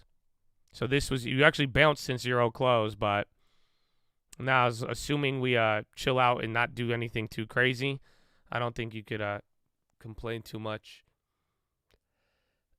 This is my first subscription anywhere. I appreciate it, man. I appreciate. You got the long term or what, man? You got the long term, because that's the next thing, man. That's how we keep you in the game, baby. Amen. Amen.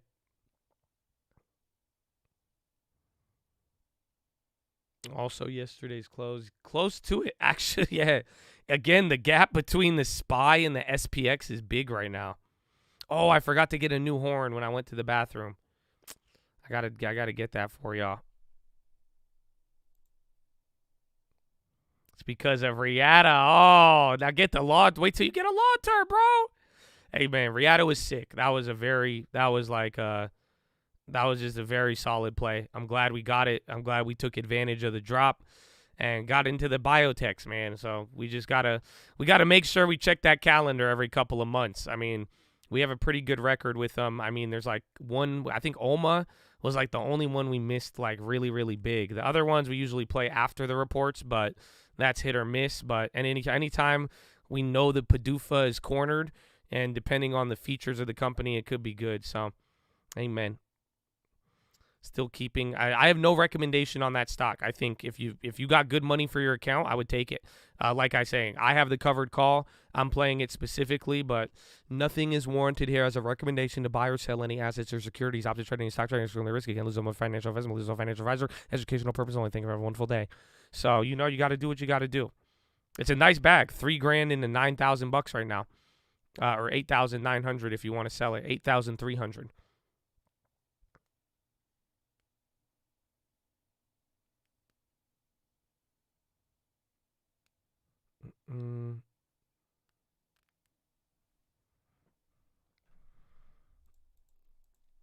Last time 10 was at 4 years, SPY was at 3.7. You're not missing anything. It's just going to take some time to get back. You could argue some people are more prepared for it now, but that is what people are worried about.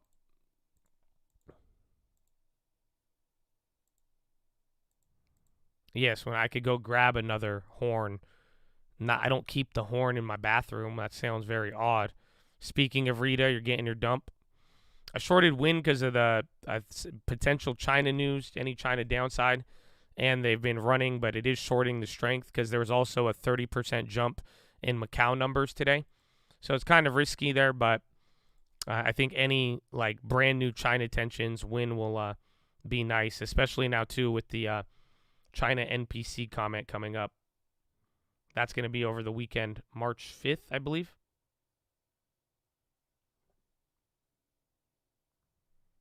I do have a pack of horns. I bought them because we were running through them, man. We were running through them.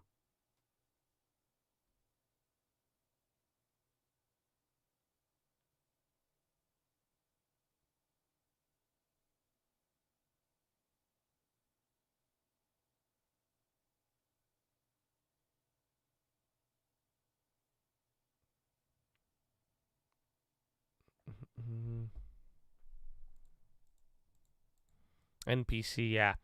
National Party Congress. They're going to turn up. They're going to give goals for the economy, say what they want in the world and in life. And a lot of people buy it in. Some people are even expecting China stimulus.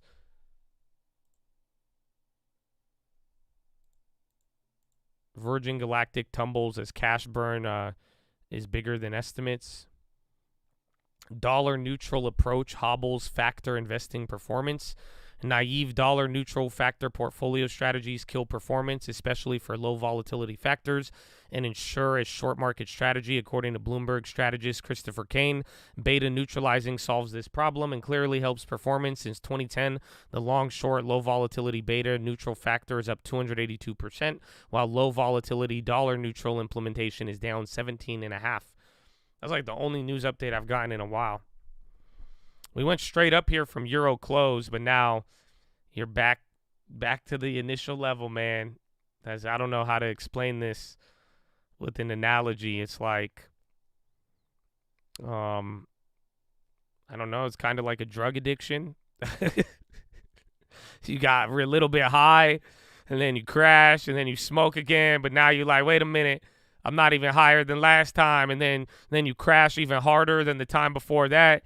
And then you even smoke even more, even faster. And now but you're like, I still feel the same now. So that's why if this fails, you need him to get high off of this. Otherwise, it's going to be a very big crash. Oh, Rita, there's its dump. So use yesterday's levels too as a guide. Technically, after hours closed at 78. So if it breaks below there, then it'll get a little bit more slimy.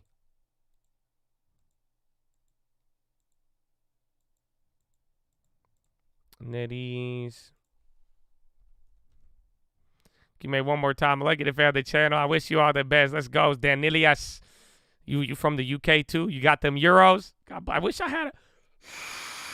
That's the horn. It's usually a lot more exciting. I love you. God bless you.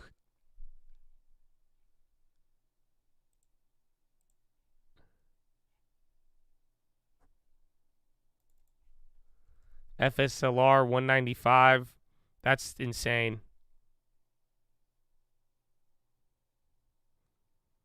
15% today. Just no stopping.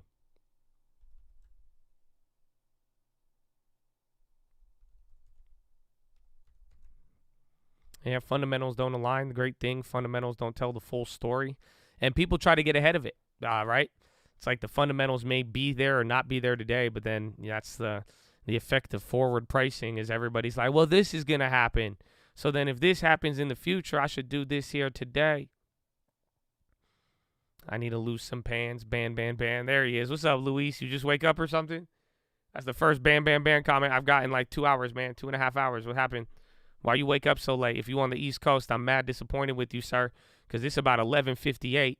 I don't even know how your body lets you sleep that long. You know that? Because I can't. Dude, I'm telling you, I got to take a dump in the morning by then. I can't even sleep that long on the weekends. So if you on West Coast, good morning. But East Coast, man, we got to get you a wake-up regimen. You've been here? Okay, that's good, man. I didn't get my ban. So I was worried.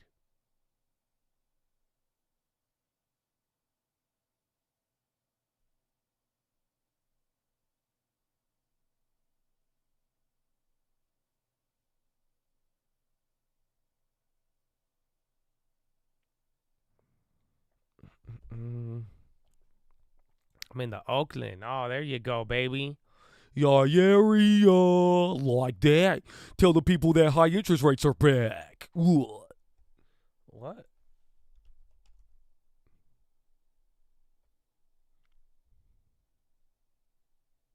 Paul Volcker raised rates, so raise them. Powell ain't dumb, but he plans on growing it some. Huh? Yep. Josh don't sleep. His bed sleeps for him. Bro, I slept so early last night. I had a great gym workout. And then, did I tell you that, bro? I took pre-workout the day before, my first time in months. And then, I felt like I almost had a heart attack. That shit was crazy. But I had a really good workout without pre-workout yesterday. And then I ate mad protein afterwards. I was sick how much protein I had after. And then I passed out at 9 o'clock. And then that was it. It was great. I slept yesterday. And then it was all rainy and it felt all nice. You know what I'm saying? It was very, very cozy. On my way to the lake. Oh, is it not raining up there? It is pouring, or it was pouring. I haven't looked outside the window. My poop this morning was an effort. You know, yeah, I'm still a little gassy here, but it got out there, you know.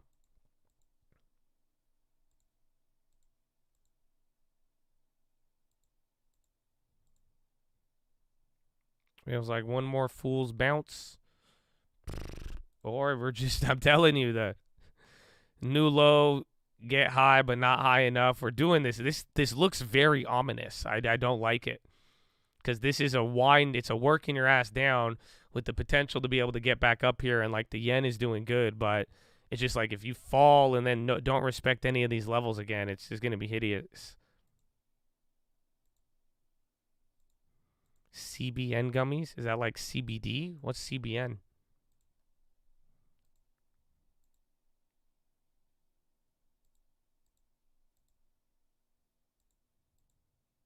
The ceiling looks solid on today. I think you just need to get out of this formation. If you could do that, anything could happen because we were up a lot. That's the part I think about today. I was actually surprised. Like, you actually gapped up here into yesterday's open. And then that lasted for a little bit. And then I think it was that's why I was going to sell out the ES. I was like right at positive or break even around there. And then I pooped. And then by the time I was done pooping, we were back in the gulag. Oh, lucky sub. Man, I need my... Or not. Okay, man, we got this. We good. We good, baby. Hey, man. God bless you. Man. The news on Rita was just the approval. That's all. And then they had the conference call. I didn't listen to it yet, but they as long as they didn't announce any follow-on offering, we're good. But that's still not out of the question just yet. God bless you, Lucky. Amen. Square next month, 3 new pricing changes going into effect. Square's still like above earnings, but still low. I did not roll my call over yet. No, we can. That's the beauty of it. So it's not like unless we could get a sign, but even if we get a sign, you buy back and then sell that share, you'll be good to go. But yeah, we're chilling for now.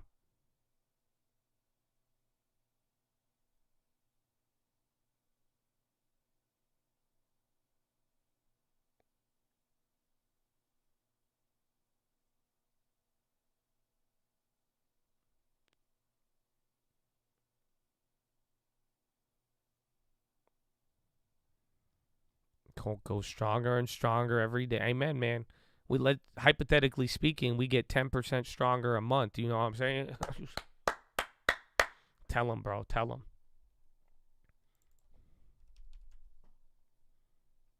3M. Kohl's. Is it sad? I don't know. If Kohl's goes back to like 10% down, I might buy Kohl's if it hits a new low. I wouldn't mind adding that to the long term, even though I've not been to Kohl's in years. I think at this point it'd be yielding like 8%, 9%, and then you just have the valuation, but then it's still like it could die. That's the only thing. Damn, no, you could still lose 50. Never mind. No, Kohl's. Never mind. You technically could still drop another 50%. They have a good yield, but the history is kind of shaky. But any sort of buyout news would be great. It will be HBI 2.0, yeah. How many stocks is too much for the long term? I'd say more than 12 stocks a year. That's like your absolute max, and even then you probably shouldn't do that much. We could do some long-term reviews, but I remember one of the last long-term reviews, like, there were some chads. You made your own S&P 200. So we still have a decent amount. Sadly, we've been buying a lot of new names, but thankfully every new name we have is like quality in the sense like they were names we couldn't get before, but you do want to try to keep a lid on how much you're buying.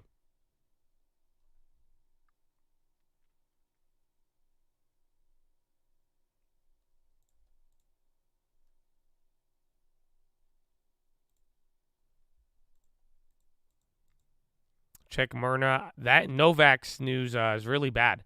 So I wouldn't be surprised if that fear spread to a lot of other ones. OPEC crude output rose 28 million barrels in February. Kepler. Do you try to stick to the same stock or more so go for deals? I would prefer to stick to the same stock, but now, like, what happened is that a lot of the stocks we had kept going down. You know, we added to some of them. Like, I spent 3 months in 2022 buying JP Morgan. We bought Airbnb, but then when we were like, okay, Airbnb has a uphill battle with Wall Street, you know, we waited, we stacked up cash, and then I would have loved to add to new names or the same names, but then all of the new names we got, it was just high quality names everybody knows about that we were able to get for cheap. So that's kind of how I view it here. It's like I prefer to build the companies that we have, but in the last year and a half now, year and a couple of months, we have a unique opportunity to go back in time and buy high quality names that were at a premium last time we looked at them. That's the beauty. You know, I got last time when we started the long term, I got to buy Netflix cheaper than when we began the long term. I got to buy Meta cheaper than when we began the long term. I think JP Morgan was around the same price, and then 3M, we got to buy it at the cheapest price in almost 10 years. So just keeping it in that logic. But other than that, though, the best thing you could do is build your positions, both for growth, both for dividends as well. So that's kind of my plan here too now. Like I said, unless I could get like a steal of a deal on a Amazon, a Google, you know, a higher quality name, I'm more likely going to just look to build around my Altria position a little bit more and the 3M, but that's already going up. Caterpillar, a lot of down names are coming up right now. Caterpillar, AGS. Caterpillar's up 3.8 right now.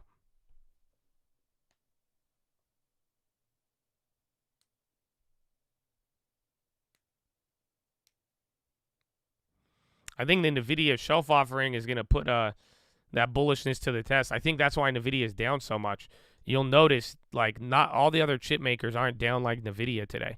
Most chips are actually up right now. Boeing chief engineer Greg Hislop to retire.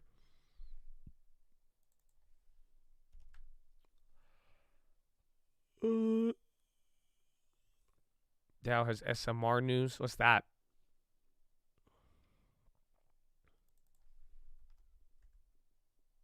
They're up 2.5. A lot of Dow names are doing good. Dow's the only thing in the green right now.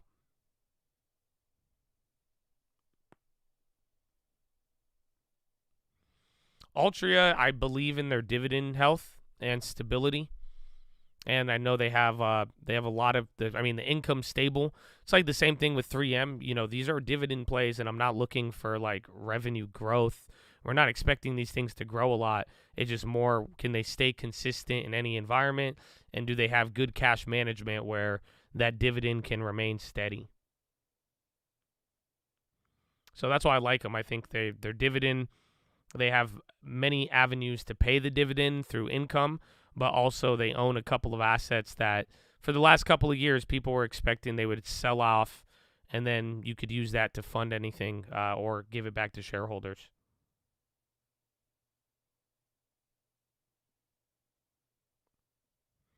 No index funds. I kind of like creating our own. A la carte is a better strategy, I believe, but we also have how you say? We just grabbed that T-bill name today. Get some shorter term yield.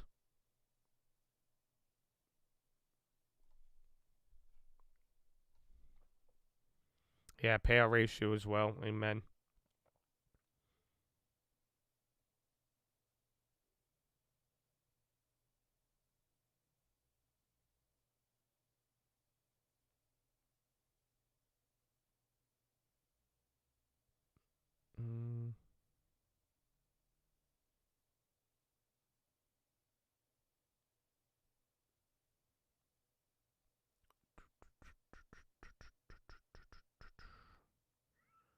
Balled up, bop, bop, bop.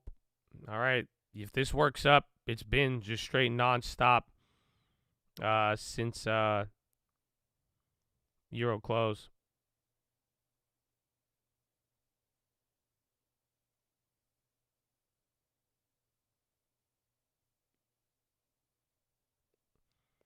Dollar about to break out. Dollar is actually about to hit a low. No shit. Well, that's fascinating.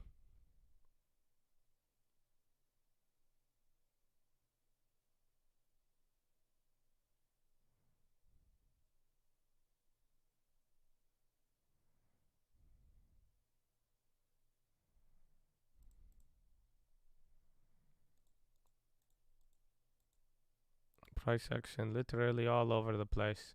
So wild. Hey, this is what we wanted, though. You know what I'm saying? After I should have bought that other one at the low, but it was precarious. This is, bro, the last couple of days have been whack. We haven't done anything for the first eye. So this is bittersweet. I'll take it. I'll take it, man. I'll take it.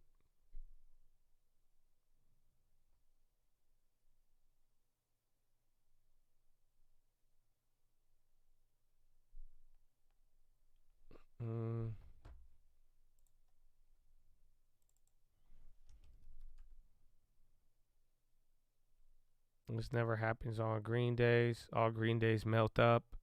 Even some of the red days. Remember the last time we had the red day, we did gap up, kind of like today. Or I guess we gapped down today. We almost gapped up. And then we kind of sold off. But, dude, when have you got this little, like, life alert? Beep, beep, beep, beep. Like, we weren't moving like this. Or it would kind of be like one giant swing all day. And then that's all you get. You've gotten this 3-4 times. So it's creating a W now. You're leveling it out here. You're almost neutralizing the move now that you're up here. Low key, that downtrend has actually been neutralized. So if you could break above a high, I mean, that'll calm us down. The yen is going up here, and the dollar is now near the low of the day. Last time the dollar got this low, I mean, we were around the same price, and then everything flipped there with the data. Twitch anniversary, baby, 10 months. The Twitch anniversary is beautiful. Amen.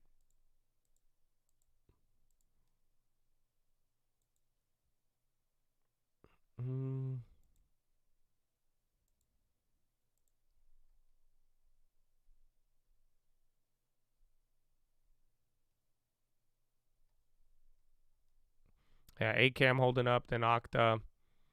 But we'll find out. I mean, I think today there's a lot of risk lurking, and this is a 30-point move now. 39.39 to 39.69 is 30 points in about an hour. So, again, we had a lot of big moves within an hour yesterday. So, wow, YouTube Aversity. Paddleboard, baby. Let's go. You got Twitch Aversity and a YouTube Aversity. Aversity or Aversary. Man, I still need to get me a horn, man. God bless you. Celsius earnings. I don't know much about Celsius except that their drinks crack you out. Like, have you ever had a Celsius, like, energy drink, bro? Like, that thing actually, like, there's, like, 200 milligrams of caffeine in one of those. And, like, it'll make you, like, run, bro. Like, it's crazy. That's all I know. But I don't know. I haven't really looked at their financials or anything of that nature. SEC files complaint against Taryn Pfizer. I thought it was Pfizer. It's Pfizer. Oh, man. No news on that. I'm staring at the headlines. That's it. OTRK, SEC filed a complaint. That's who it's against, but I don't think it's going to affect anything.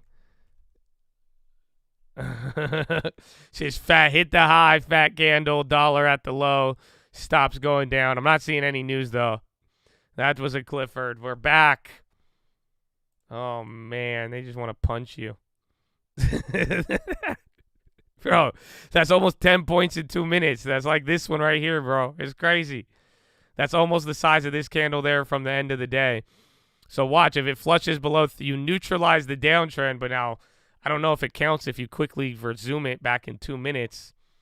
It's just kind of ugly now. You got to felt a little bit better there. Still have not broken your early high from the morning. Raul is still in the building, yeah.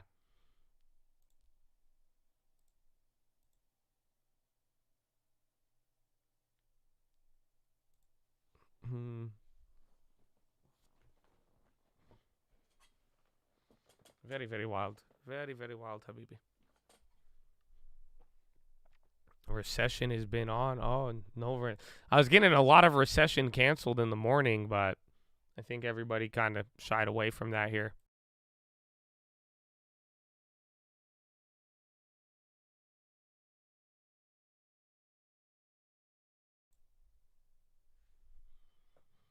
Today should tell you the Bears have retaken control. What if I told you the bears were always in control. And they just let the market go up for 2 months. On the next episode of The Stock Market Hates You, bulls and bears begin to challenge each other. As traders thought the recession was canceled, they had no idea. It's stagflation. What rhymes with stagflation? It's there. Buy the dip. No, it's fine. 5% yields are... They had no idea. Again.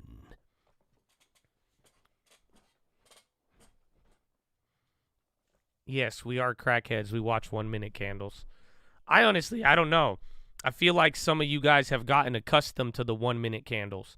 Because I remember back in the day, bro, everybody used to, they would trip out when I would use 1 minute candles. Now I think it's kind of became normal. I low-key think 1 minute has now became, like, borderline standard. Because I just remember, bro, people hated it. They're like, why do you keep looking at it? That's why you sound like that. That's why you still, why are you saying that? Hey, yibbity-bobbity-boo. Yibbity-bobbity-boo. And now it's like, nobody even trips on that now. I can't go back. I'm telling you, it's beautiful. I love it. You know, just really in there like swimwear. 1 minute at a time, man. Gone and said, I live life 1 minute candle at a time. It's about family. What? One minute for 7 hours. That's sick, dude. VKTX, that's that other, remember we missed out on that one. There's another one too that went up to 50. But they're going up. Biotechs are holding strong. Even Rita just had a bounce too.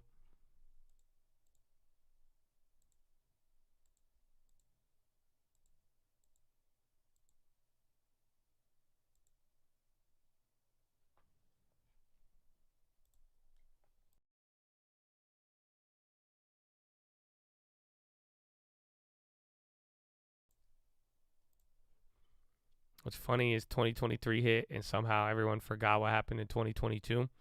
That was a trip. I honestly, I don't know, as of lately, it's like some people notice it more than others. It is wild how fast they're perception. They got everybody. I don't even know who they is, but maybe it's just groupthink, but it's crazy how fast, legitimately, it was just one calendar switch over and everybody all of a sudden did forget about everything.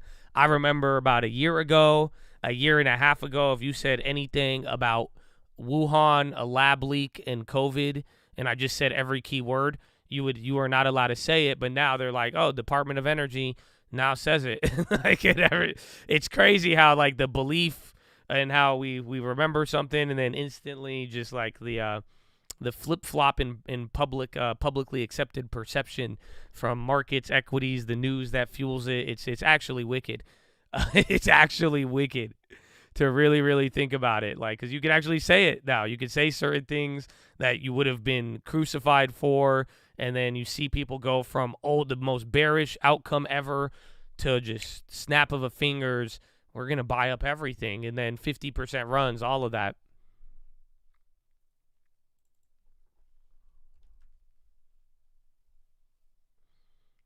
Damn, Zoom's still getting clobbered there. 2 days down. Caterpillar's up. I have Dow here, too. A lot of these random industrial plays are just killing it. I mean, that makes sense. Industrials are up 1.5.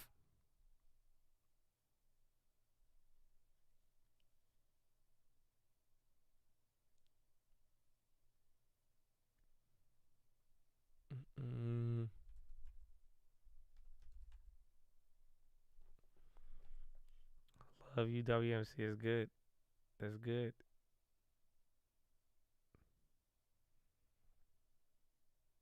You mean 150? Yeah, I think we're still up 90% on it. But still, that was just crazy.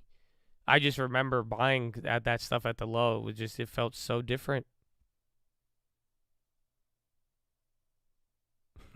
Hey, I treated you terribly wrong for everything for the last 3 years, but you were wrong then because of science. I'm not sorry. Kind of, but even then, I mean, I'm not even trying to make this about all of that stuff. I think it's a good example to see, but I think it just relates into the market as well, where we're for real. I mean, I hope you guys watch the watch list. I hope you're able to you've been following along. I hope I could stand by the by what I've said, because even this year I've been saying it this whole time, just like nothing has changed. And I was like, I don't get it. All that's changed was the year, but we still had the same things to deal with. And, we followed along with the narrative as it came out here, but it is something where it's wild to see how it's like if you are not really following along and you're not sticking to kind of borderline macro ideas with stuff, the micro is just so flip-flop on everything. So it's been wild. It's been wild, but that's, welcome to dealing with it. Deleting the daily live streams. I haven't. I think the only live streams that went down was that era where I went members only for like a month. So I just put them all as members only. But then lately, I think there's one this year, and that's because Uncle had a leak.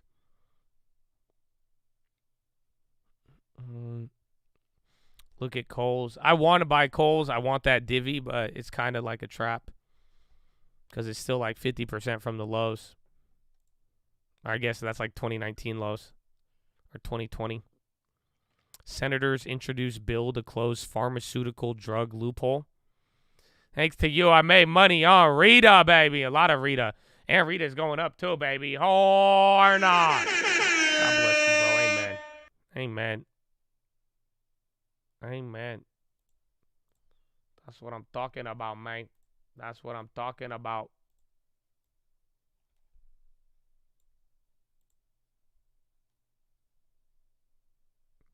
Oh, yeah, you see video. That's under videos.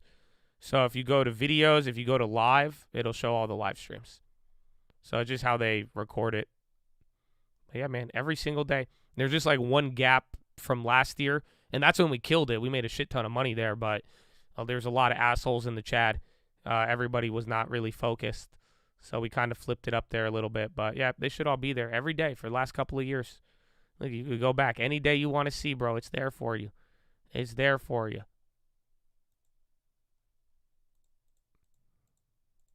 Def, thank you for the read. It was a great play. I'm telling you, that was just solid all around. We got it at one of the lowest prices. It was a risk. We would be talking about it differently if it played out differently, but it didn't. But just be smart with it. It's a nice bag. I'm telling you. Every $3,000 turned into $9,000. Be wise with it. Have fun with it. And that's it. Fed, Treasury, and others to meet on central bank digital currency. U.S. Treasury's Liang speaks in remarks on Wednesday. SEC cites unlawful insider trading on OnTrack. That's OTRK. I didn't sell out of Rita yet. No. I think Radius. I don't know if Radius already reported.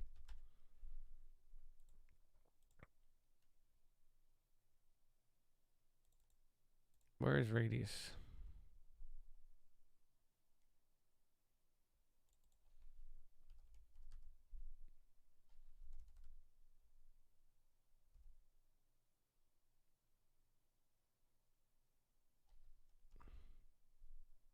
What's the Tigger? Or is it Ratty? Wait. That's one of them. I gotta check.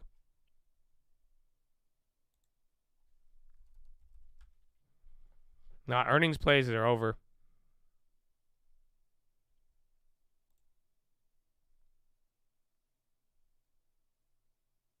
Let's say I think Radius, we should have already gotten it. You got GSK, Nimix, NYMX, they're partnered up. Esperion, ESPR, they have a data release on March 4th. Pfizer has a PDUFA. There's ACAD. They have a PDUFA on March 12th. And then Telix Pharmaceutical, March 17th. They're Australian. The calendar's actually pretty hyped, and then towards the end, there's a lot that aren't listed because they do first quarter 2023. Tech Einhorn Long.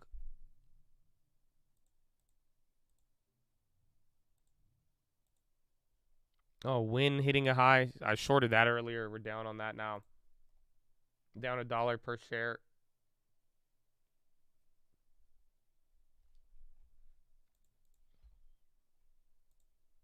Yeah, CRM's after hours, but I'm going to spend a little bit more time in going on them. I thought VKTX already had it. SEC cites use of rule of 10b5 trading plans for insider trading. That's related to Ortec.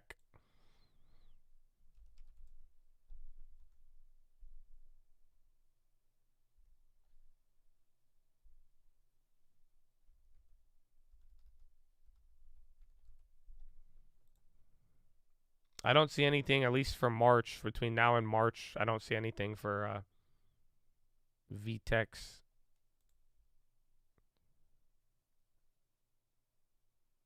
First half 2024, second half 2023.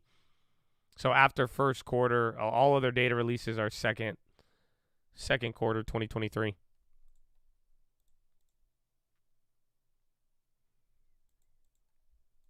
Yeah, all of I see is scheduled there. There's 3.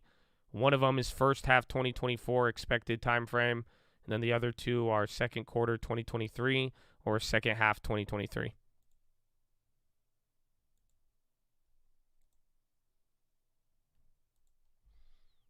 Well, rally, we'll see. EPV is just if anything really starts to give up here in this year, or like as we kind of come down here, Europe is the one with the target on their back, and then this morning you got Germany printing another peak on inflation, and that's following the Spain and France stuff from yesterday.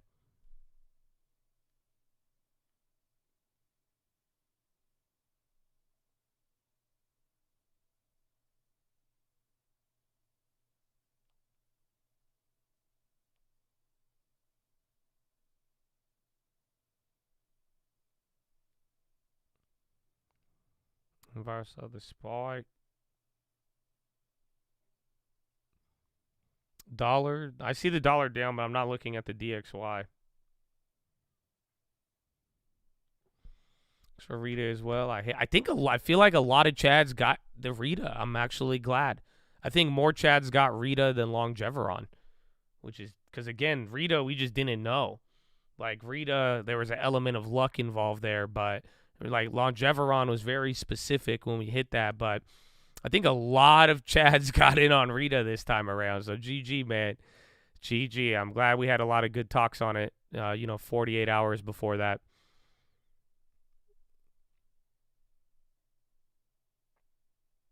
Ghetto lockup. I don't think you can if you did cover calls. SMH. Yeah, chips. I mean, good China data is good for chips. And then Tech and Einhorn, they're still moving up here.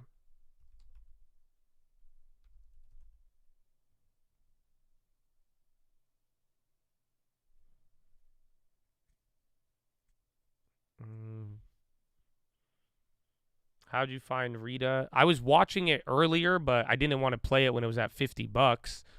And then after it dropped, I just took a look at the data calendar and then kind of even just, I didn't do that much research on it.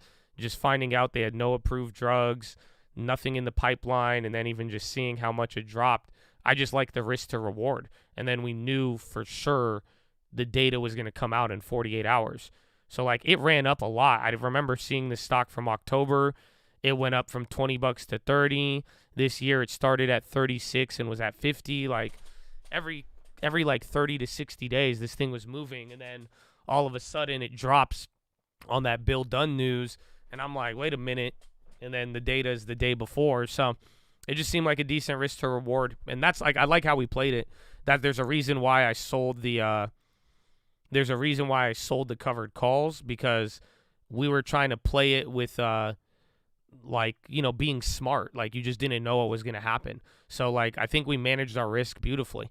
You buy the play, you didn't have to go too crazy on it. A small amount turned into a lot, but even then, we didn't know what was going to happen. We knew it could have came down a lot, and by protecting yourself, using the volatility, selling that premium, we put ourselves in both ways. Amazon Ring CEO cedes role to former Microsoft Meta executive. Ring founder Jamie Siminoff is handing off to Elizabeth Hamren. New CEO for... Didn't he just make a CEO or a Super Bowl commercial? That's crazy.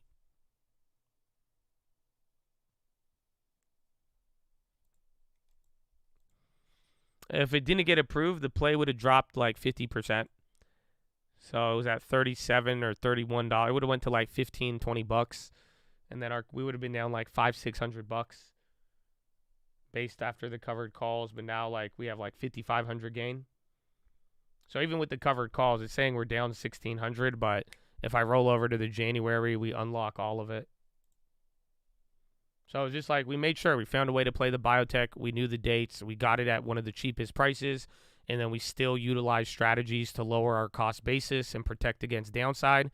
And that's it. So it was GG.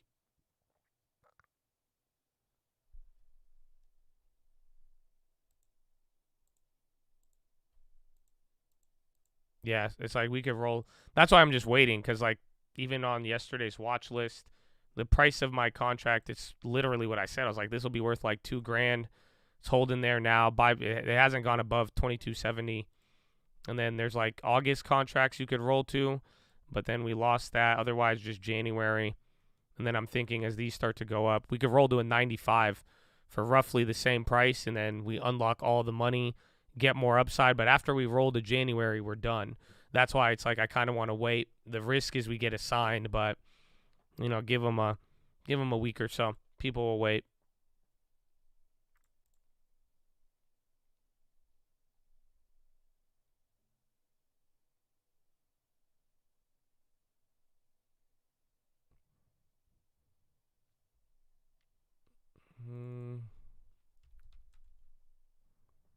They should have 25s coming out.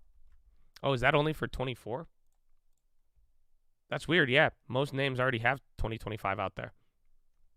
So then that will be great. And then if anything ever comes down, but we will have to hold it for a little or close the play. How it drops your cost per share. Because I bought the shares at $31 average, and then I sold a covered call for $6.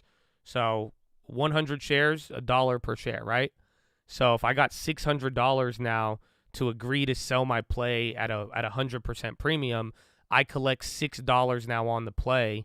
So that would be $6 a share. Reduce that from your cost basis, because if the stock dropped today instead of going up, that contract would have been worth $0. I would have made $600. So the $600 I would have lost on the stock, you get that paid for with your covered call. So theoretically, you lower your share price by whatever you collect on the premium.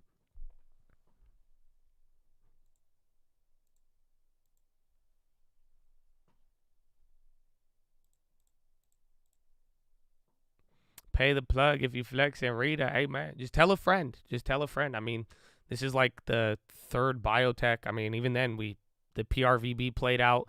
That was only 30% Longeveron, but that's it, man. You know, just put some respect on it. That's it. Tell a friend. And amen. God bless you. We love you, but thank you. I need to get my horn, bro. I got it. I got a horn. It's in my pantry. Is that a weird place to put the horn? I got a horn in my pantry. Yeah.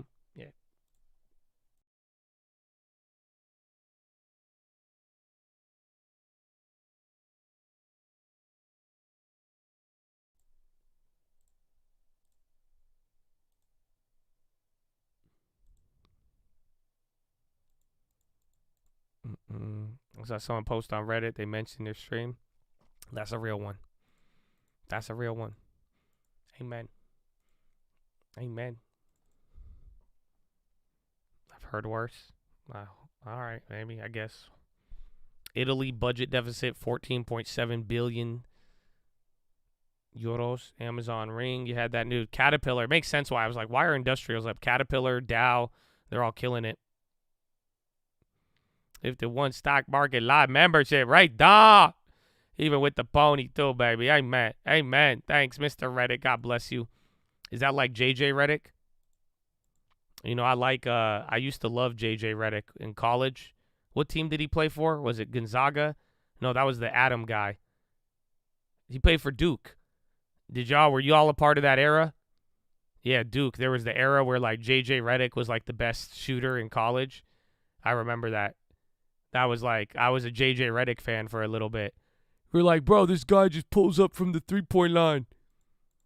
He's like, this is so cool. I don't know how old I was. I was young. You're like, dude, he just shoots. He just shoots.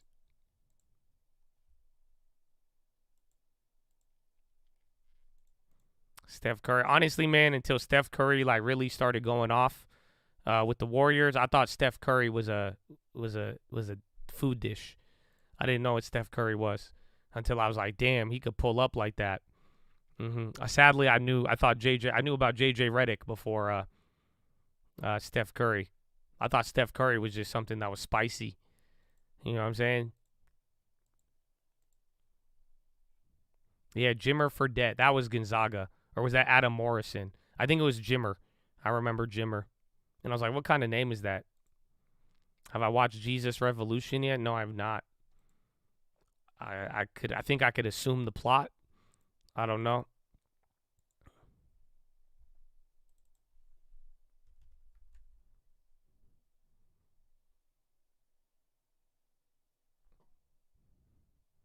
No, Adam. Then Adam at Gonzaga. I remember it was Adam.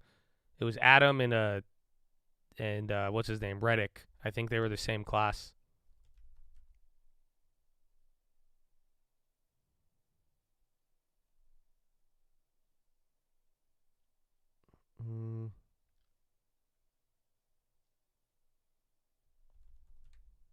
The flatness killing my vibes. Good though. I think we're going back a little bit. I don't know. You might not like the flatness now, but just the sad part is that anything could snap in a second. You're right at the level, but we are coming off a wild moment, and it's been straight up here. You had a run up into Euro close, and you're holding. NASDAQ is down 0.26. SPX is down 0.17, and the SPY is doing 0.1% better than the SPX, actually. So SPY ETF is trading. There's a nice little gap between the two, and then the Dow Jones is up 0.18.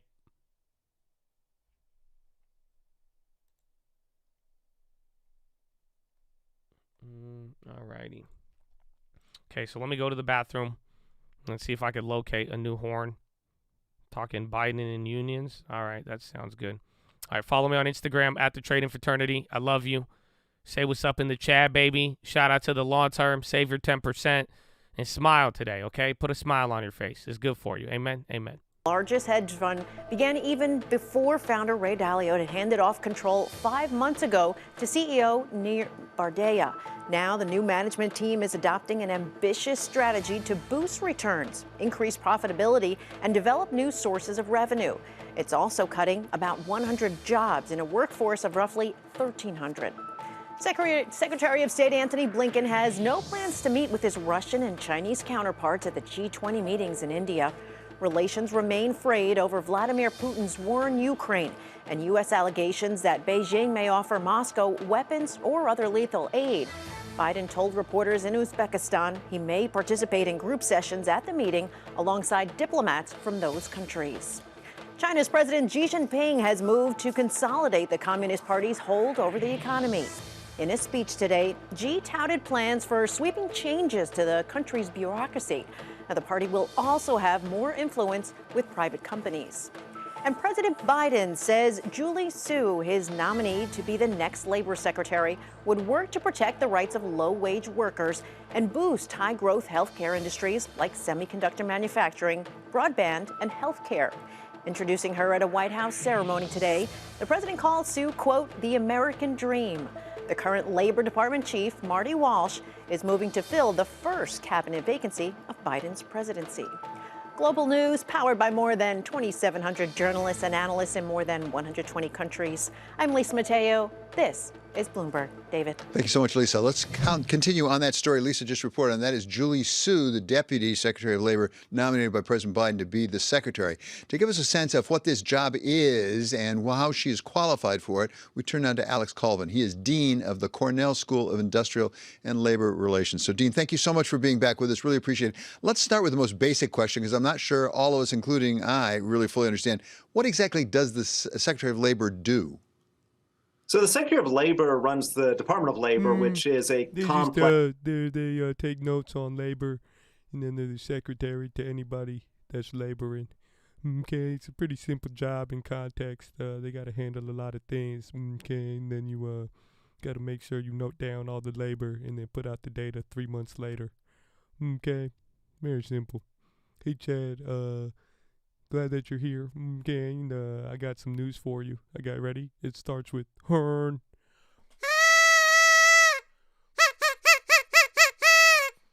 Oh, we got it. We're good to go, baby. Amen. Amen. All right, Chad, can you like the video for me? Can you like the video for me? Cause I have a funny I need to share with you. You're gonna like. I need to make fun of myself, so I need to compensate before I make fun of myself. I need you to like the video, so at least I feel like I got something out of it. You know what I'm saying? So if you can, it would be appreciated. You know, just like even 20 likes. You know, I'm not really a picky guy. You know what I'm saying? Like, you know, at one point, bro, we would barely get like 50 likes in a whole day. So, you know, I hope you know, even if I harass you for your like on the video, it's always appreciated, man, and it means a lot to have such a great group of people in here every day, okay? You know that we love you and God bless you, so thank you, okay? It's pretty funny, but the thing is, you need context for it. So there you go. Wow, look, 100 likes. Thank you. There you see. I got it back now. Thank God. Amen. Amen. Amen. All right, you ready? So here it is. Have any of you seen the new South Park episodes? Have any of you seen the new South Park episodes? That's what it starts with. Oh, you should if you haven't. The one making fun of Kanye is golden. It's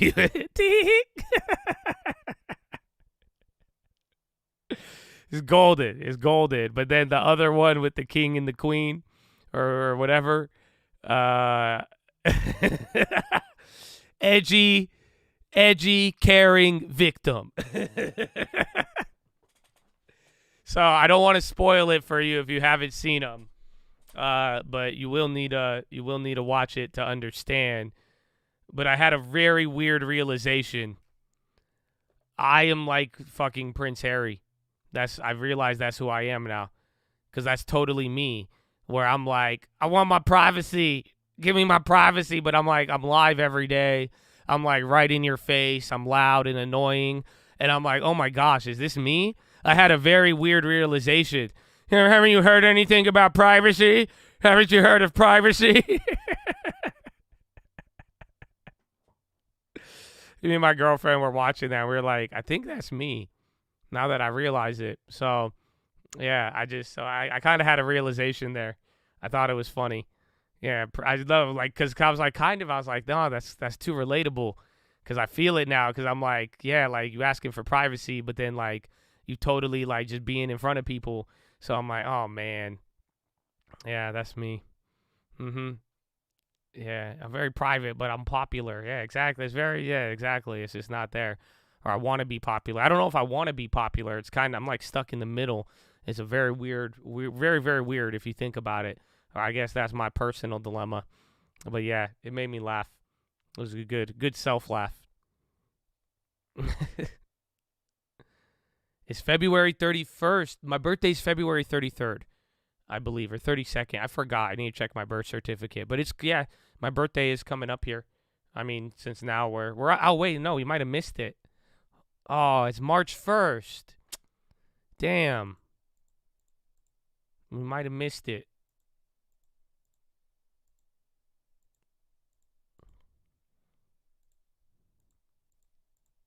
Cindy McCain tapped as head of the World Food Program.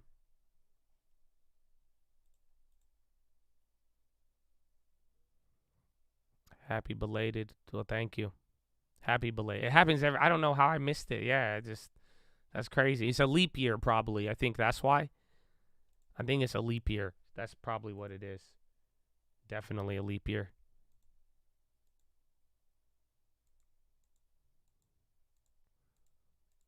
We rejected up twice here.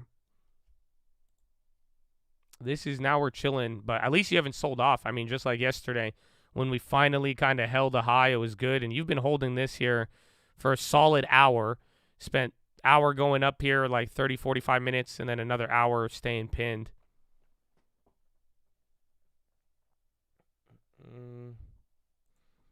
Josh is stuck at 37, won't age. I'm not 37, but if you consulted with my hairline, he would beg to differ. So yeah, it's a problem. It's a problem. I'm telling you, vitamins though. I've seen like my health HP went up. It's been looking good. It's been looking good. It's okay. This is like, even then, like, I don't even go outside. I don't even care how I look. It's just like, this is like a weird personal challenge that I have to get to. You know what I'm saying?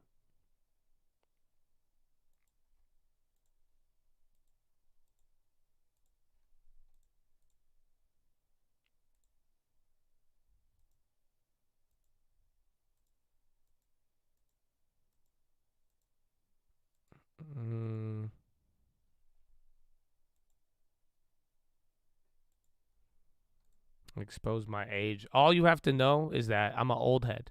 That's it. I'm old now. We used to call them old heads back when I was growing up. And I remember I never thought I would become this age that I am. And like, I just remember like, you know, old ass people telling me shit. I'm like, ah, you old as shit. How the hell do you know this? And now that's me. Okay? That's me. So that's all it is. It's just, you know, I'm an old head now. I don't, you know, you could call me a boomer, I guess. But like, I could still call people a boomer. But I've turned into an old head.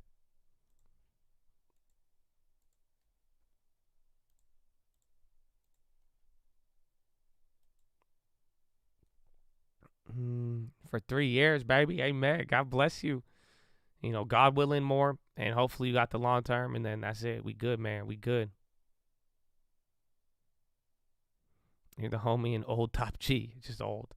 It's okay. I've embraced it. Anything above 25 is old. Nah, 25, you still got it. Low key, man. I didn't realize that. Like, you still got it, man. You still got it. You still in the game. You're still connected to the younger generation in a weird way.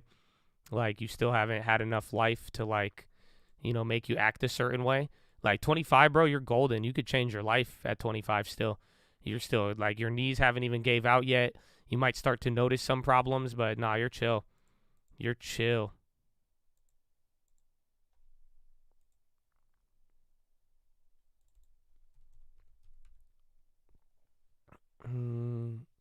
Rita, first day of March, green. You calling the green? Well, I don't know, man. The SPY is almost green, but SPX is still down. Loved your rant explanation on Thursday on dividends. Got my money set aside for him. Let's go. Amen, man. And we've been talking about it.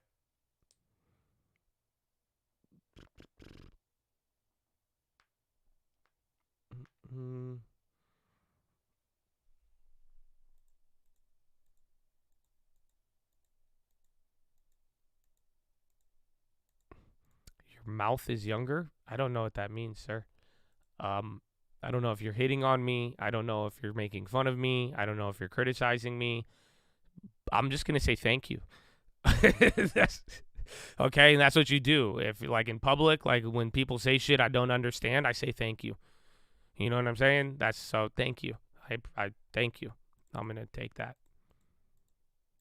Yeah, I have no idea what he's trying to tell me. I have an idea, but it's just the spread on that is wide. You see what I'm saying? So that's very, very volatile. That could go in either direction. I'm going to have to just...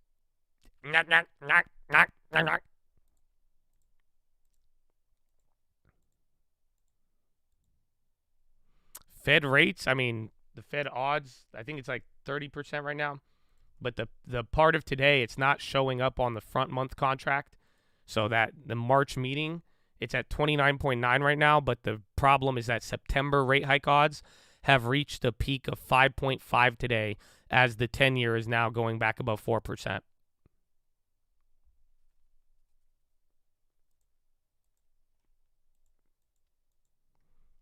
And slip in. Yeah. Remember that rally was led by the yen and we were going up with the yen, but then we did nothing. Yen came down. Still pretty much the prices of yesterday. And now you've been at this level now more than not throughout the day. Still above 39.60. You're lucky the futures are there too. The gap between SPX and futures is has narrowed as well too. FSLR, I have no idea why they're squeezing. I think they had a S&P targets up. They got a price target raised by Baird. And that's it. Everybody just raised their price targets on it. And then I think they had EPS beat earnings.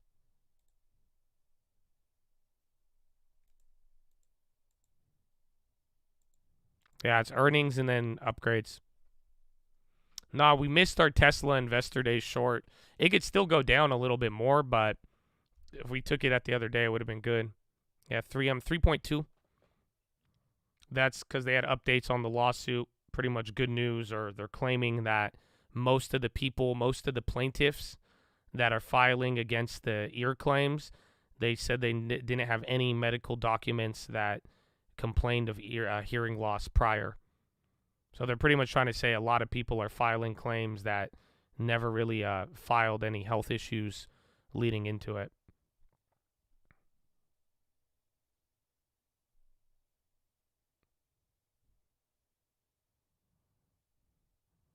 Biden said something on FSLR.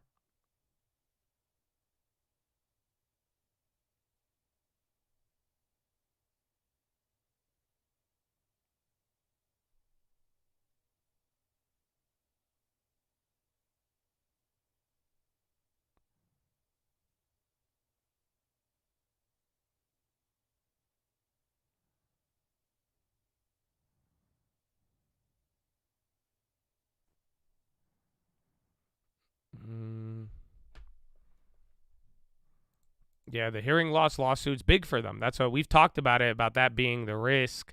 That's the risk to the dividend and all of that. But we also said on the reverse, any sort of remotely good news out of that, a lot of it has already been priced in.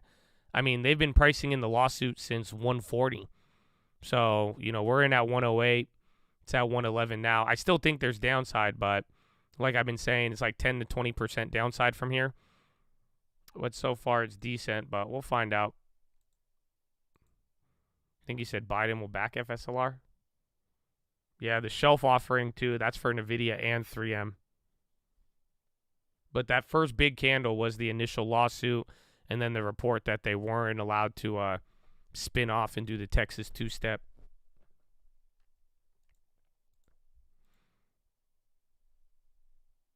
Colombia numbers.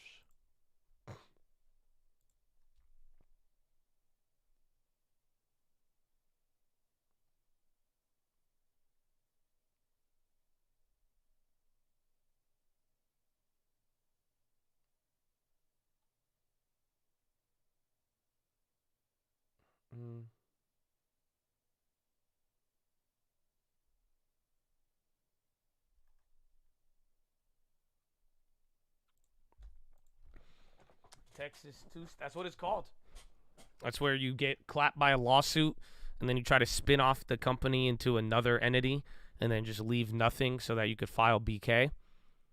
It's called the Texas two-step, but the judges have been cracking down on it. They've been like, nah, man, we know this one. They used to let it happen quite often. I think J&J's already done it too in the past before.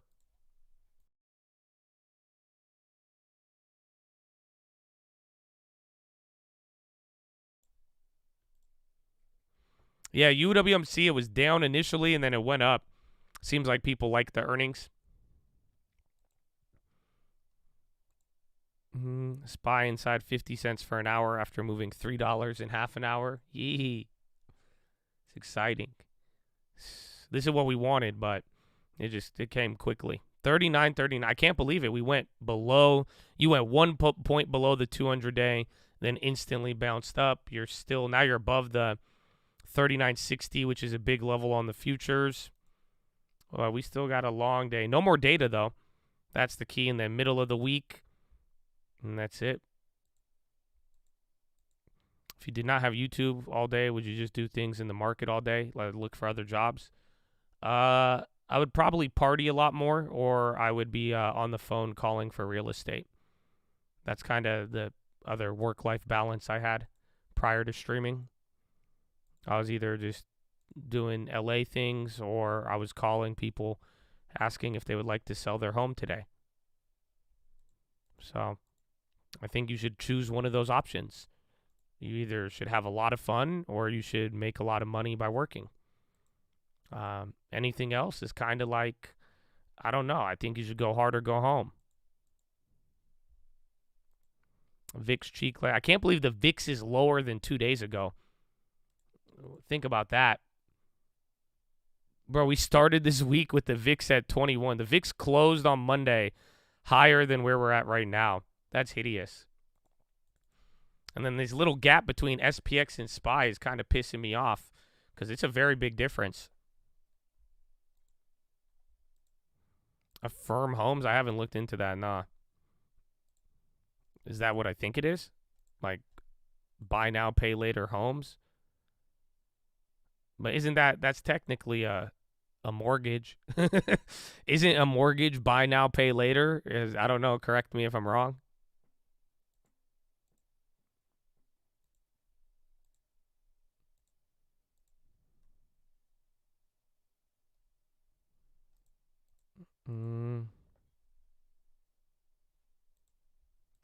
Crowdfunding rentals? Oh, no. I don't like crowdfunding for a rental property.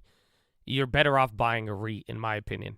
Is like if you only wanted to put like $10,000 towards a property, split it with 100 people, you know what I'm saying, to like get X amount, like you're better off just buying a REIT. Way less work, way better liquidity, and you don't have to deal with anything else. I mean, splitting real estate is not really the best thing. So I know a lot of people have asked about that, but it's like if you split real estate, your liquidity concerns are a big problem. And then beyond that, it's just like you're not going to get as much. So like let's say you do a real estate deal that makes $100,000 on the deal, right? And then you split it between 100 people, you're making $1,000. So it's really not worth it. I mean, you get stability because that's just nature of real estate, but I would just get a REIT, to be honest with you, or even any other dividend-paying asset. Like we talked about, you know, shout out to that last dono there. They were saying they liked our dividend talk the other day. I would love to give you guys a reminder. Let me show you something. But what you could do is, like, when I look at dividend stocks, I know there's like the 12-year-olds get mad at me and they're like, why would you do it for $20? I spend more on Roblox. Okay, I get it, bro. But the whole idea of like a dividend stock, especially a REIT, is like, and then SPY's coming down here, a little bit of a crack. These are just like baby rental properties. That's how I view it. It's just like, this is like a $20,000 rental property paying you 4 or 5%, 10% a year. And that just kind of, you know, it has its own little balance, but it's a good way to look at it. So if you really wanted to do a small amount in a real estate investing, I would try to lever that money with a qualified loan, like a FHA loan or something where you are like, you know, don't split a property with more than 2 people. Otherwise, I would just go get a REIT or dividends. That's my opinion, not a recommendation. Any news on Colt REIT? I mean, I don't want to jinx it. I don't want to talk about it too much, but we have some progress. And then, even if we got the ball rolling today, and maybe the ball is already rolling, I don't know. But it's we wouldn't have it. It would still take a couple of months to actually get launched. But it's something we could pull off. It's way, way, way more accessible than we thought. But don't expect anything crazy. Meaning I'm not going to pay you 10%, dickhead. It's not. I promise you now, this is going to be like I would not want it to yield more than 2 to 3% to start off. It would be a low yielding, you know, going for stability. And the only way you get yield is if we grow, you know, the income of the corporation like substantially, or we're going to set aside a portion for shorter term real estate. And if that pretty much performs better than we anticipate, or, you know, it'll pay out in the form of special dividends rather than, you know, a set, you know, rate on the shares. But it's going to be a low yielding REIT. But the idea would be, you know, the asset value should be backed by what it is. I mean, it's going to have a nice valuation there. Where's Raul?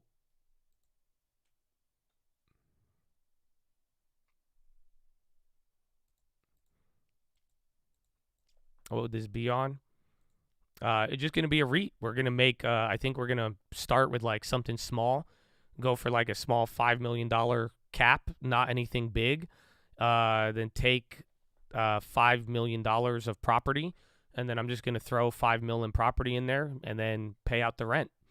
And then any other capital raised, we're just going to buy properties and pay out 95% of the income.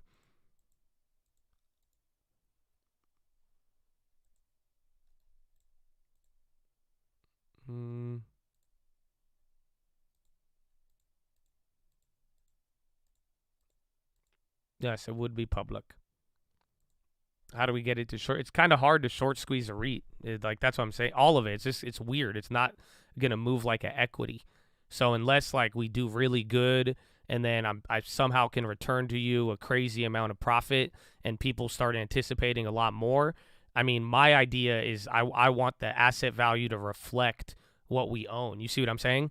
So if I IPO for $5 million, keep it small, but then I have it backed by $5 million of real estate, no matter what, it's like the valuation isn't like, we're not even going, there's no valuation trading at a premium. So hopefully that's what we could accomplish there. That it would. The whole idea is that it would just give us mad leverage for real estate deals, and now telling everybody, hey, go buy this property. It's like low key, if you're too lazy to do it, then we could all just do it collectively, and that's it.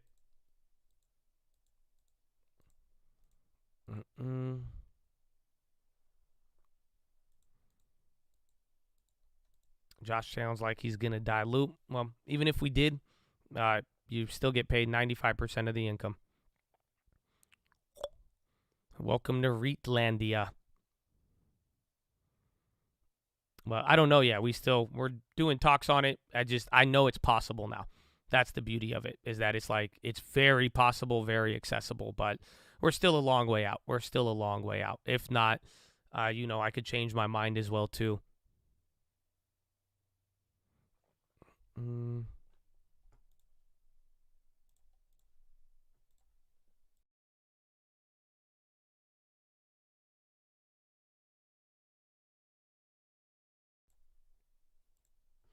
But my equity value, man, stop acting like you know what a REIT is. It's okay. Will there be preferred shares? I don't think so. I want it to just be as clean as possible, just very simple. Like borderline, it should reflect a mutual fund more than a REIT.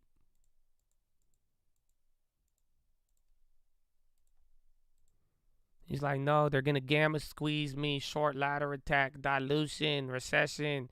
You're just saying keywords at this point. That's it. We're stagflation. You got to throw that into the mix.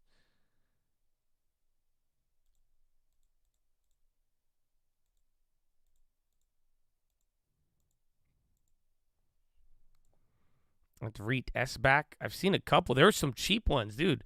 There's REITs right now with like $3 million market caps. It's crazy. Like I really did not realize. Transitory.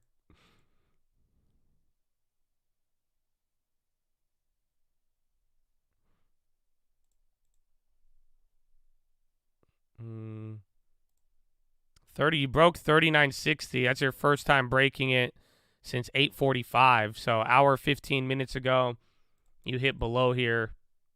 You tested it last time at 9, but now you finally broke it. You were not able to get past the first high, so you haven't set a new high since the morning. What time is it now? Damn, it's already 10?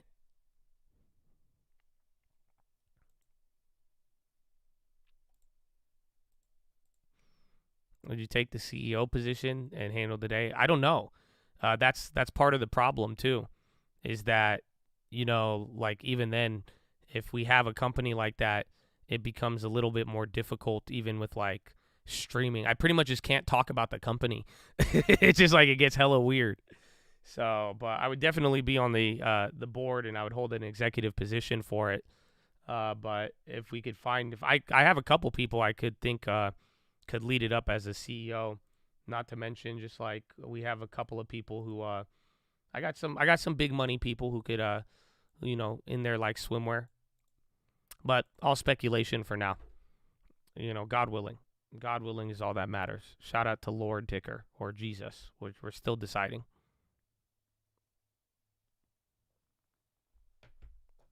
No SPAC, no SPAC.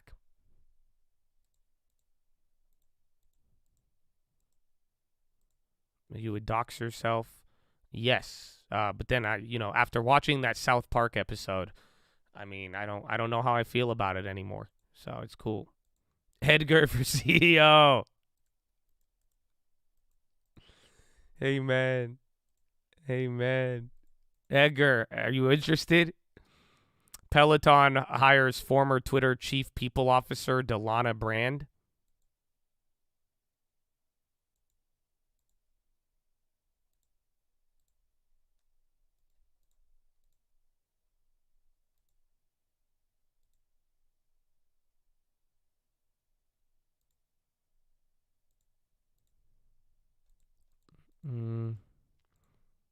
You're an inspiration. Well, I could say I've been inspired by the Chad. Again, after seeing that one Chad IPO with that small amount, I was like, dude, no way. Because I grew up in a time where, to go public, like your minimum was like $10 to $20 million up front. You were putting up a couple $1,000,000 just in fees to go IPO. But now with the market slowing down and people wanting the fees, and then also like the SPAC wave and how crazy everybody has gotten, they've definitely lowered the standard to go public, which is actually crazy. But that's, I could definitely say I was inspired more so.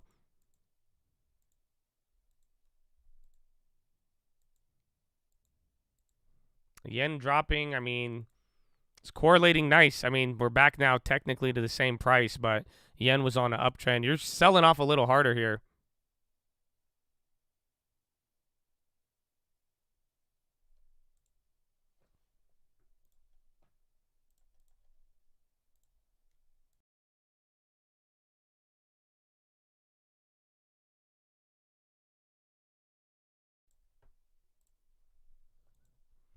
Crown reversal. Man, get ready, though.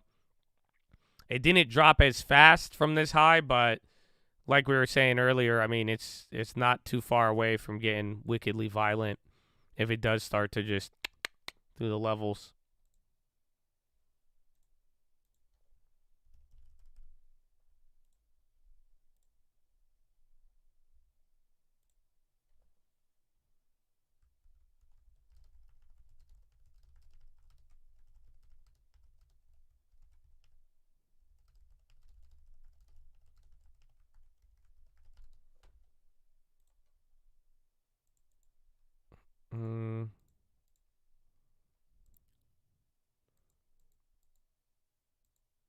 Earlier, well, Bill will go down. Yeah, if they cut the interest rates out of nowhere, Bill, you would lose money on it because then the rate would be lower.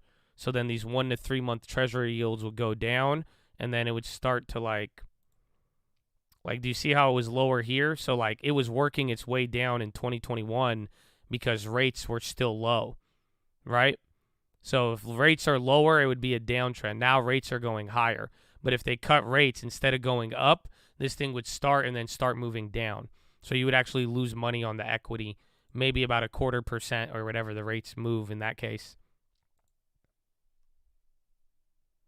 Yep, the bear is coming back to life on the day.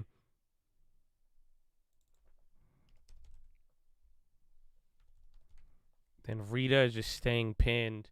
Hopefully that has a crazy end of the day move. 39.56. Futures are right at 39.60 again. Remember, we went over this one.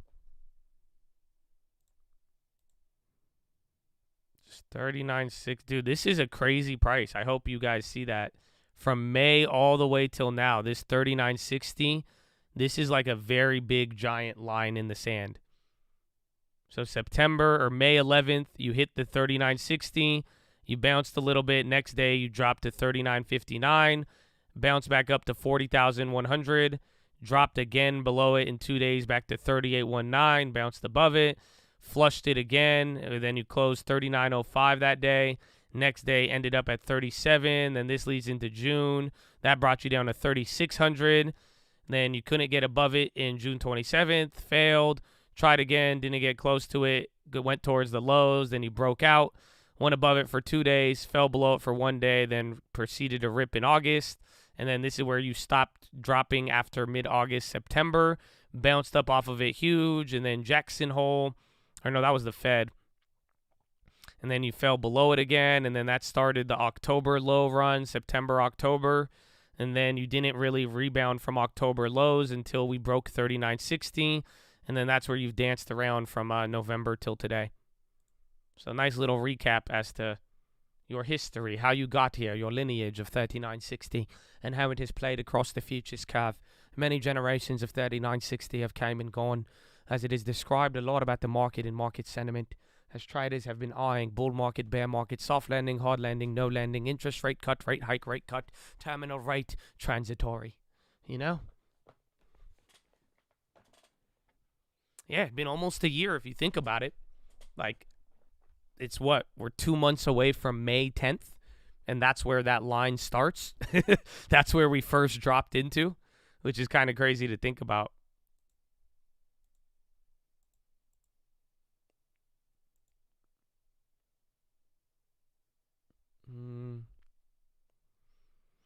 Trendline breaks. There's like 39 something is on there. I forgot. It's like 39.80 or something like that. Yeah, 38.27, 39.40, then 3900 flat, and then 38.27.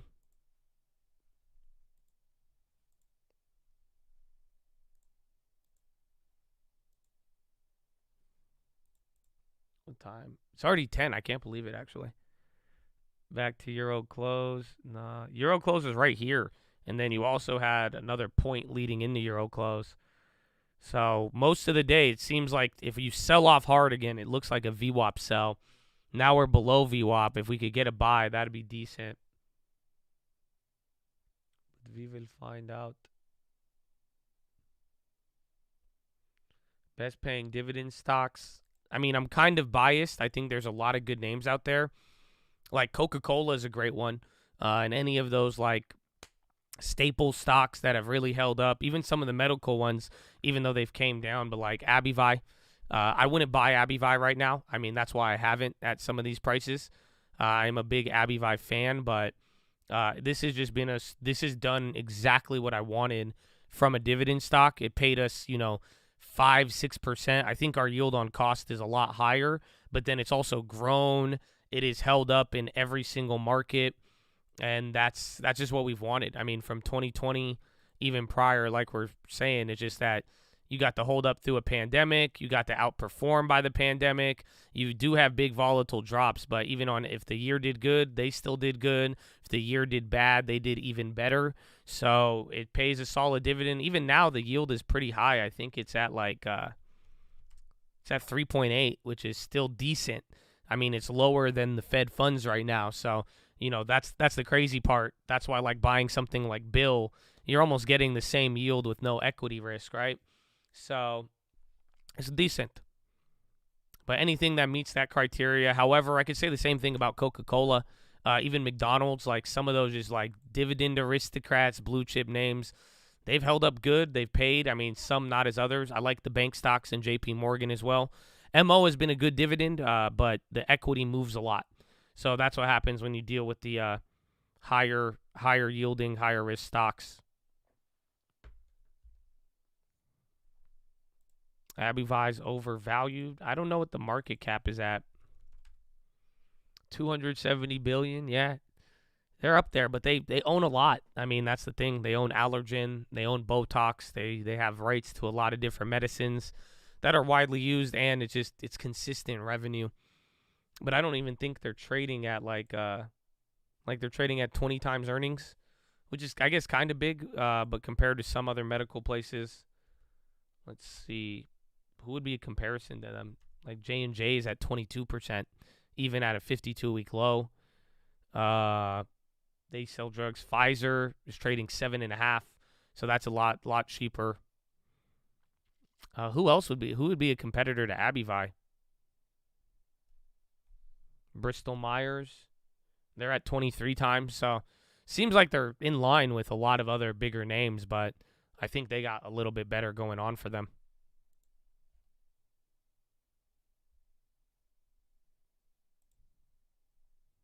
Merck, Abbott. Abbott's the spin-off company. Abbott's the parent. Abbott's even trading at a higher premium. Lilly's trading at 45 times earnings. Jeez. Merck, 17. That's a discount. So it seems in line. I mean, I don't think it's overvalued. I don't think it's undervalued. I think it's there, and there is periods where it will underperform. And that's what we're waiting on. AbbVie, just buy, like, same thing with MO. Just buy the dip. CDIO, Cardio Diagnostics Holdings, up 30%. They're running up right now. Like I said, we should have bought this dip, but I still thought it was high because we bought it so cheap. But whenever it does have these sell-offs, that's really where you just want to buy it. So it has its times where the valuation does fluctuate.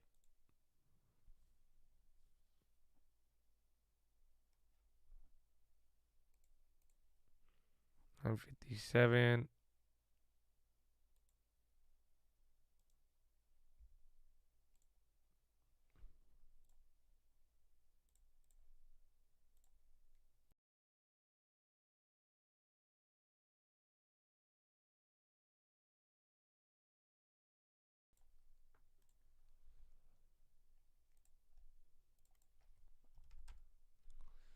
MO.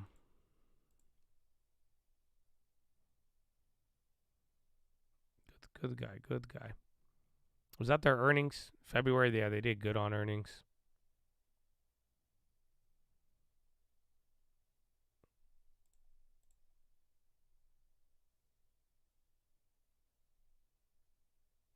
This was the menthol ban last year.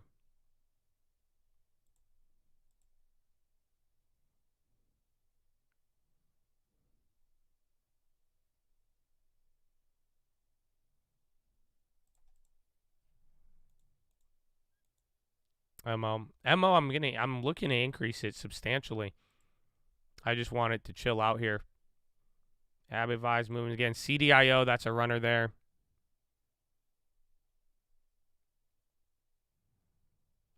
Walgreens, they just growth. I mean, they make a lot of money, but growth, cost, and now even the influx of all the vaccine and medical stuff over the last year is kind of fading.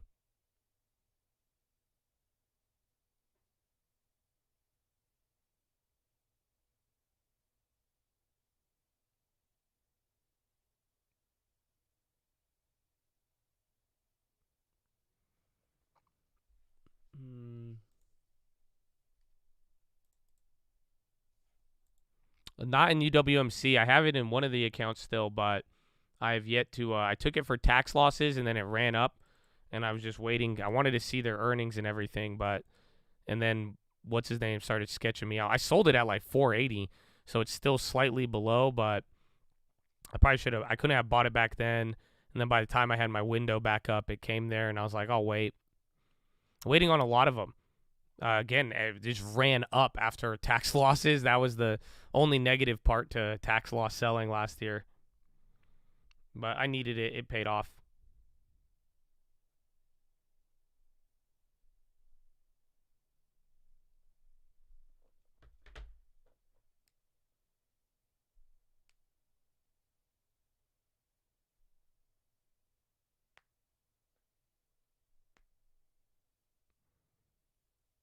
Why is it so cheap? It's cheap. A lot of vaccine stuff. Again, most of those companies have been dealing with it. And then Pfizer also reacted to the buyout news of them. They're about to spend $30 billion to buy Seagen. I did grab EPV. We grabbed it earlier. I think I'm slightly up on it. I got like 1080. 1088, I think, was the price. I grabbed 300 shares.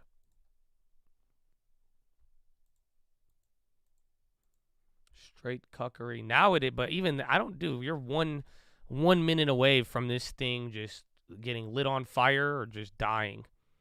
So this is the range we've stayed in is wild, and these swings in the morning were just crazy. The last hour and a half or so we have calmed down.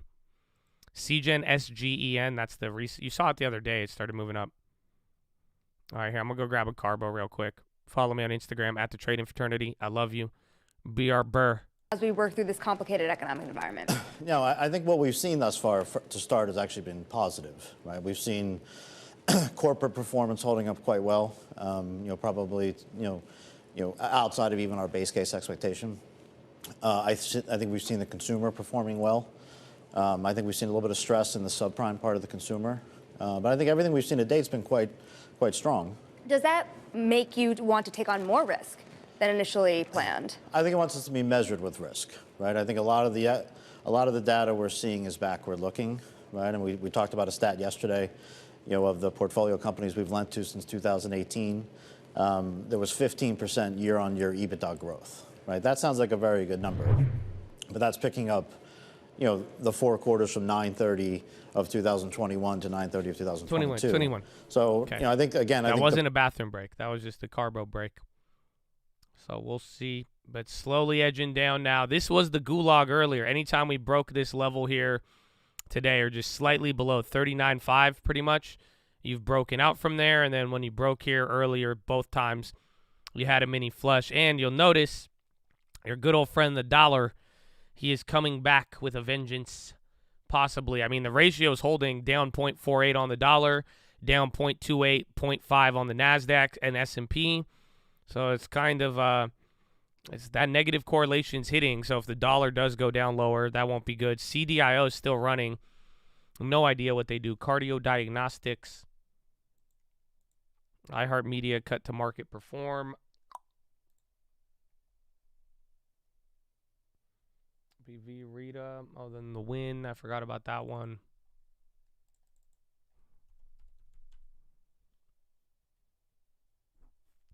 Option prices. Well, even in general today, there's a tenth of a percent gap between the SPY and SPX. And then the gap between the futures and the SPX has gone down to 5 points, where usually it was 10. So maybe because we're getting close to the futures expiration, but there's a couple of weird things going on today. And then not to mention, today's one of your, even though the dollar is climbing back up, this is now your first weekly downtrend here in a minute. Surprisingly, though, it's doing what you don't want to see, where the market is going down with the dollar, if you think about it, whereas it was going down as we were climbing.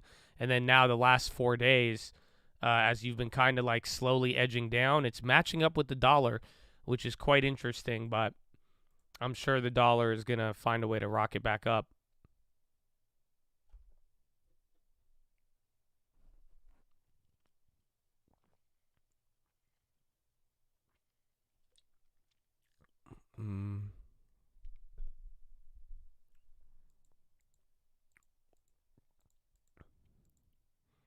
How do companies manage to pay dividends higher than their EPS, like UMC?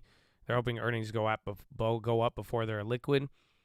Pretty much, I mean, an earnings per share is just taking net profit. So then sometimes too, you could factor in dividend payments, I think prior to net, if you really wanted to, but sometimes they'll have credit lines or other ways. And that's why payout ratio is so important, because clearly that's just unsustainable and you can't really do it like that forever. What's UWMC's payout ratio?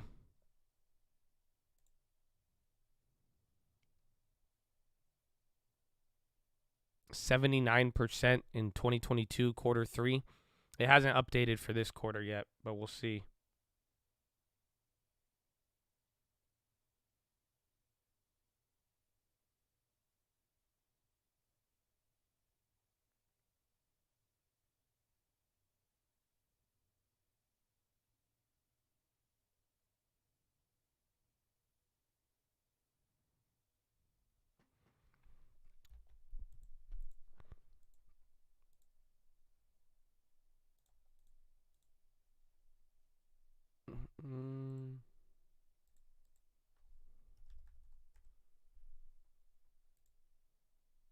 Where do you find payout ratios? You could check it online if you just search for it. I have a way to get it, but it's not as accessible. But even a quick Google, it should show up fundamentally. It's like a real key fundamental analysis. Just pretty much off their net. How much are they paying out based off their net income? And then you went barely below 395 there. It's kind of cheek laying around green to red. So let's see, Habibi. This is very big.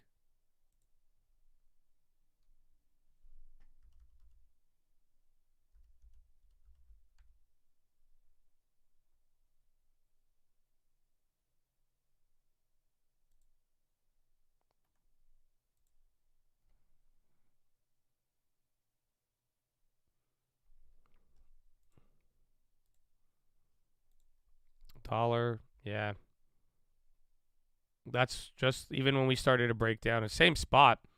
In a weird way, though, the dollar went lower. We didn't really react to it the same way. So dollar hit a new low on the day. You did not hit a new high on the day, which is very interesting.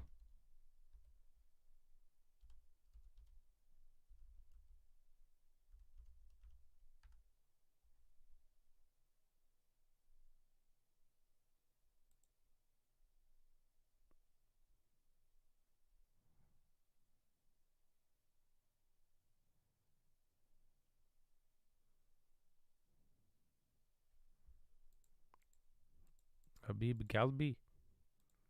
Like Galbi, like Korean barbecue. I love Galbi. If you know, you know. China interference. Well, China is the reason why the dollar's down today, because the yuan went up after that data came in. People very excited.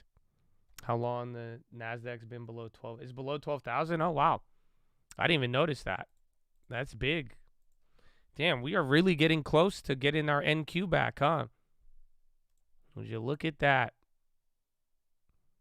I think 12,000, it's like 11,700. 12,000 and above is kind of like the 3960. Or it's like 11,950, I would say. And that's where anytime you've came back up. But yeah, Nasdaq's down points. Dude, even the Nasdaq futures from the indexes is very, very weird. Where's the Qs at?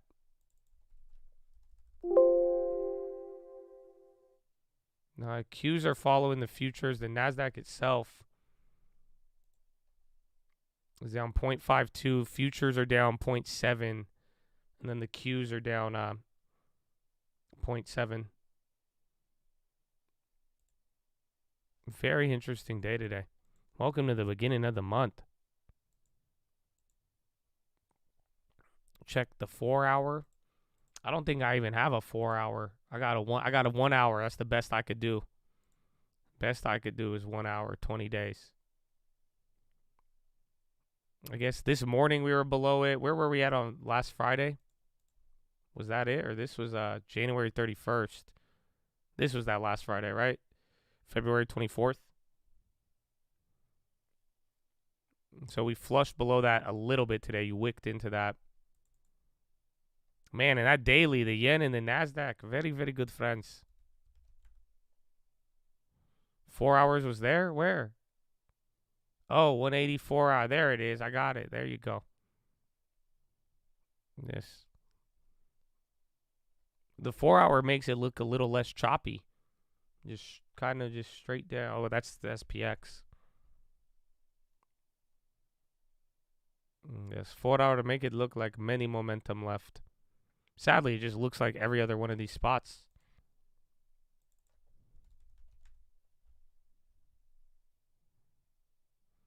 So 39.54, you have not bounced from there. Dollar is climbing a little bit.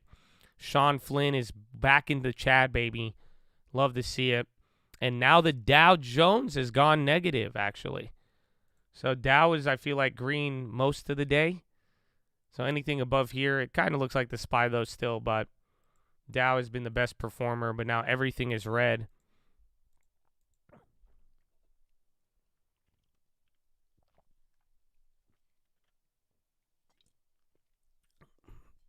Raul, I rebuke you. My heart. VW to combine Volkswagen Financial Services and Volkswagen Bank.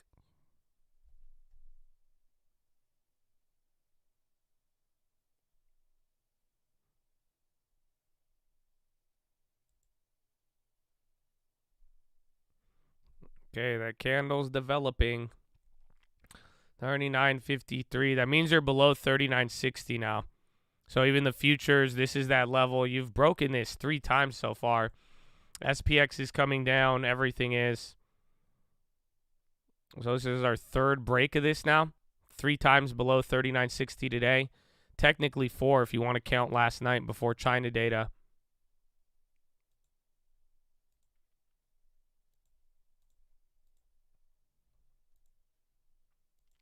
SS. Let's go going down in the early round. Baba's still to do the China stocks give up their gains so fast. And then where's Tessim? Right above 200. Apple's coming down. Microsoft. Let's see, is Google and Meta? Google's still in the green, but they're coming down. Meta too, actually. Meta's giving up a lot more. Energy, materials, industrials green. Healthcare, financials down a quarter. Everything else is down more. And then utilities, real estate, and discretionary are all down more than 1%. Tech is only down 0.67. So NASDAQ matches up with that here. And then NASDAQ futures are down even more.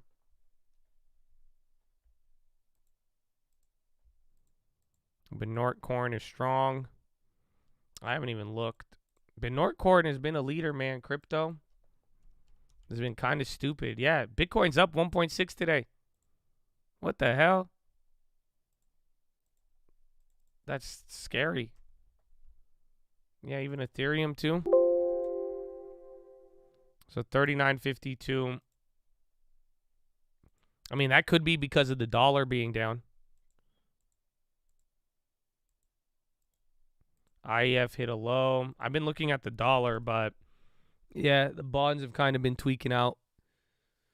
Again, 5.5 terminal rate for September is priced in now. 10-year, if it goes any lower than here, it's going to rocket up to 4.25. IEF is the 7 to 10-year bond. So like TLT is like 20-year plus. It's like TLT, but more specific to the 10-year.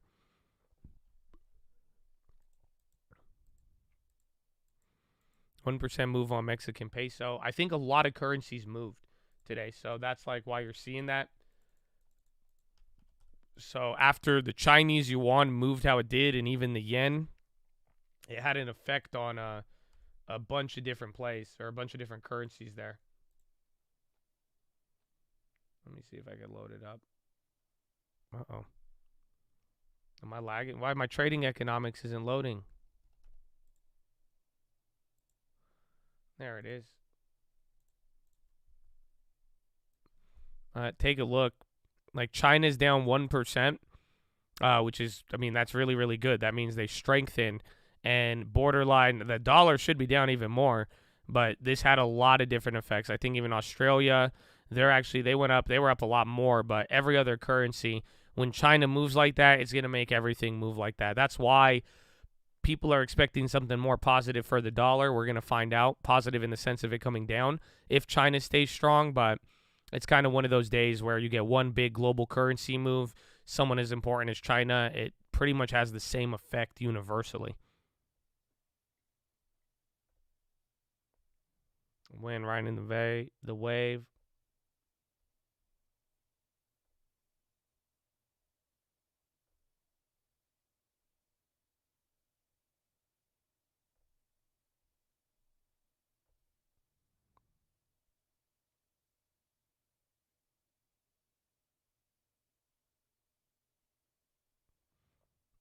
The 200-day on the SPY is 3,900 flat. So legitimately 1 point above the low of the day. We hit 39.05 today. The 39.40 right here. This is the 200-day moving average.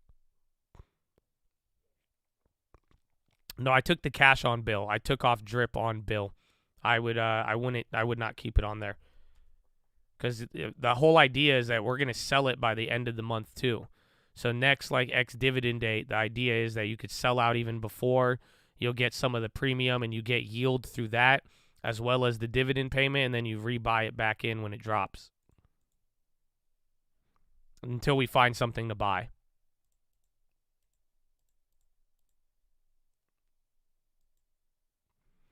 Yeah, even Meta's coming down. Watch any of the big cap names, and then also like watch if industrials come down, like Caterpillar, Dow, even Boeing.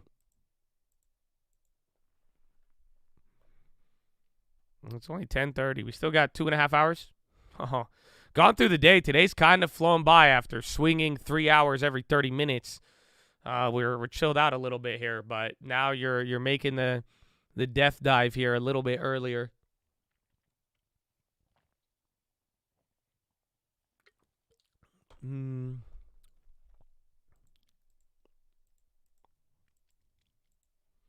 Yeah, chips are holding tech up.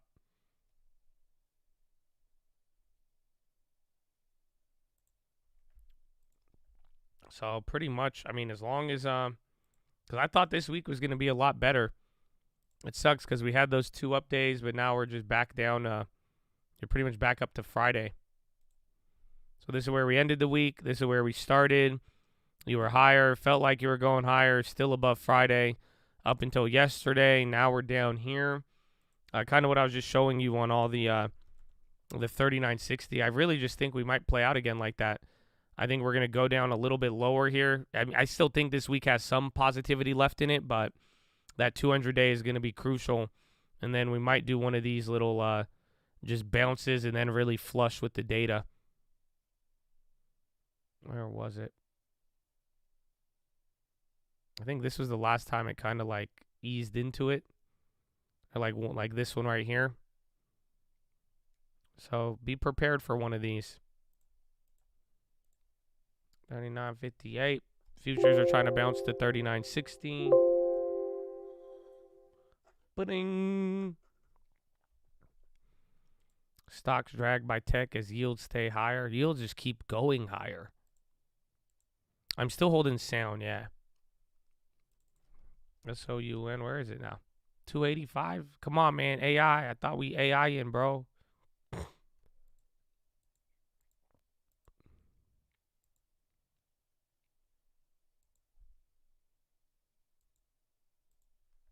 Big bounce, kind of. Little cheek lay. See if we get above 395, though. If we don't and reject there, that could easily fuel more of the downside. Do they make it that easy to bank off of puts? Well, yesterday, no. I mean, we had that good short there, and I closed it out, and I flipped it way too soon. Like, that was a great entry, and that could have paid you out on the puts, but technically speaking, you had 1 minute at the final minute to make money on the downside yesterday. And then even this morning, kind of how it moved, you know, with pre-market, you actually got to wake up a little bit better, but it was still pretty wild. So, and that's even the thing now. Now you're at this level. Technically speaking, you are right at where you were at on Friday. So now we're Friday to Wednesday. We're at the same spot here. We actually went a little bit lower. And so depending on the time frame and when you position, it's become clear that when you buy anything is when it all happens. Bitcoin bouncing.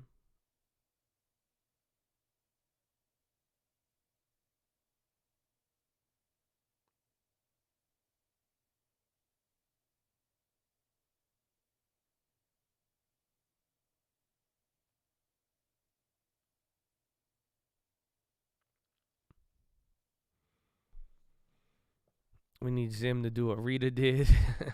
How is Zim today? It was a little weaker earlier. Came back up there after yesterday. At least as long as that thing's holding up. I mean, I think we could find some good biotechs in the rest of this year. I mean, we just got to make sure we are vigilant about looking at the calendar and going through some of them. And, you know, it's a difficult game there, but biotechs, especially when the world is focused on so much macro, the biotechs, just they do their thing. I bought CYTK.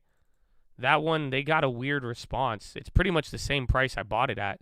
So they had a response letter from the FDA, and they're going to, like, appeal it, but nothing happened. It seemed negative. I thought it was going to dump, but it's still holding.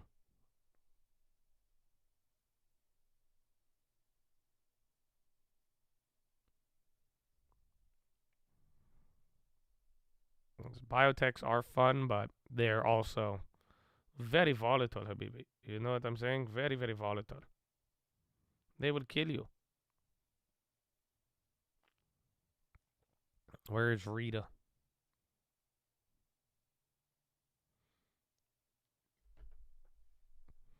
TRKA. TRK just seems like a pump, so be careful with it. I mean, I've seen a lot of people talk about it, but I haven't seen anything except like hype and press releases. Like all that shows up is like top Reddit company and a bunch of other things, so I'm not too interested in it. It's fun to say Troika.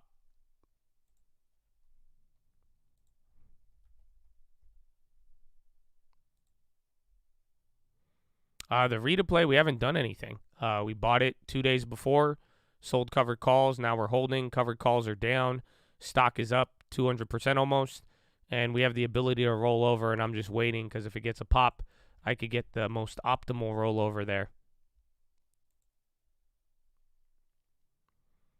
Yeah, they retained leading investment banking firm, said they're exploring strategic alternatives. This is for Troika. Other than that, it's just like, I mean, it looks dead. Like, this is what comes up on my news scanner. And this is from July till now. But it's just like AMC Entertainment, most cited stock twits, most cited stock twits. They were strategic alternatives February 22nd. Just a bunch of these 8Ks. It's just like, so this is usually what a pump looks like. That's why, I mean, it's not as if this is based off of some news. So it's just a game of musical chairs. I'm not really a fan of those, but, you know, good luck if you are trading it.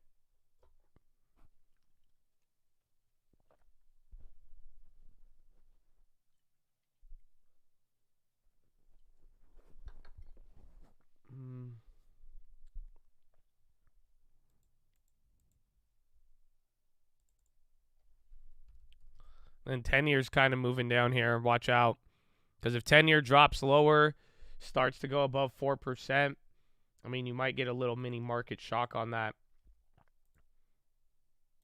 10 years is holding 4.0003.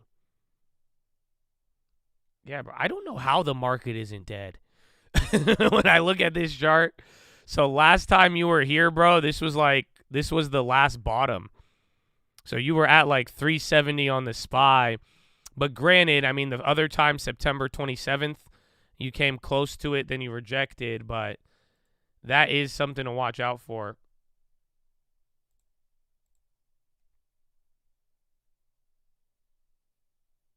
Yeah, no, you had a drop here. And then it rejected. Then you bounced up a little bit.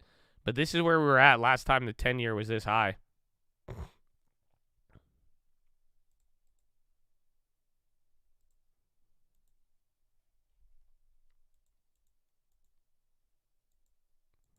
Market is waiting for Elon to save it. Maybe. Zoom's still dying. A couple of chats been posting that. Yeah, Zoom back down to 70, down 6%.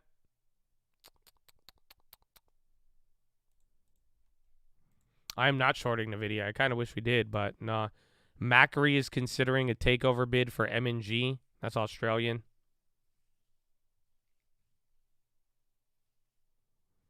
That's our smoking gun for the bull. Bro, that 10-year is hideous. Just when you're looking at it, because it's like we haven't been up here. I mean, December, you got close, and then it came back down. That was, flip this chart upside down. It looks like TLT, IAF, but this is what I've been saying to you. It's like you go above 4, I mean, the next stop is like it's going to start moving up a fifth of a basis point at a time.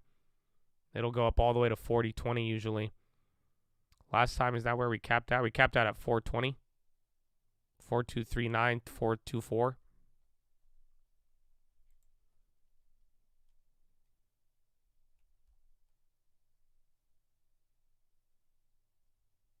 Yeah, it's starting to look like the second half of September.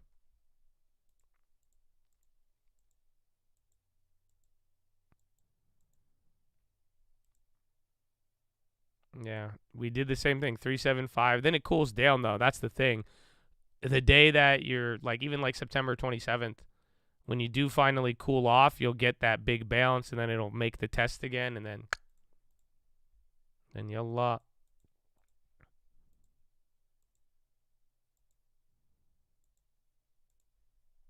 The Rita position is the same as before. Same as yesterday. Nothing has changed.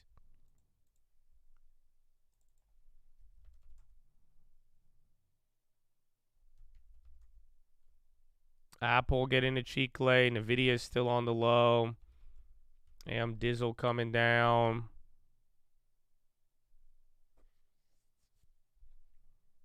Yeah, I think that's why I just brought up the 10-year, because it seems like we are dropping here with the 10-year right now, but as the 10-year starts to go higher from here, this is where we run into a very interesting issue. Because now that's where that could literally light the fuel to everything. Because that's why the 10-year dropped super fast in the morning and then leveled out, and that kind of correlates with what we saw here today. But anything from here, that pressure is not going to be good. Yeah, Rita is actually running up towards the highs again. Jeez.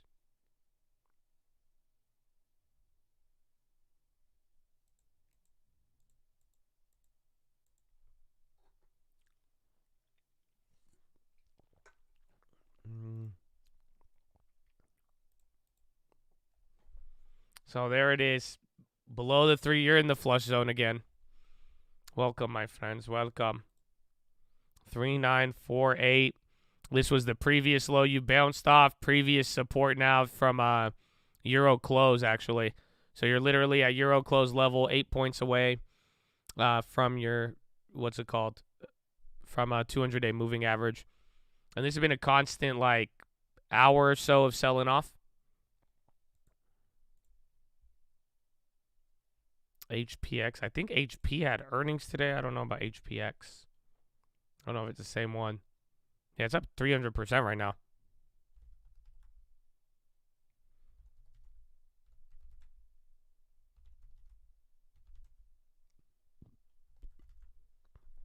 And Q futures almost at 200. It's getting big. It is getting big.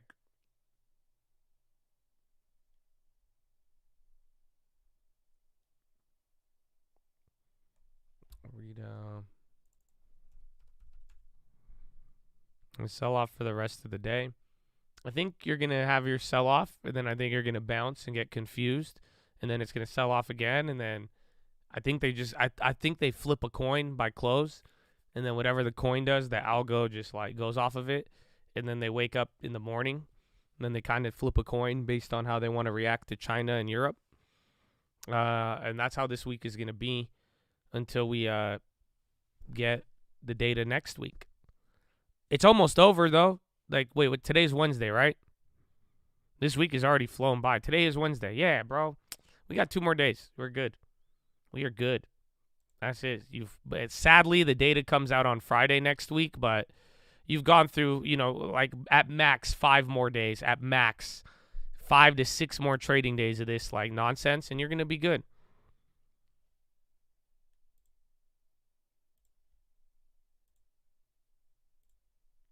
Yeah, so sadly, you get non-farms on Friday, so you're going to have to wait till that long. But, you've already ran through it. And then ISM services on Thursday. That one, or is that Friday?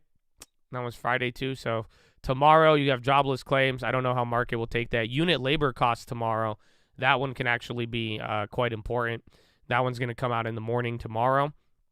And then Friday, ISM services and prices paid. That's going to be a big one. Remember, ISM today had that effect. And then next week, you get factory orders, wholesale trade, JOLTS jobs openings, initial jobless claims, household change in net worth, and then non-farm payrolls, and then unemployment rate and all that. So by next Friday, you're going to really know if you're going to flush 3960, if the NASDAQ is going to flush 2,000, 12,000, or if it's going to use it as support. And then the week after that, it gets better. The week after that, CPI comes out on the 14th. Oh, what? Is that a double whammy? Oh, dude. Fuck yeah, dude. Dude. You know what I'm talking about right now, dude? Oh, dude. Dude, you don't get it, dude. Dude, do you get it? Dog, you got a double whammy, dude. Oh, dude. Dude, you know what's going to happen, dude? So, like, here, dude. Oh, where's my calendar, dude? It's not showing my calendar when I'm trying to show you the calendar, dude. I'm trying to bring up the calendar, dude. And they're like, no, dude, no calendar today for you. Oh, there it is. Right here, dude. Look at this. Oh, dude. All right, dude, look at this. Like, right here, dude. That's your non-farm payroll, dude. On Friday, dude, the 10th, 3/10, dude, 2023. And then, like, right here, dude, on Tuesday. So, like, you're going to have your weekend, dude. You smoke a little perp, dude, on the weekend, dude. Get a little Fibonacci studying retracement, dude. And then, like, you get to wake up on Monday, dude, like Monday the 13th, dude. And then Tuesday, dude, boom, CPI, dude. Yeah, dude. And then Powell, like, right next to, like, right at the end of the week, dude. Crazy, dude. Double wham, dude. Total double wham.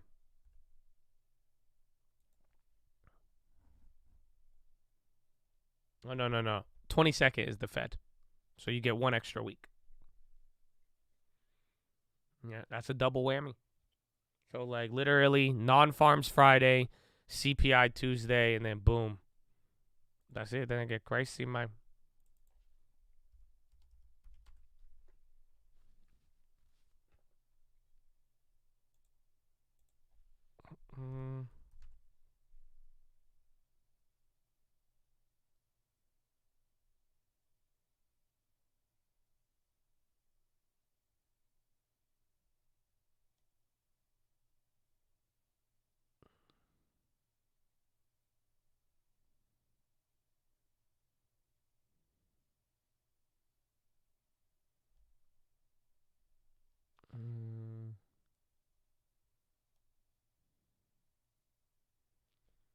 Trying to see here. Nasdaq's dropping big. I could tell by that.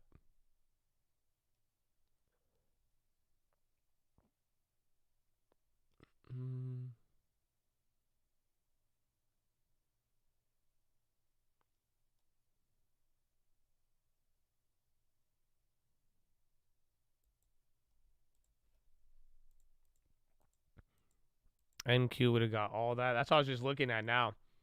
I think you get 16 more days, but so when is that? 16 by the 17th. So you have the end till next week or 2 weeks from now. So you'll get CPI, you'll get non-farms and CPI, and then you'll have to roll over by Powell. Or you could roll over ahead of time. That's why I'm looking. The spread's 3 points though. If you actually want to try that. So it's kind of a decent gap.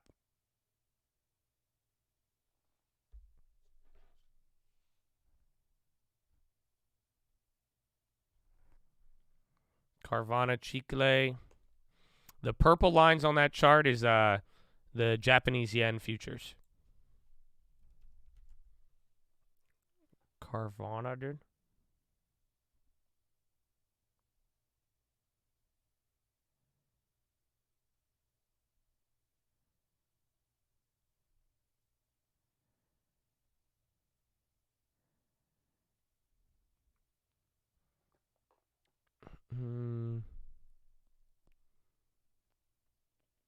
What's running now?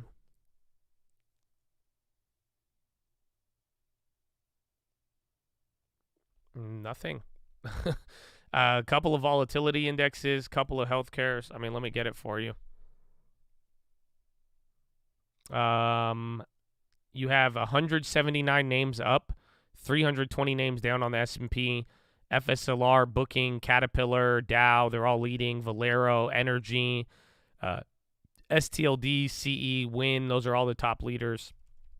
And then NASDAQ, you're looking at,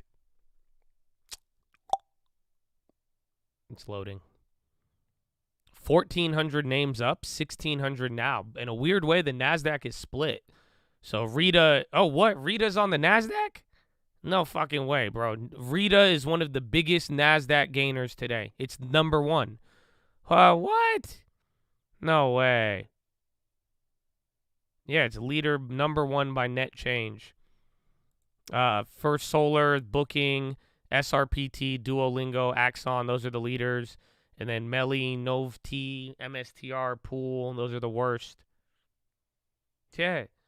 Rita is literally the biggest by point gain, not like necessarily contribution, but like it's the biggest, that's the biggest runner on the NASDAQ today. I didn't know it was a NASDAQ name. Honda February auto sales down 1.4. You're going to start getting vehicle numbers. Check Ford and GM. You're probably going to get that soon.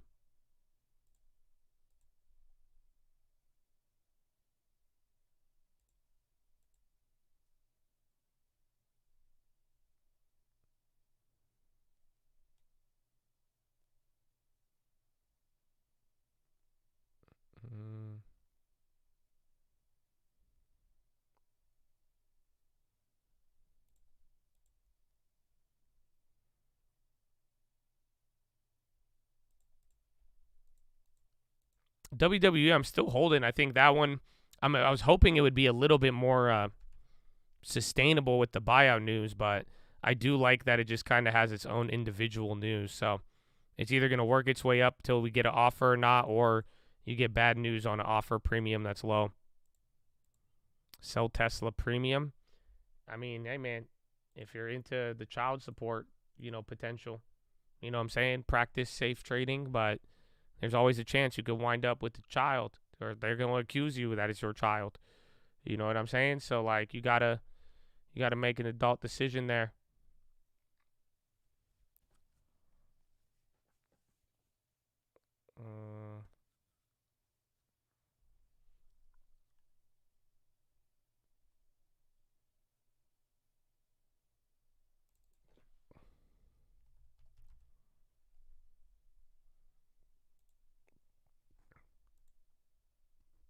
Middle, you just held that one up there. So 39.52, still a shitty level. You're not even above 395.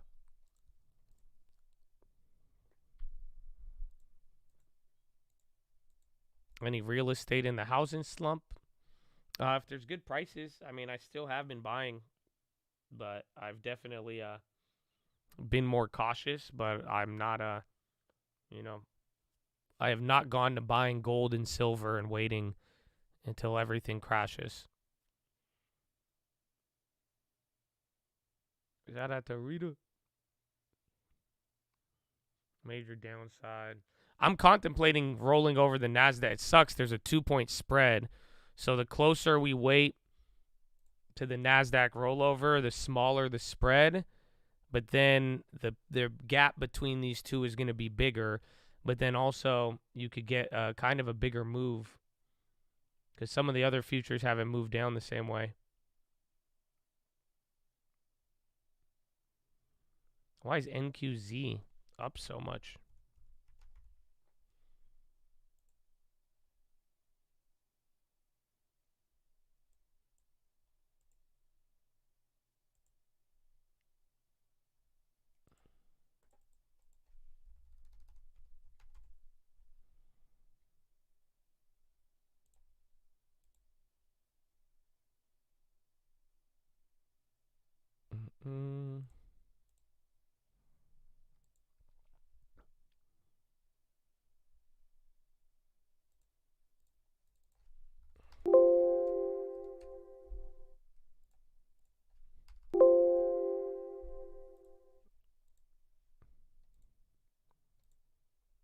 Oh, that one's interesting. I could be down. I'm just worried about because if we get a quick drop before any of those events, I mean, I'm assuming the next month contract will take over.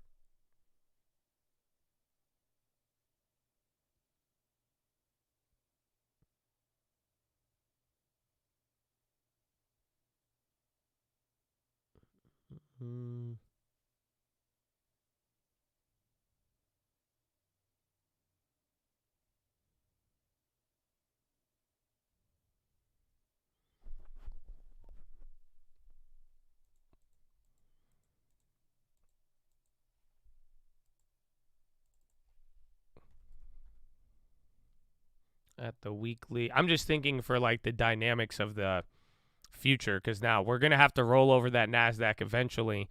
You could do it now. The price, the gap between the contracts is like 40 points.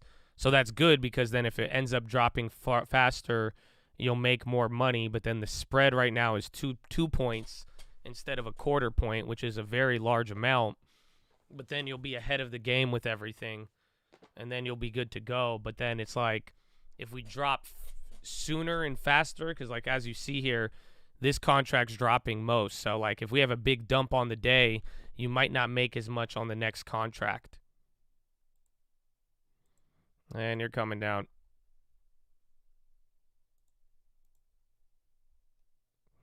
Lift back under 100. Well, we'll find out. I think we have at least one more week, and then we'll make that decision, and hopefully it tightens up the spreads.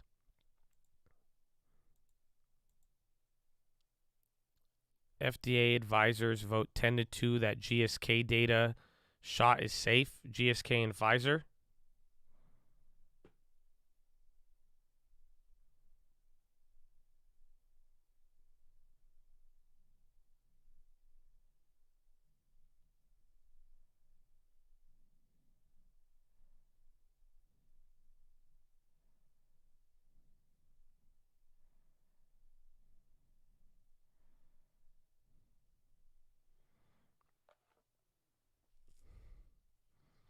What expiration? NQ, I'll take the June one.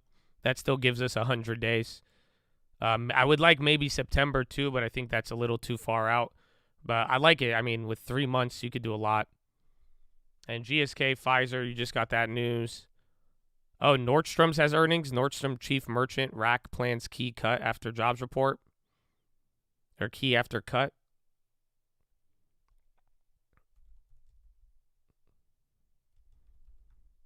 Until next month. I think as we get close, I think by next week, it's there. The no volumes, it's like a 2.5 point spread if you wanted to roll over today.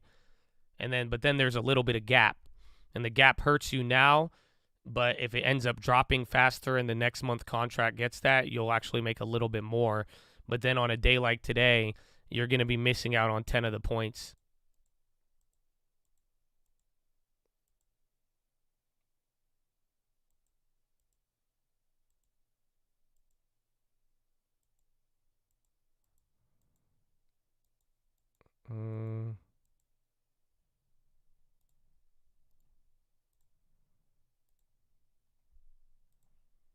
So you're getting that little mini flush.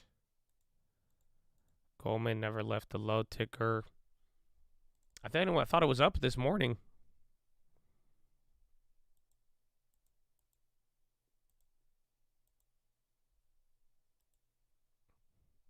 Ten-year broke 4. Yeah, IEF's down. Yeah, they'll move the same for a little, but there is the chance. But it's not a high chance. I'm going to wait till next week. Kaboosh to 347. Yallah.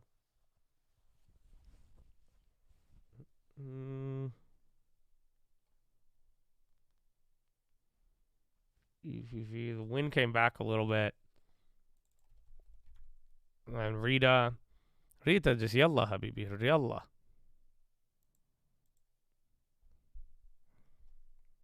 No, but Goldman is down 340. I'd like the 340 play. Remember we flipped it a couple times there? But then again, if we get any sort of dump here, that won't be pretty, you know? This is going to, March is going to be hype. End of the first quarter, too. We got double whammy. This is going to be your only week where shit is calm. You realize this? Like, this ain't even nothing today. That's why, I was expecting we would have a little bit more upside, but we'll see how we end up. But this is your only week where you're not going to have a shit show. What I mean by that is next week you have data, CPI, then one day burn one, then or data, non-farms, then burn one day, then CPI, react to CPI and non-farms for 4 days, and then boom, next week is Powell, and then now you're at March 22nd, and then one more week to end the month and end the quarter. That's it. March is going to fly by. I'm telling you, just wait for it. You're going to see. No, non-farms is next week, and then CPI is the week after that. So next Friday, again, today's Wednesday, so not this Friday, but the next Friday, that's going to be non-farm payrolls. And then the next Tuesday after that non-farms, the Tuesday right after that non-farms is going to be CPI. And then the next Wednesday, Thursday after that is going to be Jerome Powell and the FOMC, a new dot plot, summary of economic projections, and everything else. So in a weird way, that's why I wasn't expecting we were going to move too crazy this week, but we are kind of moving pretty violently here near the 200-day. But, like, this is your final week without having gigantic data to react to or being the headliner per se. So, like, next week, this is like a 3-week Coachella, and next week is going to be Coachella non-farm payrolls. Then the week after that is going to be Coachella CPI, and then the week after that is going to be Coachella with Jerome Powell. So you got 3 crazy weeks. This is the only week without a headliner. And then March, and then pretty much last week of March will be the last week of the quarter, rebalancing and everything else in between.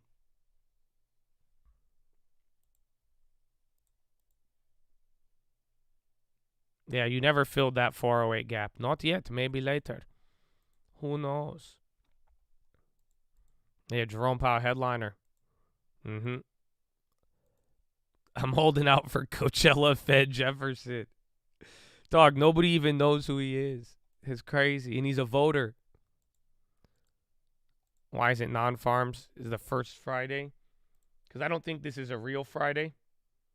Because, like, we started this week in February.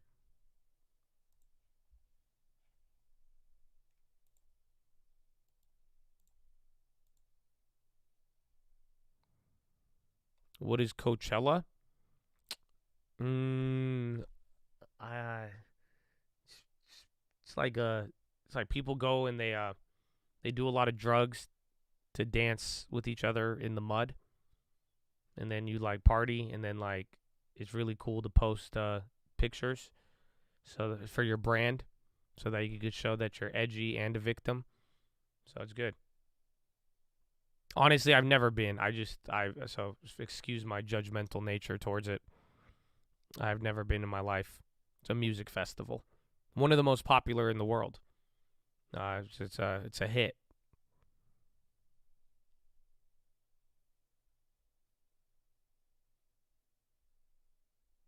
It's kind of like Jackson Hole, yeah, a little bit. A little bit.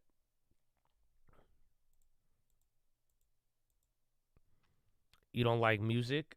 Not outside. Like, I've never been like, yo, I can't wait to listen to this album. Let me go in my backyard and play it on some speakers there. Would you like to join me, random people? Cool. You got any Molly? All right, word. I've never done that. Like, you know what I'm saying? I got KRKs, bro. Like, I got like a sound acoustic, room. Like, I'm chilling, bro. I'm chilling.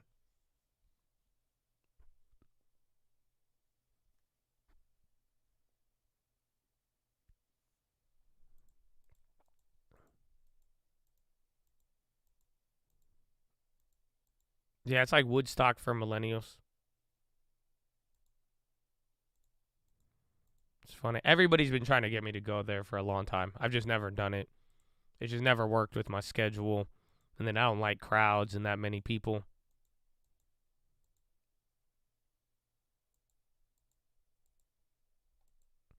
No, I wouldn't even go even when I was crazy. I was like, I'll just do drugs at home. I don't know. It's simple logic. The crazy. I like a club more than I like a concert.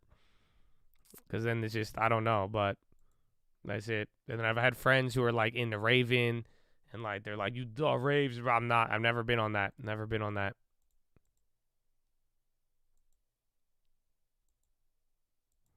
Maybe one day.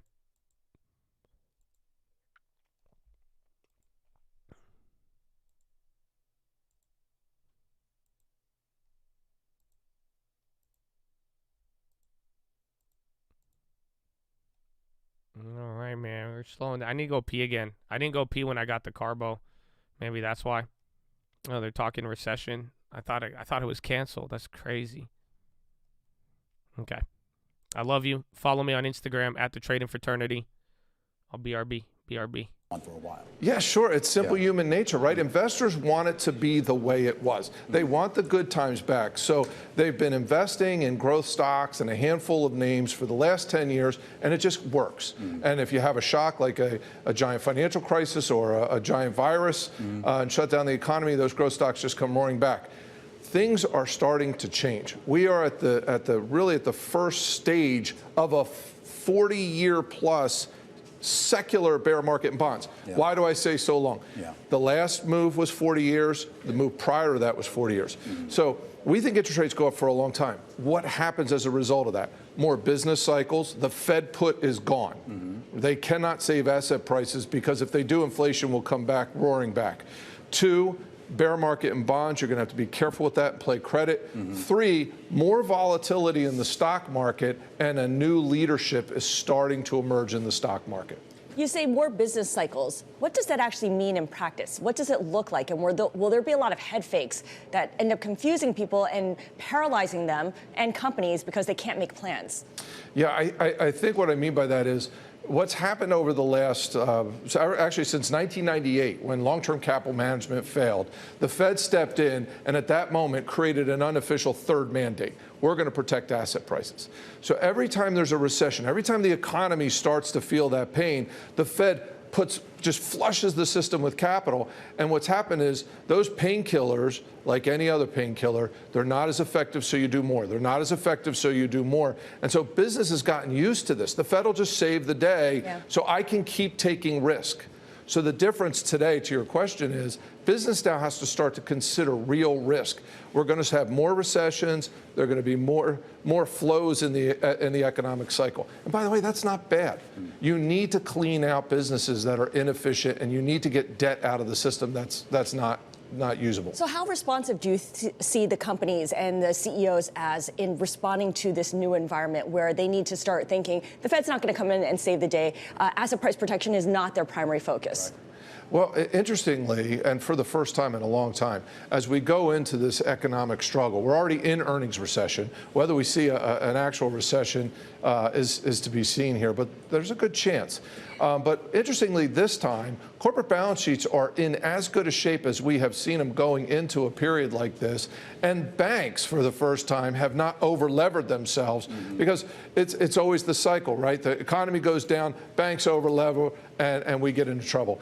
Banks have remained very cautious and conservative. Corporations' balance sheets are good. And the consumer is as strong as they've ever been going into a cycle like this. So what that basically says is if we do go into a recession or an economic pullback, it should be shallow. And I do think there's going to be opportunity if you're holding cash on the side, which we recommend, to invest and make a rate of return as a result of all this volatility. When we talk about people who are holding cash on the sideline, we're also talking about a lot of people who have now looking at cash as an asset class in and of itself, the idea that you can get a pretty decent return on short-term treasuries, 5%, 6 months out. Obviously some reinvestment risk there. But do you think people are going to get to a point where they feel comfortable peeling out of that and going back into riskier assets? No. Human nature says you buy high and sell low, right? That's unfortunately that's what happens in the marketplace. And so people fall in love with the rate of return. The stock market goes down. They look and they always look in the rearview mirror, right? The clearest view is behind you. And so they look behind, they say, oh, look how bad the stock market is. I'm making 5%. I'm just going to sit tight. And that's the exact moment you need to come out of that 5%, move into the markets. Just look at the last couple of years. We were overweight international and small cap over the last couple of years, totally against the grain.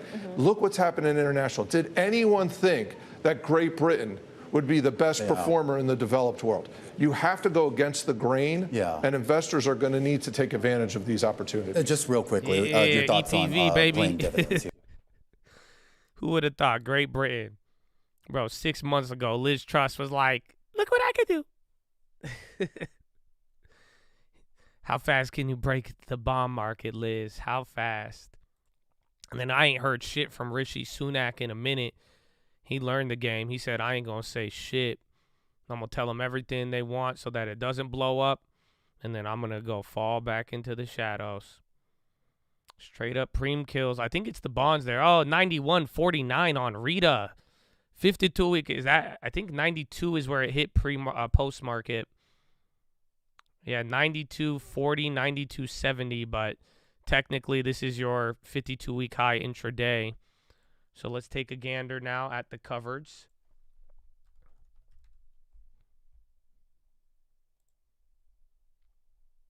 Oh, now damn, now they're 28 for those.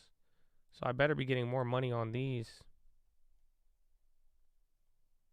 Yeah, that went up to 28 too, the 90. Now we're running out of options there, though, so we're going to have to see. But then again, we give up like $800 to unlock the other like $6,000. But it's cool. I'm just hoping these Januaries get juiced, and then we'll be good to go. That's 25 now for the 95.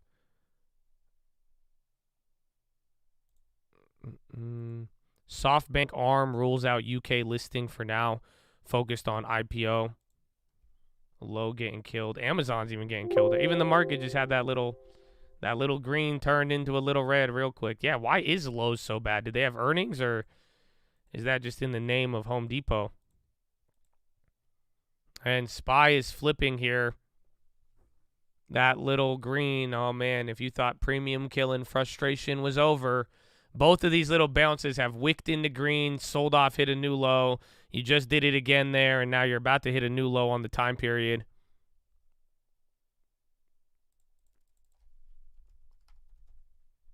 Yeah, even HD's down 2%.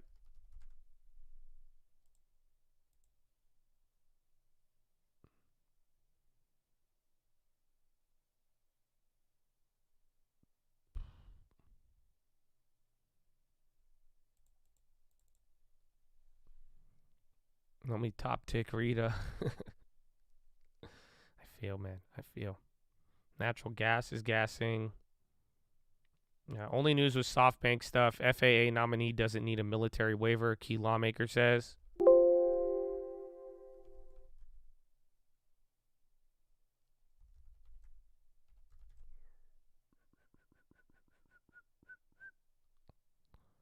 Tesla looking good. MPW, what do you would like me to check on it, sir? Oh, the property one? Well, I'll keep waiting on this. I mean, now this thing keeps getting clobbered from the earnings. Damn, what are they yielding right now? Well, this is like this is almost a 10-year low. It is, pretty much. I wish I just could trust it more. The yield is 11.6. Let me check their payout ratio.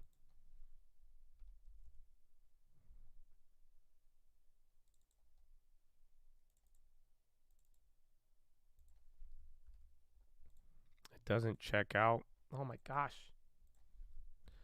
I don't know much about. I like the yield on MPW, but I don't know it. Like, that's it. I feel like I've heard about it in the past, and I might know one of their properties that they own, but it doesn't have like the brand name value. Even like even when we bought IRM, in a weird way, like IRM was paying 12%, but they were like IRM was like we knew about it. Like it was kind of a name brand, believe it or not. They said they're under investigation.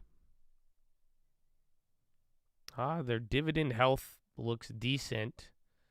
Their payout ratio is 78%. They've gone above it a couple of times. And then it seems like it says last quarter they did a net income of negative $140 million. So it seems like they just ran into issues.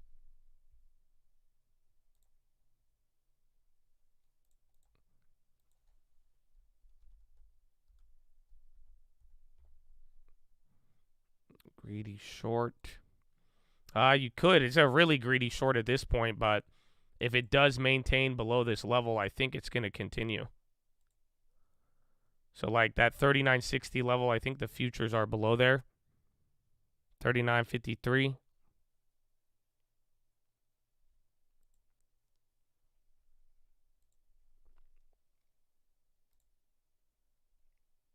Yeah, there's nothing on it.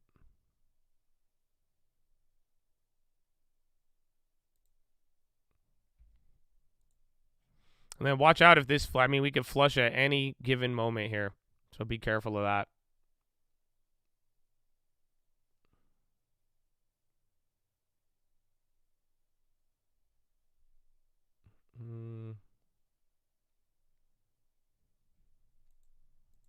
Why is Dr. Phil talking stocks? I don't know. Negative gamma is SPX 3950. It's pretty much where we're at. There's a couple of more PDUFAs coming up. I'm going to go through that list a little bit more. Maybe we'll make a video going over all of the ones. Because, like, these are, the best part is, like, they're slow. You just got to figure out the dates. Some are, like, you won't know just because they have their dates expected to be at the end of the quarter, or they say end of March. So, like, that's why end of February was easy, because it either had it set as the last day or February ends, you know where they lie on the calendar. But, and then, too, making sure you find the right company. Like, Rita just had a bunch of unique factors that made it have the upside that it did. Like we were saying, they didn't have any drugs approved.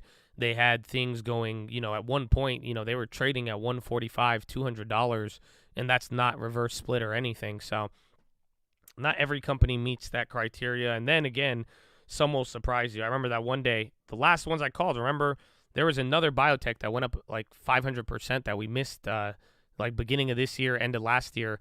And I remember I bought like every other name. It was on the watch list. I bought every other name but that. So you never know. But beautiful part is that you could do like very, very slow research on it, more or less.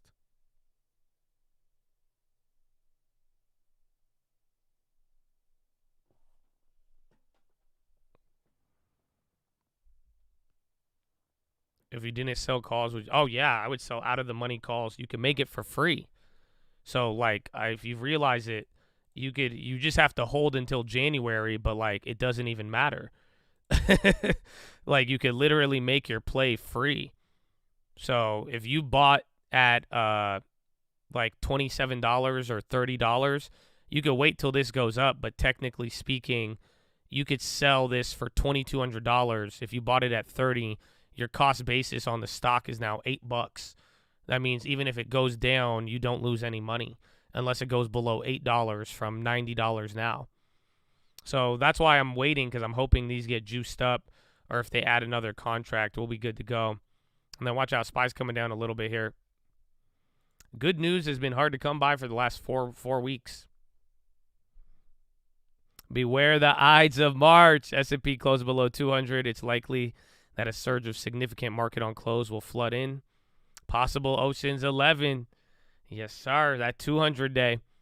And that was the key here, is just that if momentum builds around there, which it easily can, we're going to have an interesting one. And then I think it's going to dance around 39.60. And then we're going to just get into the crazy next week data.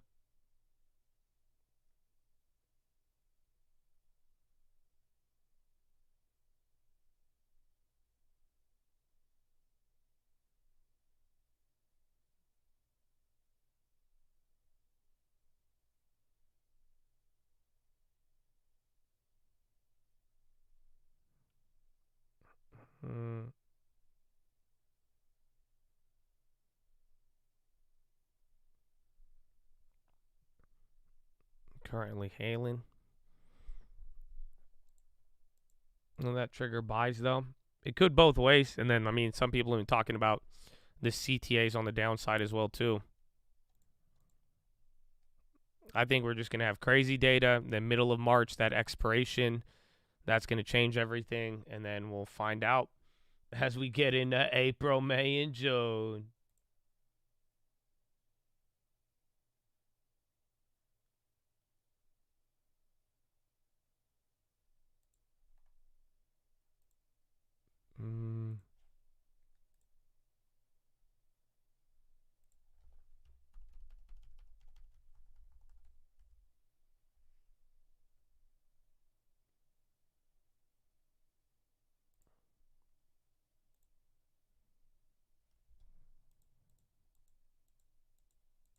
NTSB releases final reports for September 21 Tesla crash.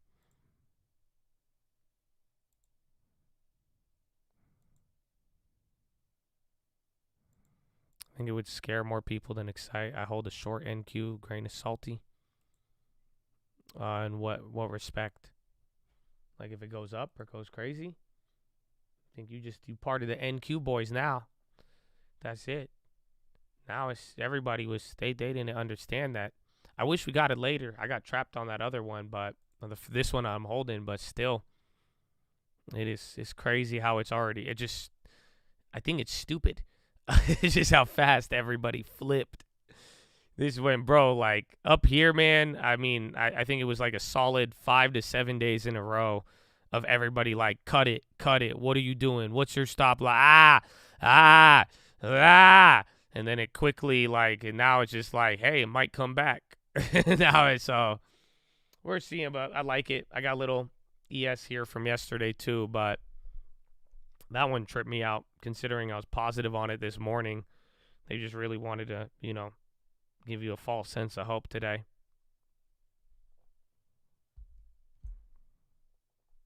Oh, under the 200-day? Well, yeah, that's why I think even though we need a little bit more, I think our NQ comes back with the next 2 weeks as we get the, what's it called? As we get the non-farms and CPI. I think it's easy after that.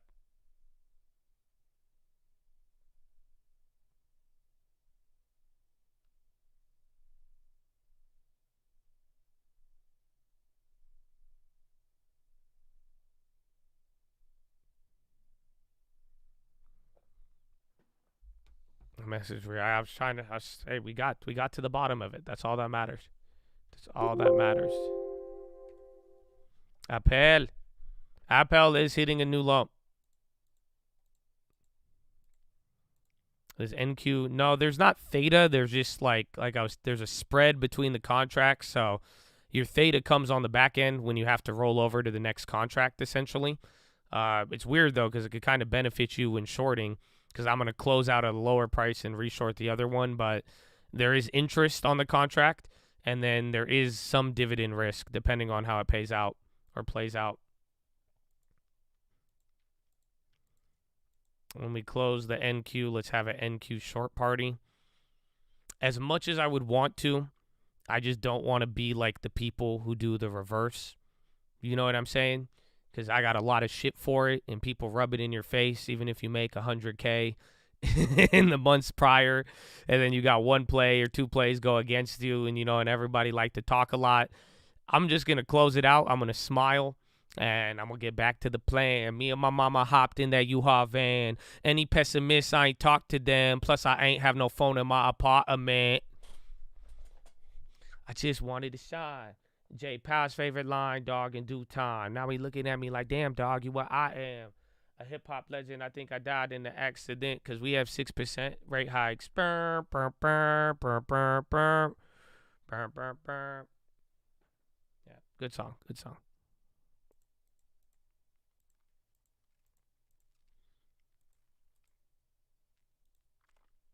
Act like you've been there before. Yeah, and just like, I don't like the behavior when people do it on the other end. Like, deep down, I'm like, what now, bitch? But at the end of the day, it's like, that's just what it is, man. And I hope I set a good example too, because it's just like when it's all said and done, like the game of like getting sad and partying and like shitting on other people for plays and then like flexing when you get it's just a dangerous game to play. It's a very vicious one.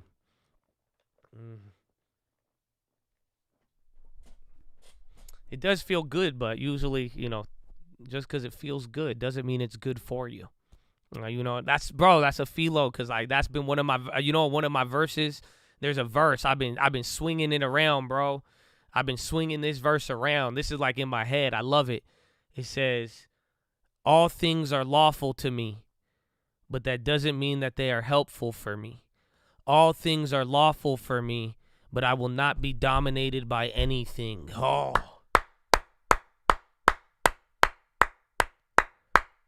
No, that's from Paul in 2 Corinthians, not my verse. But I love it. That's it. That's how I, so amen.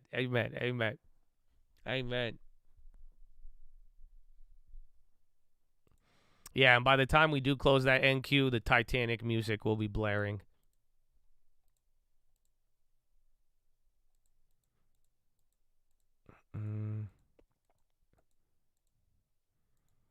Yeah, man. All things are lawful for me, but that doesn't mean that all things are helpful for me. All things are lawful for me, but I will not be dominated by anything. Like, even in the realm of justifying, it means, you're not supposed to condemn yourself on a lot of things. And you could really do a lot of things, even if it's not per se wrong. But just because something's not wrong or just because it's this, it doesn't mean it's helpful. And then at the same time, it's just like, don't let things dominate you. Like, don't let the need to flex dominate you. You know what I'm saying? Don't let the need for short-term things, like, actually dominate you. It doesn't mean it's hurt. Like, it doesn't mean you can't flex. Like, honestly, it doesn't mean you can't act a certain way. It's not like it's going to, like, damn you to hell and make your life awful. But at the same time, like, are you dominated by ego? Are you dominated by the need to feel a certain way, or dominated by how people view you? I mean, you could go down the list. Just don't get dominated by anything. You know what I'm saying? Like, the market is dominating the 200-day right now, or it's about to. We'll see. 394. You're 4 points away from the 200-day.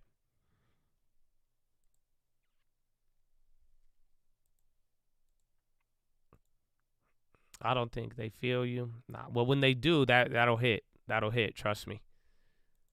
It'll make a lot of sense at the right time, and when it does, it'll be good for you. FDA advisors vote 12-0 that GSK RSV shows efficacy or effectiveness. They win advisory panel backing. If you bounce off of here, it'll be nice, because then that way, just like those other times where you go near the low, but you don't necessarily hit it and you start to bounce, that would be a good sign. But like we were saying from earlier, that downtrend, you kind of neutralized it here, but it quickly resumed. You could borderline call that a failed breakout. But let's see. I mean, you're 5-6 points away from the 200-day. VWAP is coming down. I haven't checked volume in a little bit, but volume was on fire today. 71 million. Oh, well, 30 minutes till power hour, but shit, bro, it's very, very hard.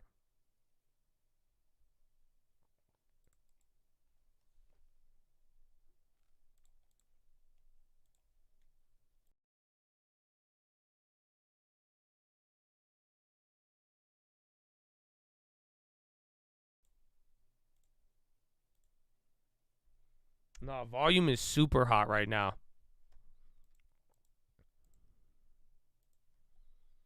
I think today will be nuts.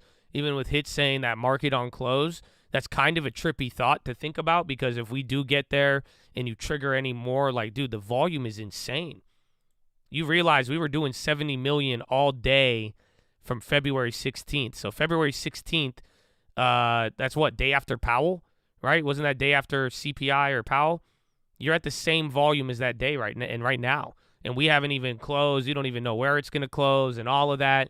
And if you're already puking, you did have good news today. I know we were just saying it's been hard to come by good news, but like, China news was great news today, but then not good for inflation. And then right off the bat of that, you just, like, literally a couple hours later, Germany decides to have 9.2% inflation again. So it's very trippy. Very, very trippy.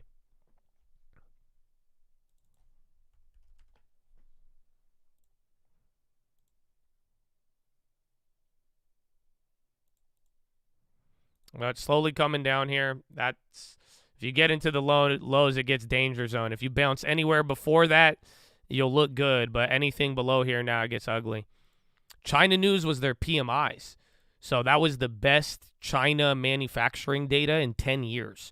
That's why the dollar is even down today by almost 1%, or was at least it was 0.6, 0.7 earlier in the day. Yeah, the dollar's about to launch. That's because the yuan strengthened a ton, and it was a really, really good sign for the China reopening. It was really good news. That's why even the futures were already dying after yesterday's little dump, and then right when that China news came out, you just took off, and then the German news, the German inflation started to kill us. So it was kind of both.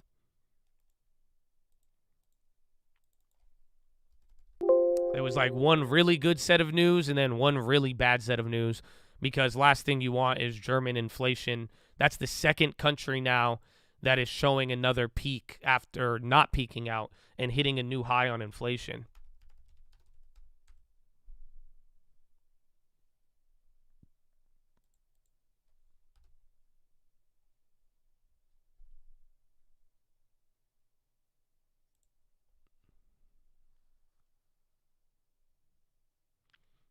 Oh, I guess it didn't hit it just came back to 9.3, but it didn't. No, the peak on Germany harmonized was 11.9. So they're still kind of safe, but it was not good. LAC, lithium, and everything. Lithium's been doing great this last week.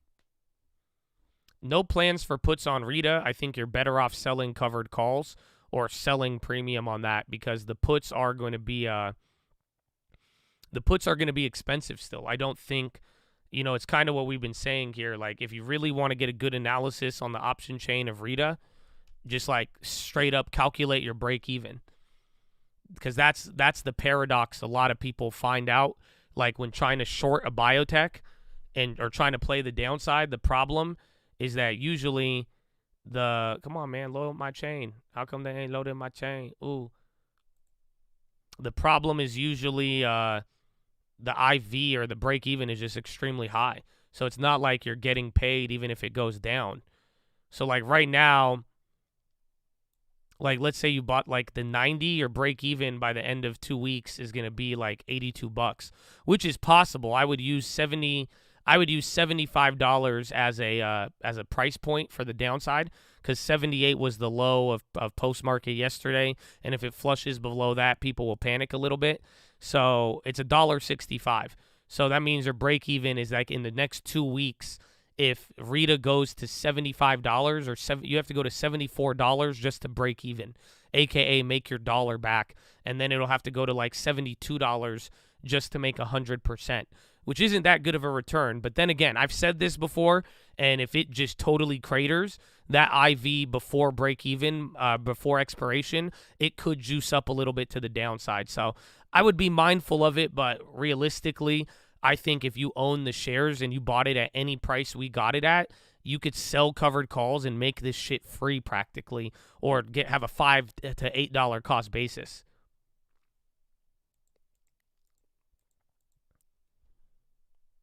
And then Rita's hitting a new high, and that CDIO that was running earlier, that has found a way to maintain up here.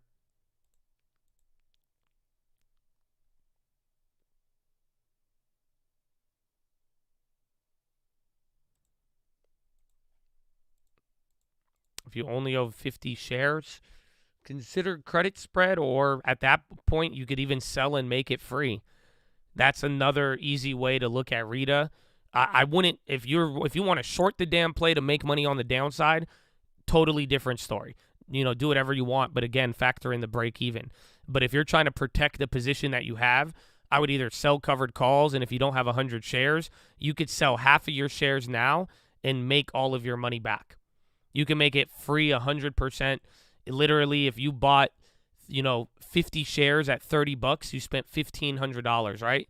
It's going for $92 now. You could sell $92, 25 shares. You would make $1,500 back plus some, and then boom, now you have Rita for free forever, if you really wanted to.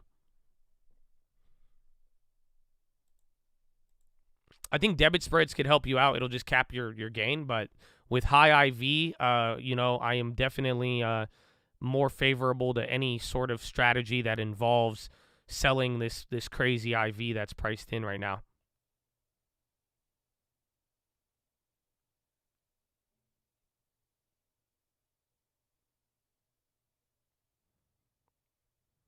Just sold 10 out of free, made it 10 out of 15, made it free. Allah.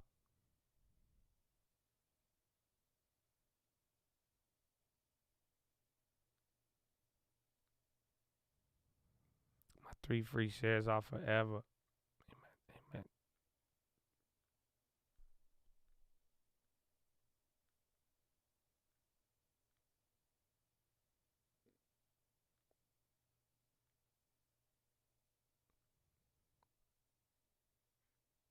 Amen.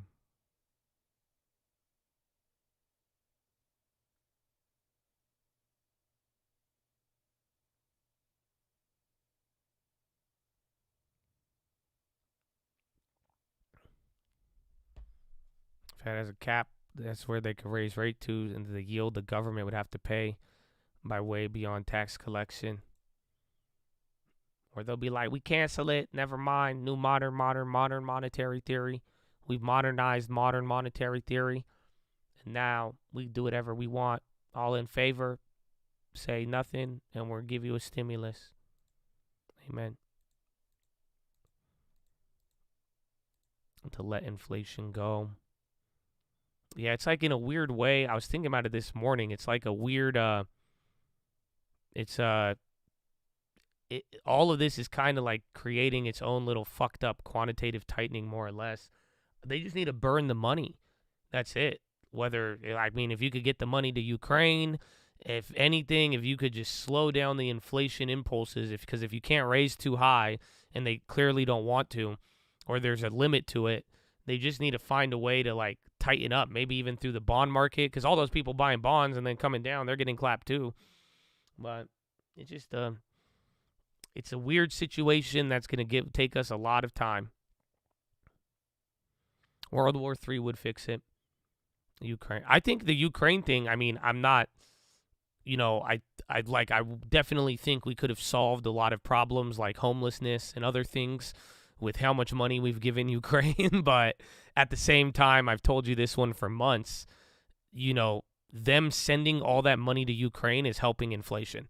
At the very least, you're trading in free printed money for something that's going to turn back into, goods being bought. At least there's some production backed by it, rather than, just handing out money to everybody and then having low interest rates and all of that. So it was a nice export of inflation, I would say, without a doubt. But, this depends on, there's a lot of other problems related to it where you're like, well, I wanted this. Why didn't they do this?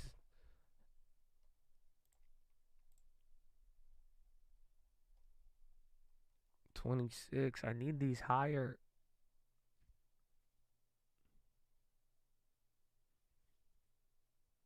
Oh, Rita's going crazy.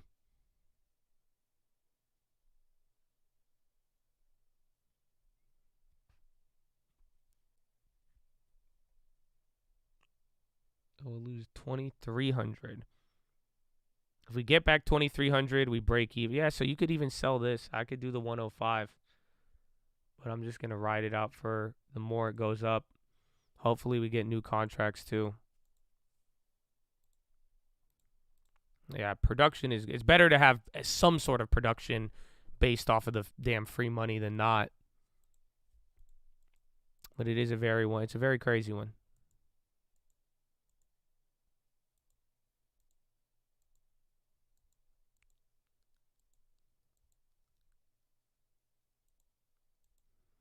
Where are the Bears? I don't know. I don't know even the Bulls. I feel like everybody's confused. I think everybody is kind of not confused. I think there's been solidarity and everybody's came together to realize, oh shit, what the hell is going to happen? And now I think everybody has been equally washed, because now the Bears are still down depending on how early you were. And then anybody who was buying that dip from January and making money on the highs, they're now back down to break even or lower. So now I think everybody is everybody's kind of in the same spot now. It's kind of hard to even try to like flex or anything.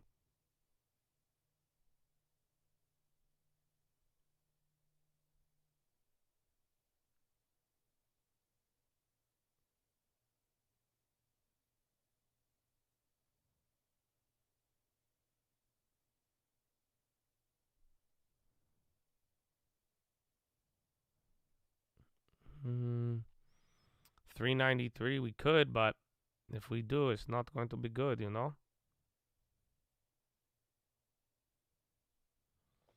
Remember, 393, even 390, that was kind of a danger level we talked about.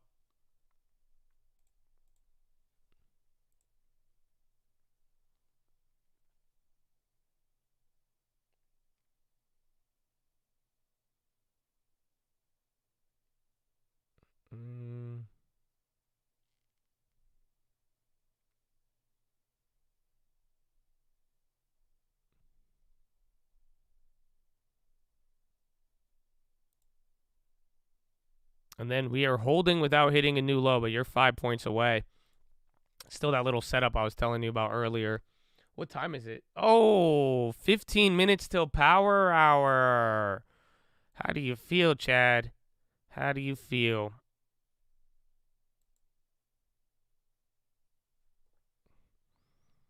Ukraine before the war had a GDP of 300 billion. So how long would it take for them to return any goods or services to us? Just curious.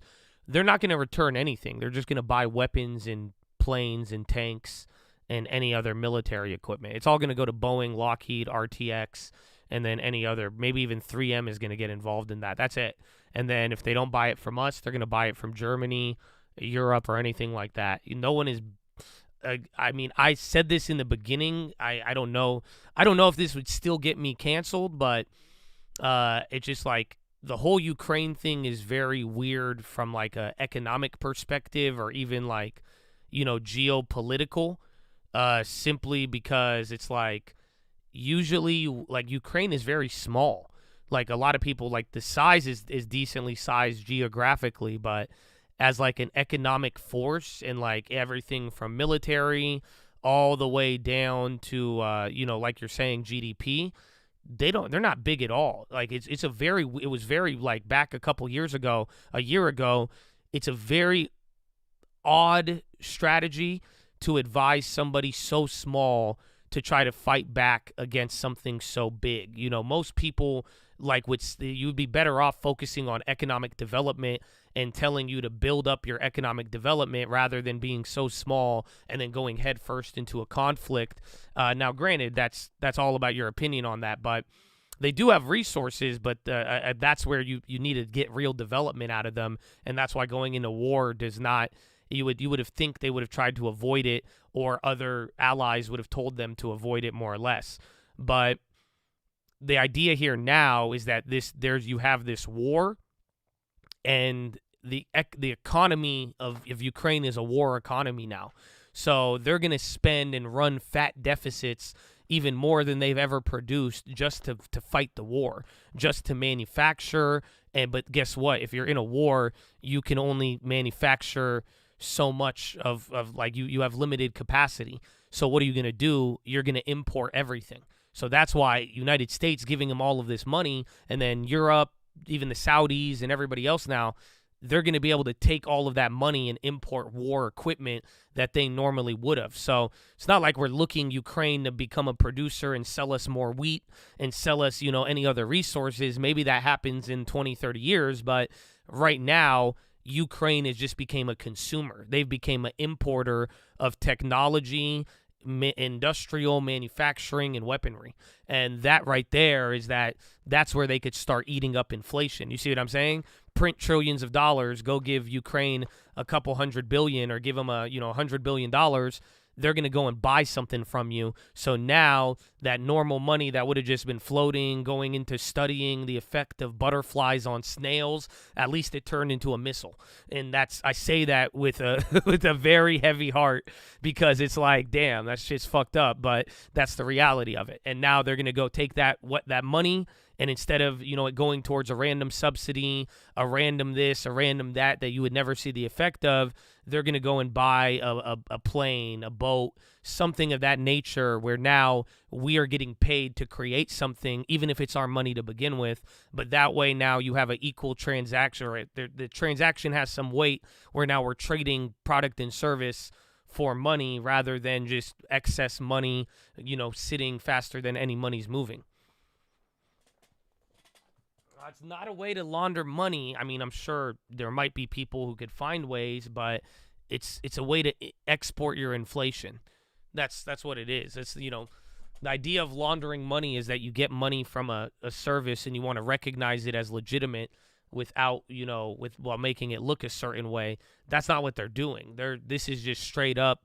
Like I said, they're not an exporter. They're an importer now, and the only way you could import is if you could run a fat deficit. But if your economy is not big enough for you to run the deficit, you need money. And guess what? You have the whole Western world giving you a blank check. So now you could run a fat deficit. So it's not deficit's fine, but that's not money laundering. Money laundering means you have a surplus, and then you want to make it look like a deficit or make it look like something, but that's just not the case here. At least that's what I would argue. Same thing with China. We buy it 100%. That's the only way we could run persistent deficits on our trade balance is because China's running a surplus. You see, so this is just capital account, and now we're letting Ukraine spend, and while we're the one who's paying the tab on it. But it's good in a broader sense of at least limiting inflation. Otherwise, that money would exist somewhere chasing without, this demand for any other productivity or manufacturing goods.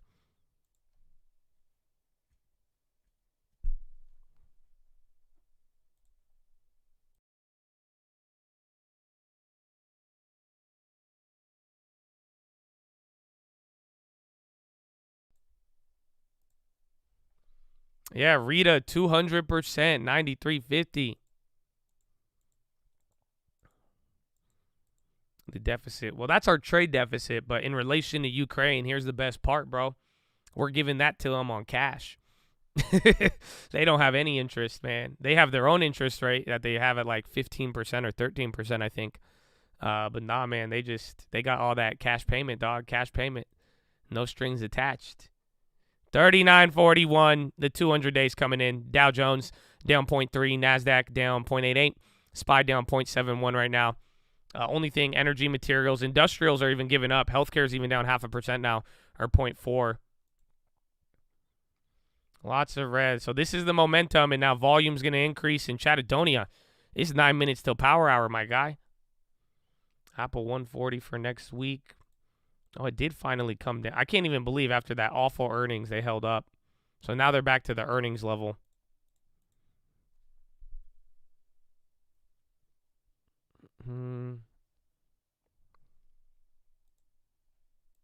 Hour.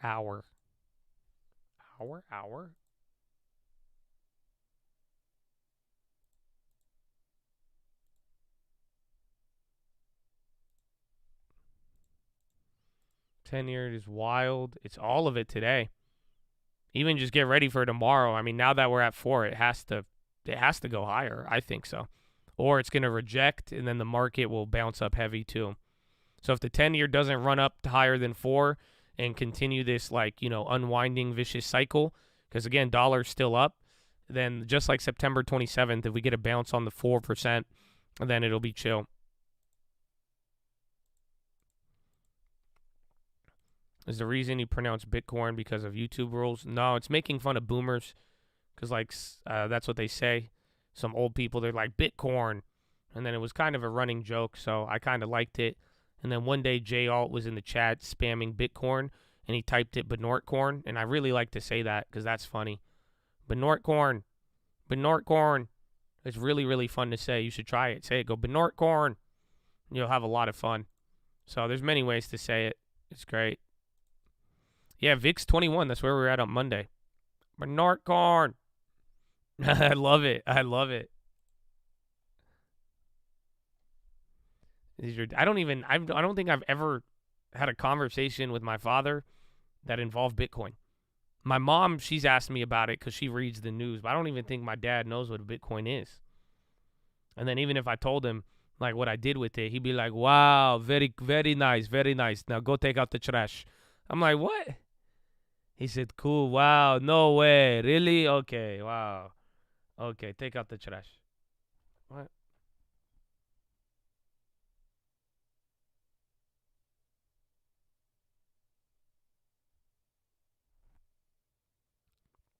EPV, I bought that today. That's like a UVXY for Europe. Benortcorn.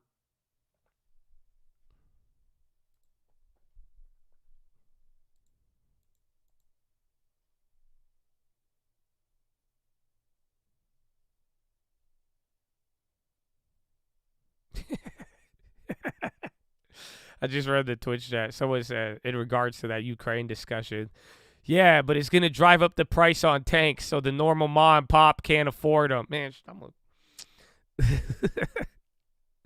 you have a point, I guess. So there it is, another bounce right before the level. Air brakes, 39.41.49, and then bounce. The theory still applies. You're into the low candle, so if you could bounce from there, it'll be good. I had the 15 Bitcoin miners in 2014. I tried explaining it to my dad. He summed it back to me. You're pulling money out of thin air. Yes. Imagine, bro. My dad came straight from Egypt, bro. He ain't going. Yeah, I don't think I've ever had a conversation with him. Biden will veto bill to overturn ESG rule.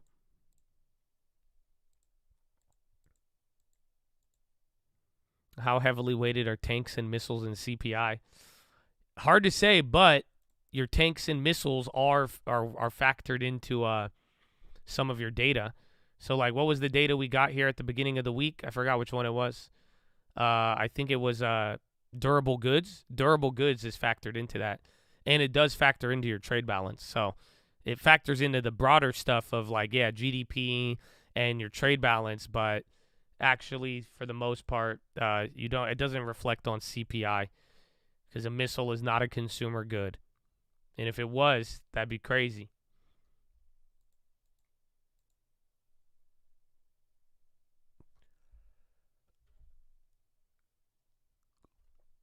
How many NATO rounds are in the basket?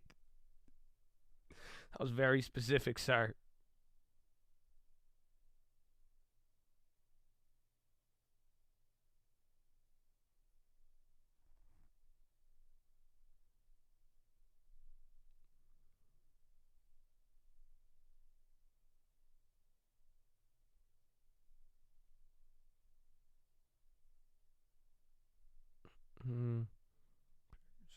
It's 3 minutes.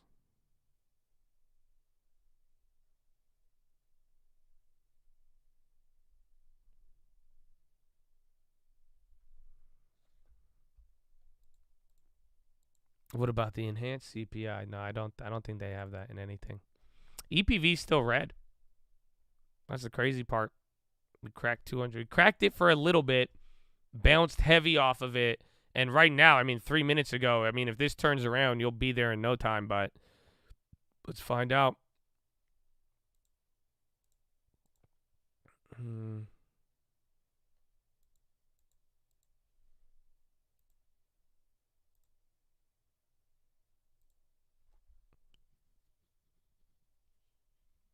Crack the 200 day.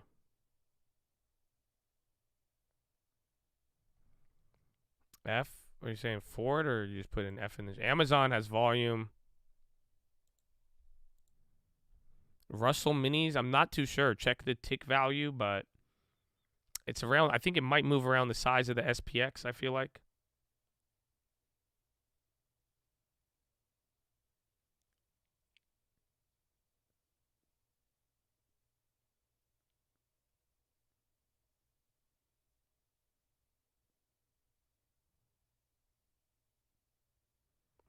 Power hour for SPY. Well, we start in 2 minutes. I hope it doesn't trade like the other power hours, but after yesterday, I hope you realize yesterday was a wake-up call in the sense that, bro, your power hour has no respect. Just don't forget, we did nothing power hour yesterday for the most part. But except for continue the downtrend that you already were in, which is kind of where we're at now. And then just don't forget you moved most of the day in 1 minute. So that's your problem. That is why. So honestly, I don't think power hour means anything. I think all that matters is if you close above the 200-day or not. And then that sets us up into tomorrow. And then Friday we get real good data. Because tomorrow you only got jobless. Tomorrow's actually going to be light. And then Friday we're going to get ISM services. We could sell off like yesterday. I think it's just hard to tell. Out of all of these days, I think we're due for one stupid power hour rip, but hard to say. Hard to say. When is the investor day? It depends what time it is. I'll tune in on it, but other than that, I'll probably just get the headlines.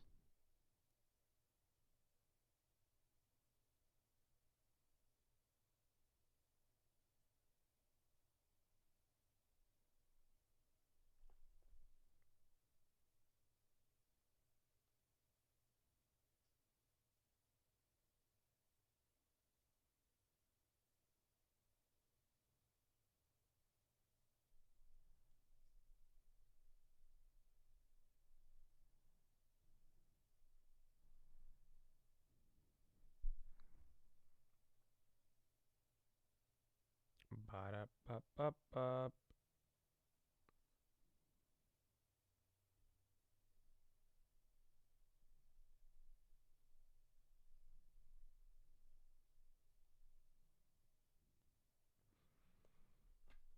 Power Hour, let's go. And then why did my Snapchat just spam me a bunch of notifications? I just saw your guys' DMs to me. Nice to see you guys. Snapchat, we have hope. I hope there's good content for when I take my dump. That'll be good. No Hail Mary. We'll find out. Raul has entered the building. You're bouncing up without hitting the low. This is very, very, very big.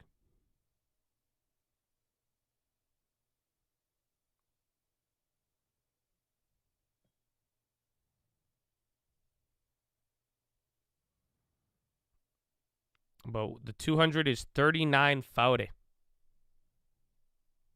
That's our level.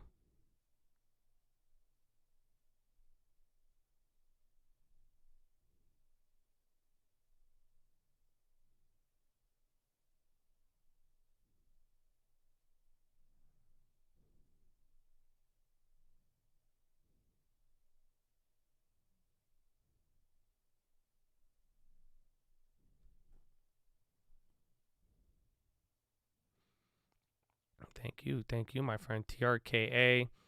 So be careful with that one, but everyone keeps bringing that one up. Rita's holding up 91.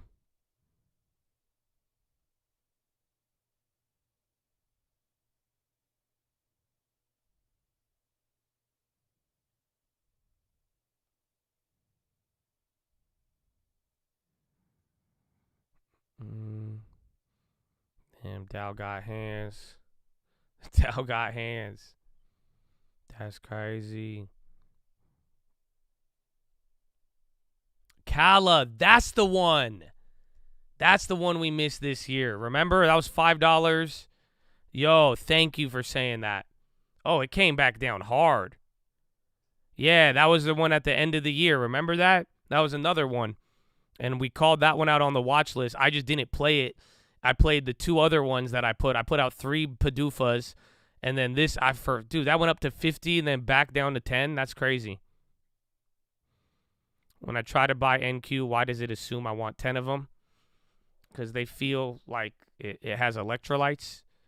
So it has everything that traders crave. So, of course, you want 10. I don't know. That's the only real line of logic I could think of. But, yeah, I don't know. When is it?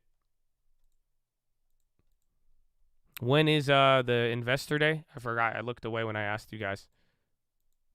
Yeah, Kala, that's the one. That's what I was saying. Like, these biotechs, that one was like post and pre, but we need one. That was the random one because I didn't think Kala was going to rip because they had all the reverse splits and shit and all that. They give you 10 so you could go family style.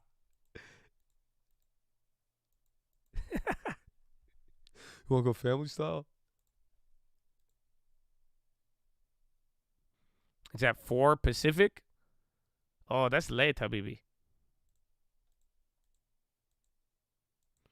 It's very, very late. 4 p.m., very, very late, Habibi. The other one I bought was CYTK. That one didn't do shit. I'm surprised I'm break even. I only bought 25 shares. And then the other one I bought, it already did its move. I held it for like a second until I double checked. Yeah, Kala, though. That was the other one where that one was like, I wasn't really expecting it to do it, that one, but that PDUFA, that earnings, or that drug approval made it go crazy. Oh, it's 2 p.m. Pacific? I still don't think I'm going to wait here for that, but, you know, I got you.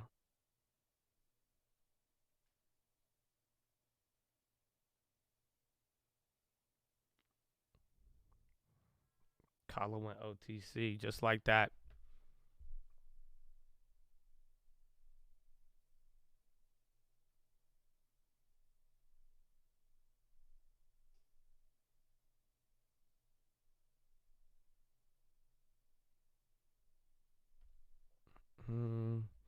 Kala, Kala. That was the biotech at the end of the year.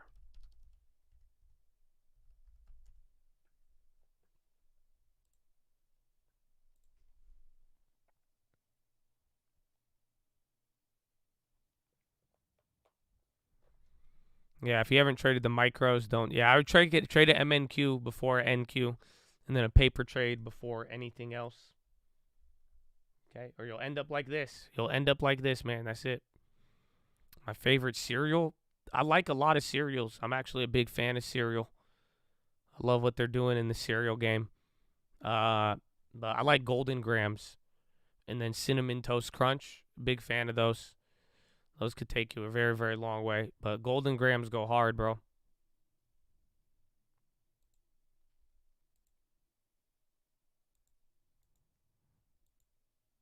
Cap'n Crunch, yeah.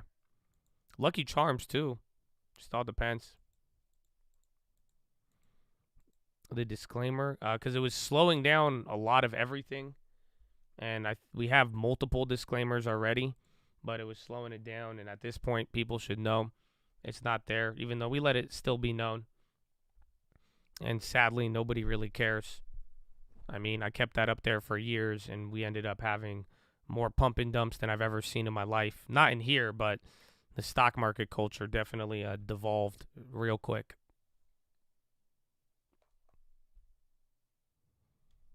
Probably why I'm losing hair. Why you got to bring my hair into this? Huh? Why you got to bring my hair into this? That's not like, dude, that's a low blow. Like, that's fine. You hate General Mills, go short them. You didn't need to bring my hairline into this. You see what I'm saying? Like, that's it. Okay, my bad for saying I like cereal. Yeah, bro, straight up, just out of left field. Just straight pulled it out. He said, that's why your hairline's like that. What? That's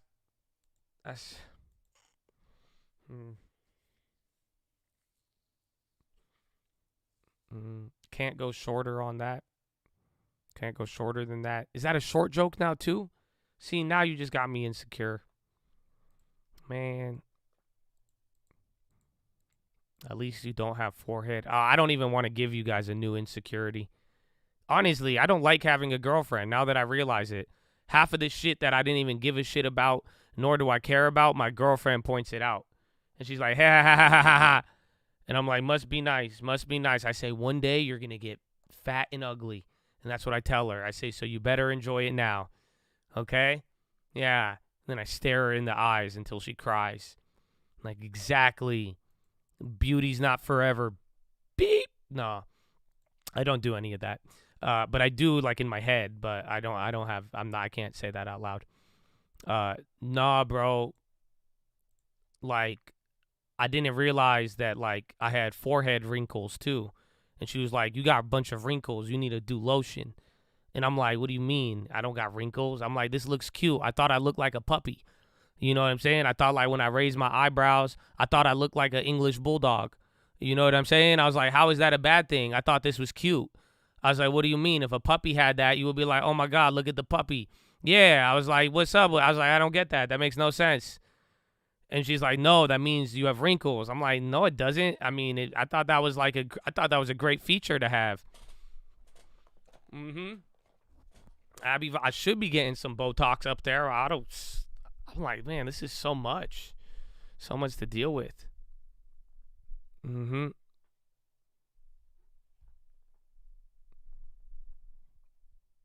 Yeah, French bulldogs look wise with wrinkles. I know. I thought what? I'm like, so I didn't know that until she told me.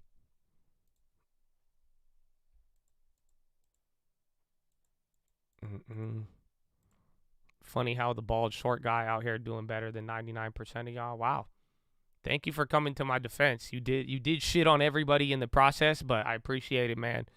You know, because all I said today was I like cereal.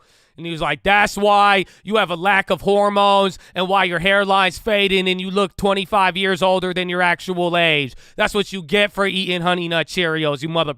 That's exactly what did you think was going to happen with all that red starch 40, mother? Huh? Where did they grow? You don't even know where they grew that food from. That's what happens. It's not organic. It's a GMO. Even if it was organic, you got to farm it locally. Why are you still eating cereal, you bald-headed?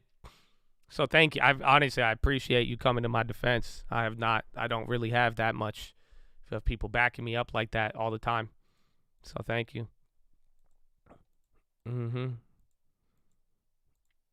Yeah. It's okay. We made it. Yeah, I'm good. I'm fine. I'm totally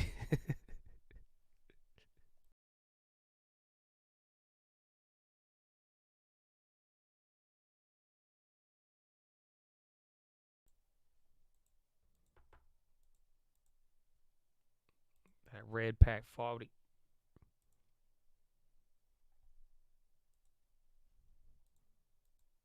I need friends like Josh.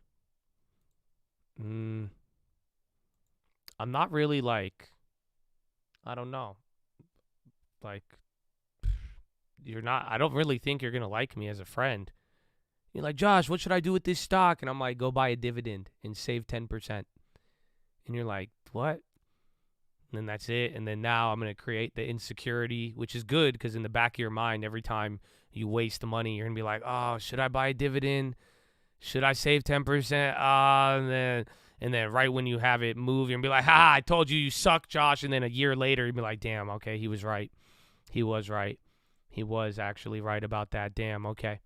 Never mind. And then it's just like, it sucks. So I don't know. I think we got a good relationship going on here. I hope we could keep that going.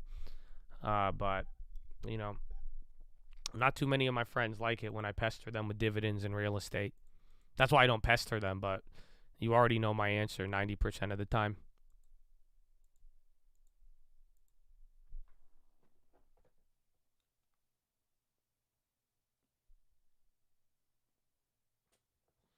When Apple 140 put 310 for 7 till March 10th, 2 weeks, 74.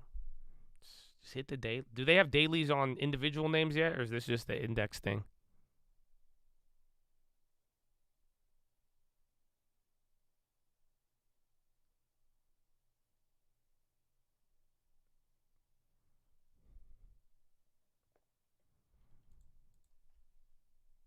I manage real estate or hire someone. We hire somebody. Way easier. I used to handle a lot of them, but as things grow, and then as I learn kind of more, you know, I was really cheap. I didn't want to give anybody my rental income. And then I finally figured it's better.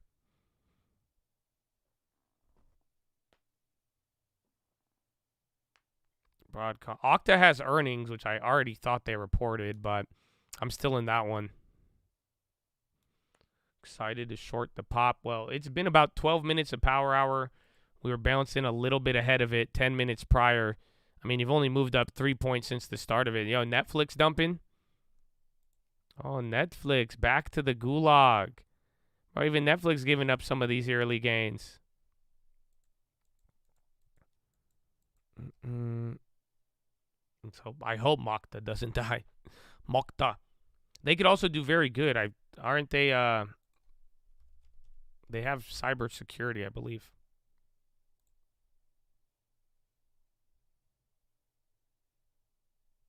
Yeah. So they could do good. I hope so. Because, again, Palo Alto did good, but they are one of the more profitless tech companies, so they're going to need some sick guidance. Otherwise, we're dead. My selling point on Rita, $1 million. No, I think we could get to 100, and then I'm going to let that be. I might not even sell it. If I could just find a way to hustle this now for the next 12 months and just fucking milk the premium, I mean, we'll be good until we're not. But I want to give it like 7 days at least to see how it kind of does its thing. Airbnb could get clapped. 120, even after good earnings. I wonder if everyone's still short on it. But yeah, 120, 118, that's where you flush. And then even back to 100. And then if it comes down, maybe I'll buy more at 80 this time. Otherwise, I just hope the dividends become cheaper. Meta giving up gains. I think just the market in general. Remember, Meta was doing good yesterday too.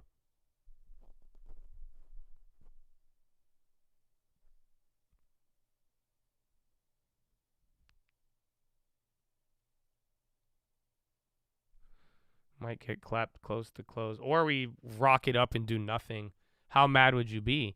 Like, imagine you close right above VWAP or like right here where we opened, and imagine doing all of that today to just end where you dumped to in the last minute of yesterday. That's comedy.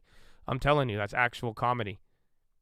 Like, that'd be like a story about like a guy who got lost and then he thought he was on the right track, right? and then he won a lotto ticket for $1 million and thought he was going to do good, and then he lost it, and then he had to go on a journey to go find his old friends, and then he couldn't find them, and then after traveling across the country, he realizes he needs to turn back, and then right as he turns back and is on his way, and he seems like he's close to it once again, the ticket blows away, and then some other guy's like, you owe me money, and then he starts getting chased by Debo, and Debo's like, that's not your bike anymore, and then it starts going down, you're like, this makes no sense at all, and then right there as he's getting beat up about to, the ticket goes again, and he sees someone with it, then he finally has a claim to it, but then he next sends it, then he gets thrown into a cave and then gets starved for the next 3 hours, and he can't find any food or water, and then as everything starts to drop and he's there, he's lonely, and then it just ends with him waking up and it's a dream, and he's in the same place where he started.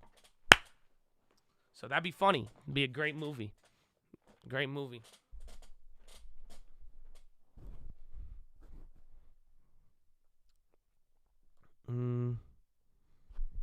It could be a Bow Wow movie, yeah.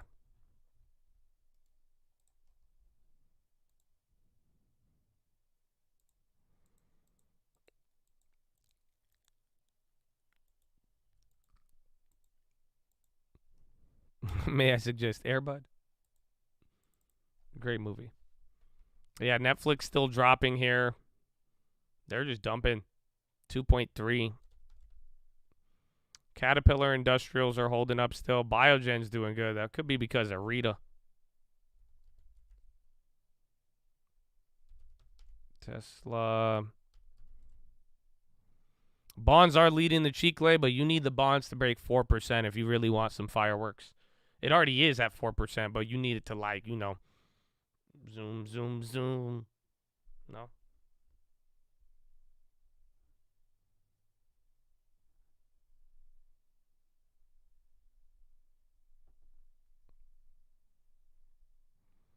And avatars come out of nowhere and recruit them for their basketball team.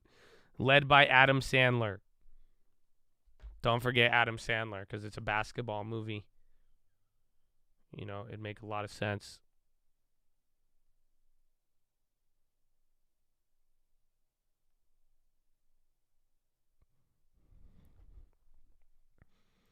Dine Brands. What other earnings do we have? CRM. Is anybody playing CRM? Should we get an earnings preview on that or what? Outlook on wheat holding 300 bushels of soft white. Need to get rid of. Is this? You're not talking about drugs, are you? You're talking like wheat. I didn't know, man. But wheat. I think it's gonna kind of stay stable until end of the year. Just wait with oil. As oil prices go crazy, then there you go.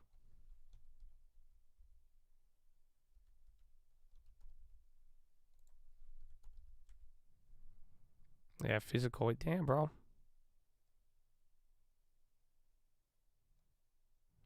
Oh, wait, maybe Salesforce. Yeah, when do they report? They report Wednesday. How many likes we got? Because CRM's up right now. CRM could actually be a big one. CRM could either rocket up or it's going to die. And maybe that could become a potential buy.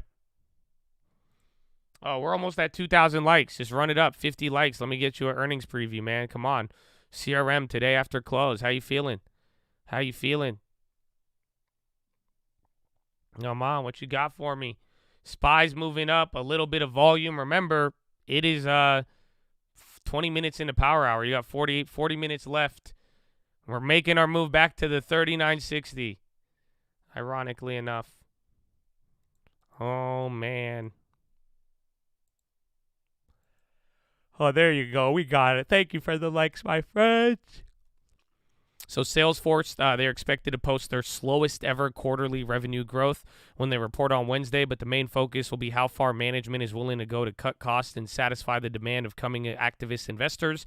Pressure has been mounting for Chief Executive Officer Mark Benioff to boost profit after half a decade of aggressive hiring and large acquisitions. He is now facing down 5 activist investors, including Elliott, Starboard, and then fiscal fourth quarter results will be management's first opportunity to address shareholders since the emergence of these activists in recent weeks. Average EPS estimate is expected to be 1.37. Revenue estimate, $8 billion. Subscription and support revenue, 7.4. Professional service and other revenue, 595. Change in revenue on constant currency, 12.2. Analyst commentary, Guggenheim. They have a price target of 150 and they're neutral. Activist involvement in the company has likely been the primary driver of recent share movement, says analyst John DeFucci. Wedbush has outperformed 200 price target. Investors will be laser focused on Benioff's comments and plan outlined on the conference call as the company tries to reduce cost and resuscitate growth. Dan Ives said, street frustration is not going to be satisfied with standard cookie cutter conference call and view in the fiscal year 24. Wells Fargo, price target 200, overweight. Michael Turin thinks that the company could hit its 2026 operating margin target of 25% by 2 years early. BMO Capital, price target 185, outperform. Investor pressure has likely led to changes in Salesforce operating philosophy, wrote Keith Bachman, who also raised his margin forecast. And Goldman, buy, price target 310. Earnings could be an inflection point towards better margins and growth reacceleration once macroeconomic and restructuring woes ease. There's 42 buy targets, 11 holds, and 1 sell. Average price target is 195, 19% upside from the last price. Current price, implied one-day move following earnings is 8.2%. Adjusted EPS has beaten 12 of the last 12 quarters, and shares are down 22.3 in the past year versus the SPX, which is down 8.9. So, honestly, even though they've ran up a lot, they're still down considerably, and it seems like there's a lot of hype behind this conference call. Abby Vi in the game. I'm in the game like EA.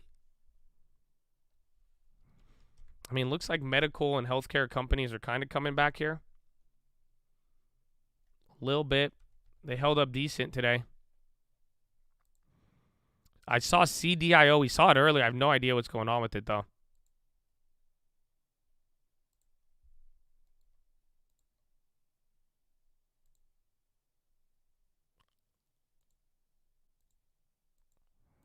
Thoughts on Tesla Day? I'm just going to wait for headlines. I mean, I'm going to look. Some people brought up the chance of a new vehicle being announced, and maybe our guy could like really support people with some stuff. Recent investor talks. But other than that, I'm really focused on the Cybertruck. I think if anything would make this stock not go down, I think it's going to be the Cybertruck actually holding up and getting people excited, or like updates on delivery times, or maybe Elon's like, they're ready to go, I just didn't tell you, and then boom, stock is up 20% off of that. But usually people sell the news on Investor Day. You can't match the hype because it's so hyped leading into it. You just have to drop when it comes out.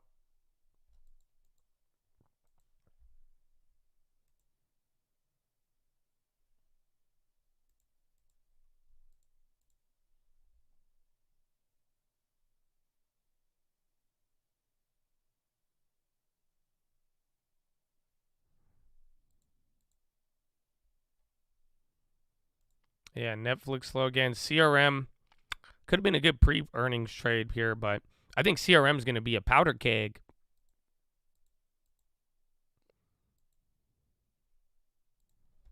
Run it up. What are we looking like here? Tale of True Treasury. I haven't even checked the yield curve. Okay, Chad. I love you. You're great, man. I hope you're not too sad, but I got to go to the bathroom. Okay, so follow me on Instagram at The Trading Fraternity. Say what's up in the chat. Get ready for the end of the day. Market is crazy, and you are blessed. Amen. Amen.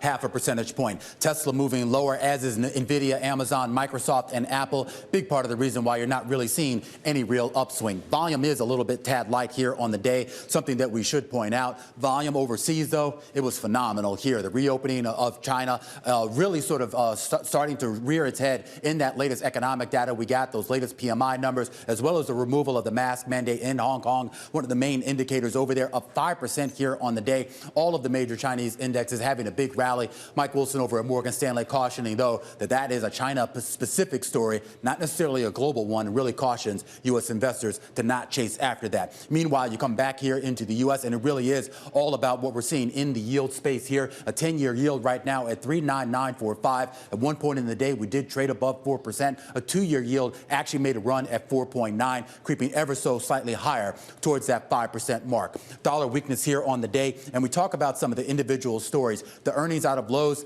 they weren't necessarily good. The guidance that they gave wasn't any better, and that's a big part of the reason why you're seeing it down, but of course a lot of the other retailers as well. Dollar Tree bucking that trend here, but that actually might be more of a recession call than anything else. Let's bring Abigail Doolittle into this conversation as we do every day at this time for our Options Insight segment. And Abigail, it's another relatively tight trading range here for the S&P 500 as well as the other indices. A VIX set remains flat, and I think a market still range bound.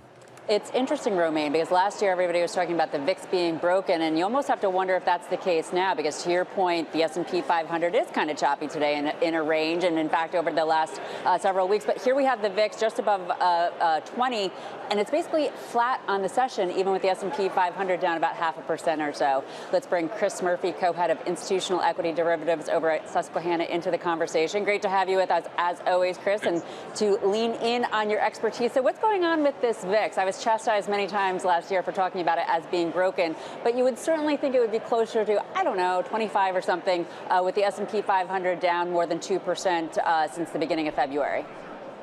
Yeah. That's crazy, man. That girl from Too Fast, Too Furious made a hedge fund. Okay, I'll leave. I'll get out. I'm sorry. That's all I think about when I see Susquehanna. I'm like, damn, she went from an S2000 to trading mad options. That's dope, man. I'm proud of her. Like, she came a long way. She came a long way, you know?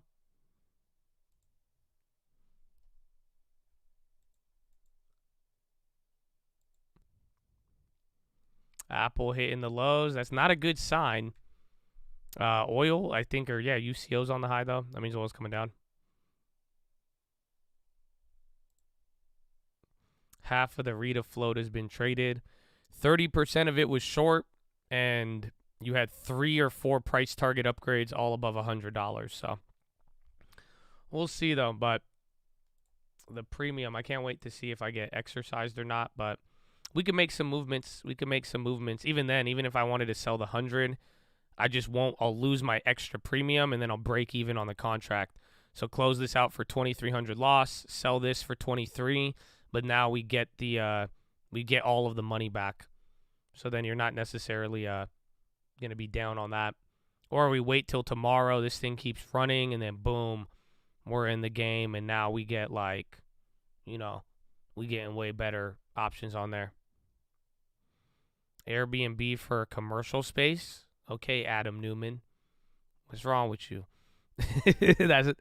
The Airbnb for commercial space would be that. Or maybe I guess for warehouses, but they kind of have short-term commercial real estate.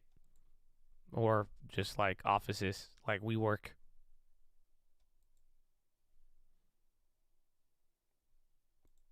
You guys should see Adam Newman. Bro, Adam Newman is a genius at raising money.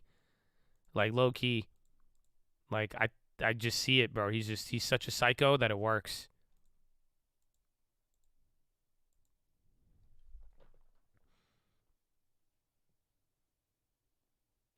I don't get it, bro. He's honest, dude. That's just old Middle Eastern charm, low key. Adam Newman is like my dad. He'd be like, "Come on, yalla, come on, make an investment, get excited. Come on, what's up?" It's that's all you need, bro. I'm telling you, he was just psycho, and he just knows how to just he doesn't give a shit about anything. He raised another $500 million for residential real estate. He's doing something right now. Victor Newman, son of Young and the Restless? No. The founder of WeWork. Paramount Plus is having issues. Down detector.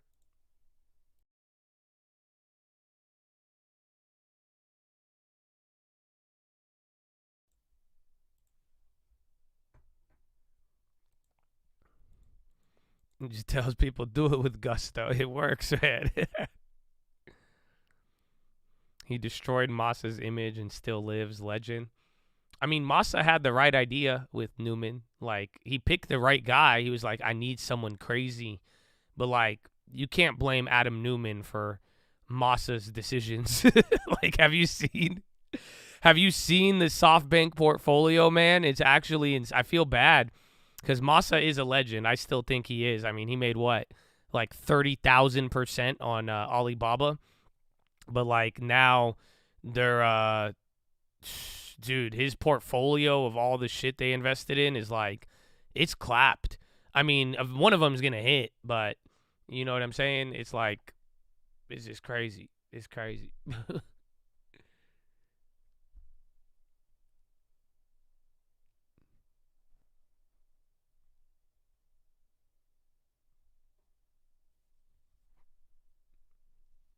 I'm surprised he didn't. And he invested in some AI. I'm surprised.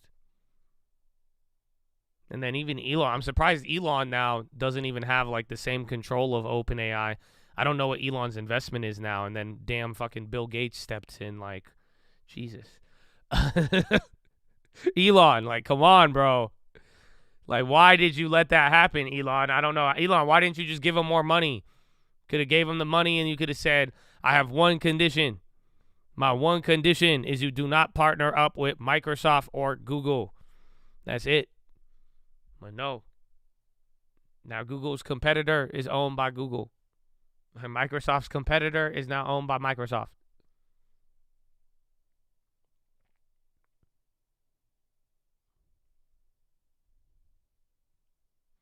He divested due to conflict of interest. Meanwhile, Microsoft's like, I think we should bring Bing back.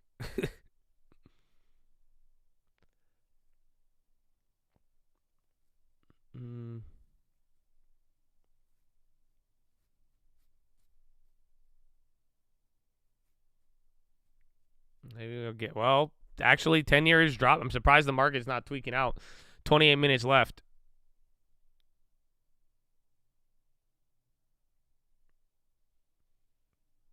Bring back Yahoo. New OpenAI with Yahoo. That'd be cool. He's the world's richest person again, so he's doing something right. That's just a bad way to look at it. Just because it all is dependent on the price of Tesla stock. That's why they're like, Elon lost so much money today. Guinness Book of World Records took it upon themselves to put him in the book. How about now? It just goes, it's based off of his unrealized assets, unrealized capital gains. Yahoo! Great commercials.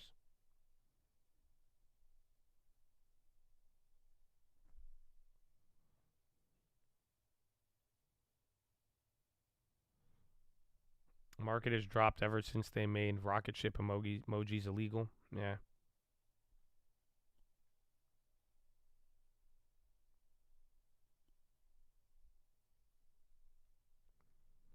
Pop. It's weird, though. The bonds are heading down, and then we're going up. I mean, bonds equivalent here to the NASDAQ, and then the dollar. Dollar did calm down, which is good. But dollar down 0.48. I think NASDAQ and SPY's matched up with the bonds. NASDAQ could have a little bit of recovery. It's kind of hard to tell now which is more important because the dollar's already down today, which is good, but then the bonds are hitting 4%. So it's very, very hard to get a read on it. And speaking of Arita is on the high. Paramount Plus still having problems. The yen is pumping. The dollar's coming down, and the dollar has been down all day. That's the ironic part about all this.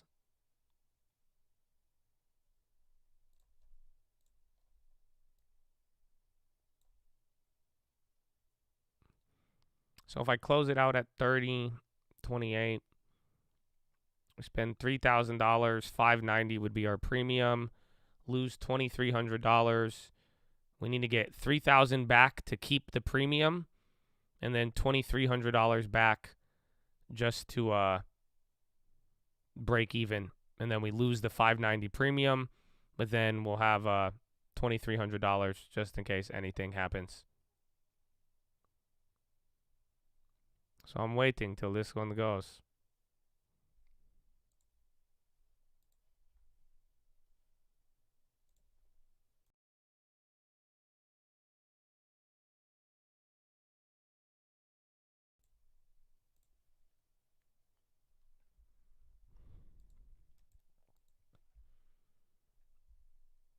I'm gonna keep Apple's into the low. Sucks. I want to watch bonds, dollar. I'm going to just overlay 10-year in the dollar because I want to keep up Apple too. Because Apple's flushing into the lows now. Apple is literally leading the low ticker now. Then Rita, 94, 92, 203%. CDIO, that's still going as a hype play.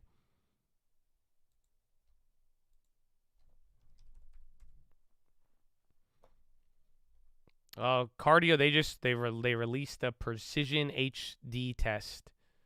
That was yesterday or 2 days ago.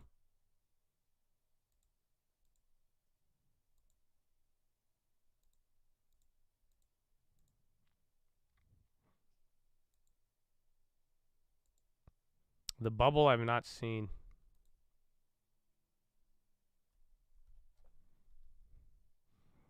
Fireworks at the close. Well, there's a lot of gaps. I'm telling you, even today's just weird. Because now, like, we have a lot more uncertainty for tomorrow because just everything's all over the place. The dollar's down, the market's down, the bonds are running back up here. It's like you don't even know. And then there's even a gap between all of the futures, all of the indexes, and all the index ETFs. It's quite ugly, to be honest with you. Betaville note circulating on FIS. Keep watching that. I'm pulling up the bubbles. Apple still into the low. FIS is moving. Fidelity.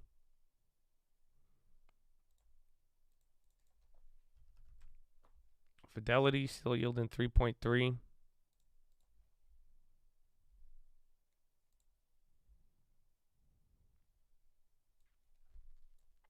So here are your bubbles for today.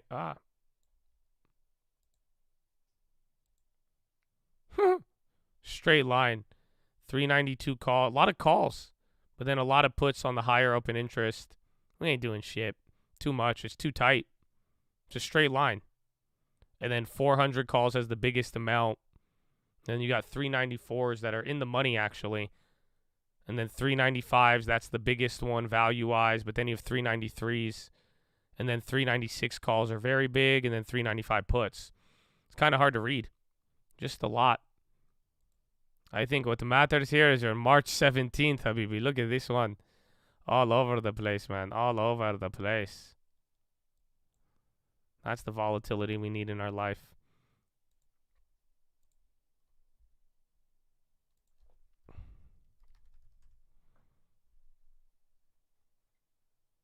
The Betaville, no, I think it's significant insider buying. And then Betaville could either mention like a buyout or activist investors.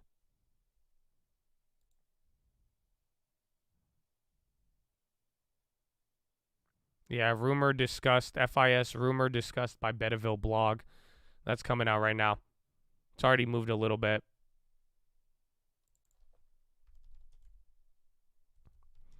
How am I? I'm good, man. I'm sore. I've been having good gym sessions, so it's great.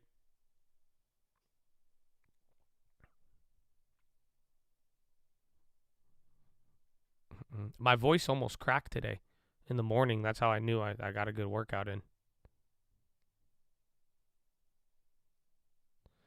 Hey, let's say hello. What's up, good fella? I hope you have a good rest of the day. Get ready for the end of the week in the market. We've already went over a lot about what to expect from March here, but the calendar is getting crazy.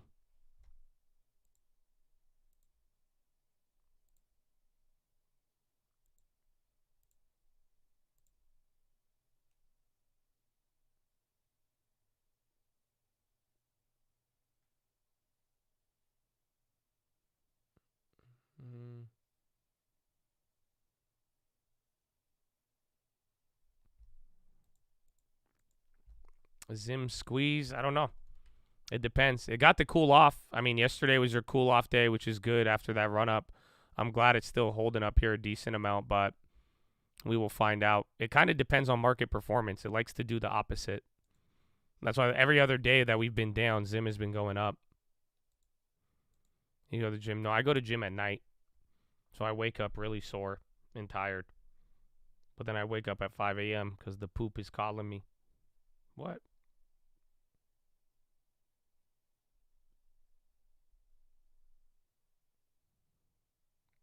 I think Rita is going to short squeeze there. FIS is running now on that.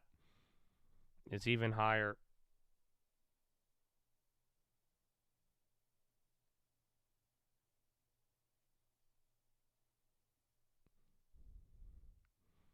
You don't wake up sore. I just feel tired. I get sore like by the time, like right now or like towards the watch list.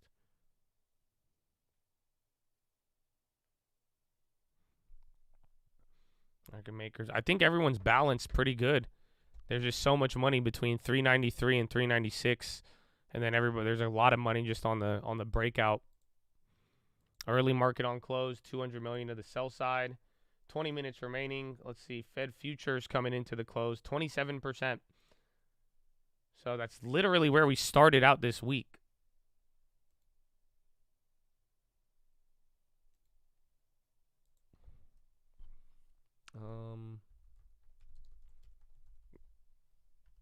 Yeah, FIS new high now. It's a Bettaville mention. They said something about like upside opportunities. A rumor discussed by Bettaville blog. Yeah, it's circulating a little bit more now. Headline just came in. FIS rebounds from lows.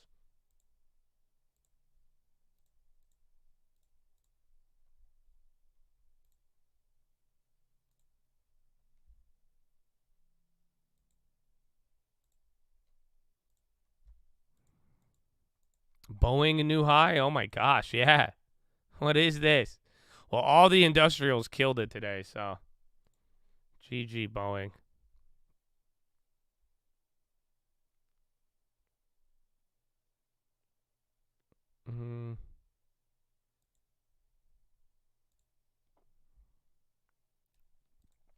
Yeah, Boeing's going vertical here. 1.25, very solid. Then see if Apple actually bounces. The dollar's moving around. The bonds hit a new low, and we did not drop off of that. So any new low on the 10-year is just a silent creep above 4%. Futures are about to test the 39.60, which would be good for them if they could actually hold it. But if not, and then you did not, the second attempt at the 200-day, you bounced right before it. And we got a solid 18 minutes left on the day.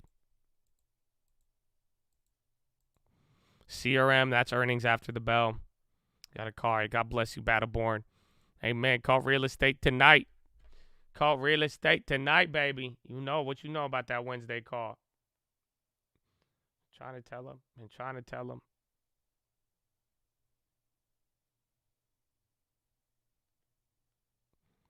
We will see what happens next, okay?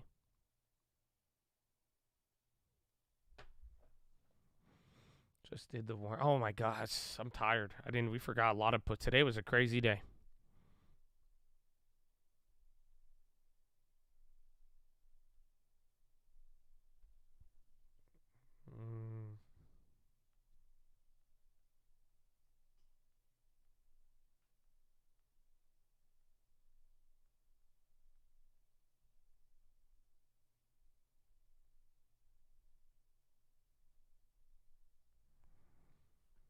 The 10-year, he's doing it. Bonds are still going lower now. We're kind of disassociating from that. I think we're following the dollar more so. That would be our best indicator here, but we'll see. We'll see how this holds up, man. We will see how this holds up.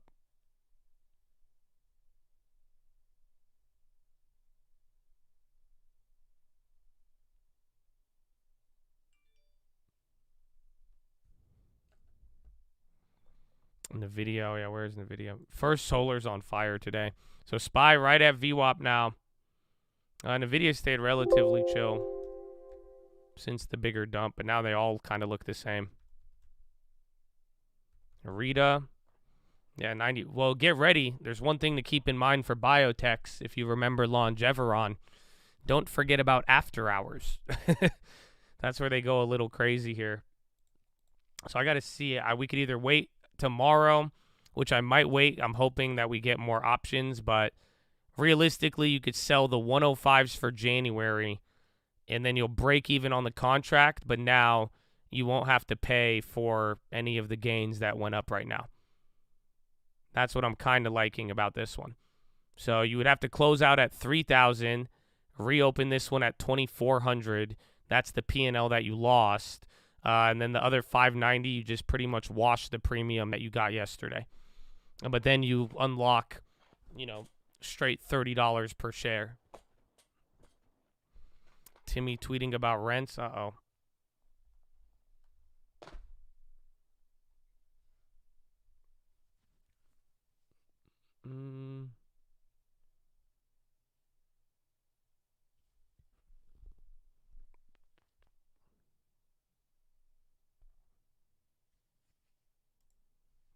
see.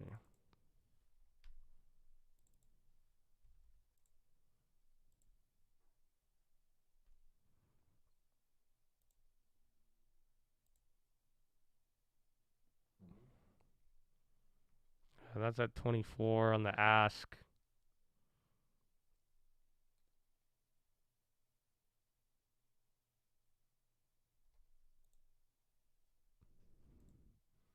I didn't put that order in, though. I'm just looking. Can't hate on the close. Well, we're back right below open, but still a lot of time left. 15 minutes, 14 minutes left.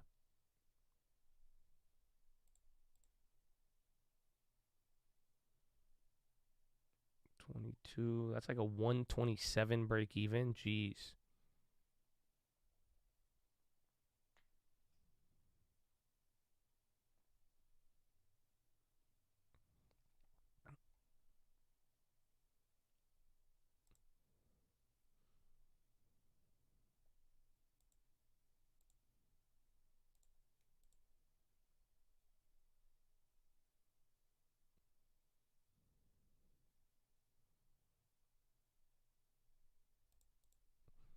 And then red at the VWAP. I'm looking here into the red as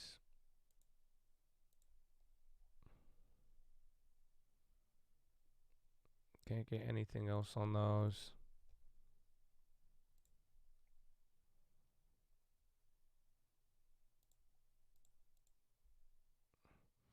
Oh, that's FIS. I was like, what? January 110 is 18. Yeah, that's a huge break even.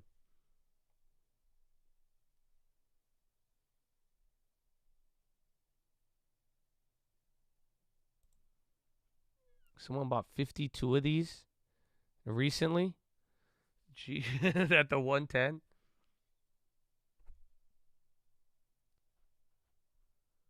Yeah, I'm going to give it one more day.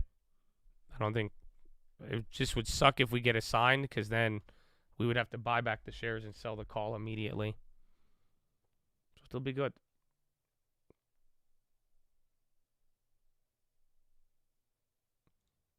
Elon should be at Investor Day. People will probably be disappointed.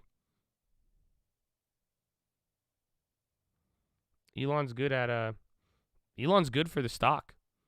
He really knows how to talk the stock in a weird way. Elon's way better at marketing than you think. Well, not even just marketing, like he knows.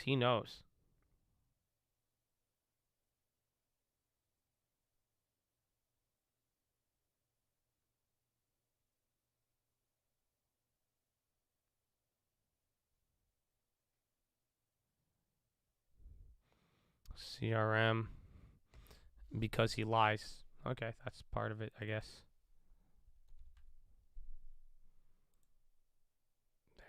CRM's going to be a big one.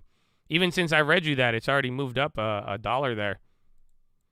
That's good. And then 1 minute. Chad, do you realize what is upon us? It is the 10-minute rig, my friends.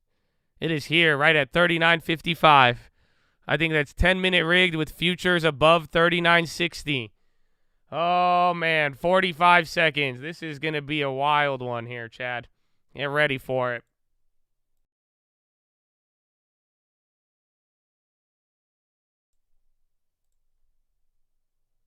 $30 seconds. Oh, Okta, yeah. And be careful with that one. I think we're already down on it too much. That's why I don't want to take the loss.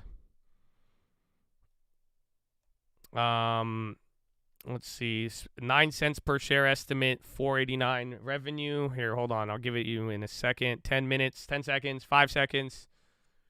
3 at 39.60. Wow, what a great place to have 10-minute. Look, they're cleaning it up, and we're down. Ross is running up. The high ticker looks like it's taking over, but yesterday, 10-minute rigged when the low ticker took over. We ended up going higher. So you are coming down here now. That's about 4 points on the futures. 39.52. Getting some bid support. It's not stopping. It's weird. The high ticker has definitely more volume than that. The Bears are so weak. There you go. I'm not playing CRM. I'll stick around here for the earnings, though, because depending on what they say, CRM is going to move a lot on the report, And then I think it's going to move even more on the conference call. Market on close, 440 million to the sell side. Roblo's on the high, Boeing's on the high. So a lot more short-term velocity, but some of the low ticker is picking up now. You just went below 39.60. Let's see how well it respects it or not.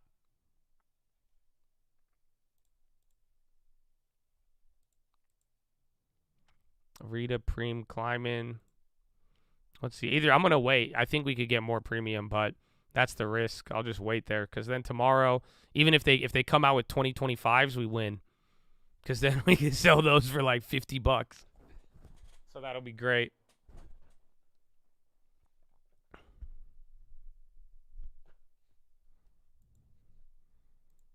BA, the new Apple. I would never fly on an iPod. I'm already sketchy of any Boeing right now, but oh, you mean like a stock per? I feel you. Said, oh no, sir. An Apple plane. That'd be weird. How do you put it in airplane mode? 39.58. So 1 minute 58 seconds after. You're about 1.5 lower. Greedy short. It's hard to tell the direction. I mean, technically, if you go up, I'd say greedy short around 39.450. Greedy long around 39.520 or 17. But it's really hard to say. And yesterday you got punched in the mouth to let you know, it doesn't really matter. I mean, all that matters is if we close above the 200-day. It looks like we will, but if you do that sell-off that you had yesterday, you're quickly there. The last couple of days of Power Hour have been nuts. Boeing, I think, is just catching steam from this industrial hype today.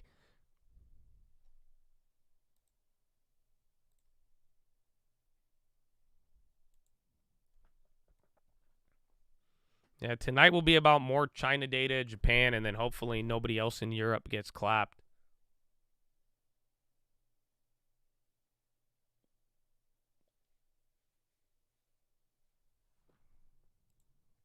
You can sell Rita 50 calls for $50. I think that would still give us that's like what, break even of 100. But I just think we wait a little bit because if we get any more contracts out there with more time frames, you're going to get more than the current one. And then, even if you wanted to sell the 100 right now, which would still give you another $500 of profit, you at least unlock the $2,000 the contract is costing.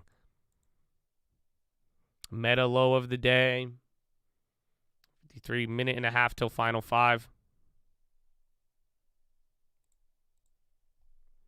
Yeah, the orders are stabilizing now. A lot more sales, it looks like. 39.50. DK on the high. A lot of things, a lot of retail. Retail clothing is on the high right now for some reason. All right, let me give you Okta. Revenue estimate, $489 million. EPS estimate, 9 cents. Adjusted margin, 3.3. That's awful. Adjusted gross margin, 77. That was operating margin. Net cash flow, $58 million. Okta has 26 buys, 12 holds, and 5 sells. Average price target is $80, 13% upside from current price. Implied one-day move following earnings is 14%. Adjusted EPS has beaten 12 of the last 12 quarters. Shares are down 61% in the past year versus SPX down 8.9. Let me see if I could get you more.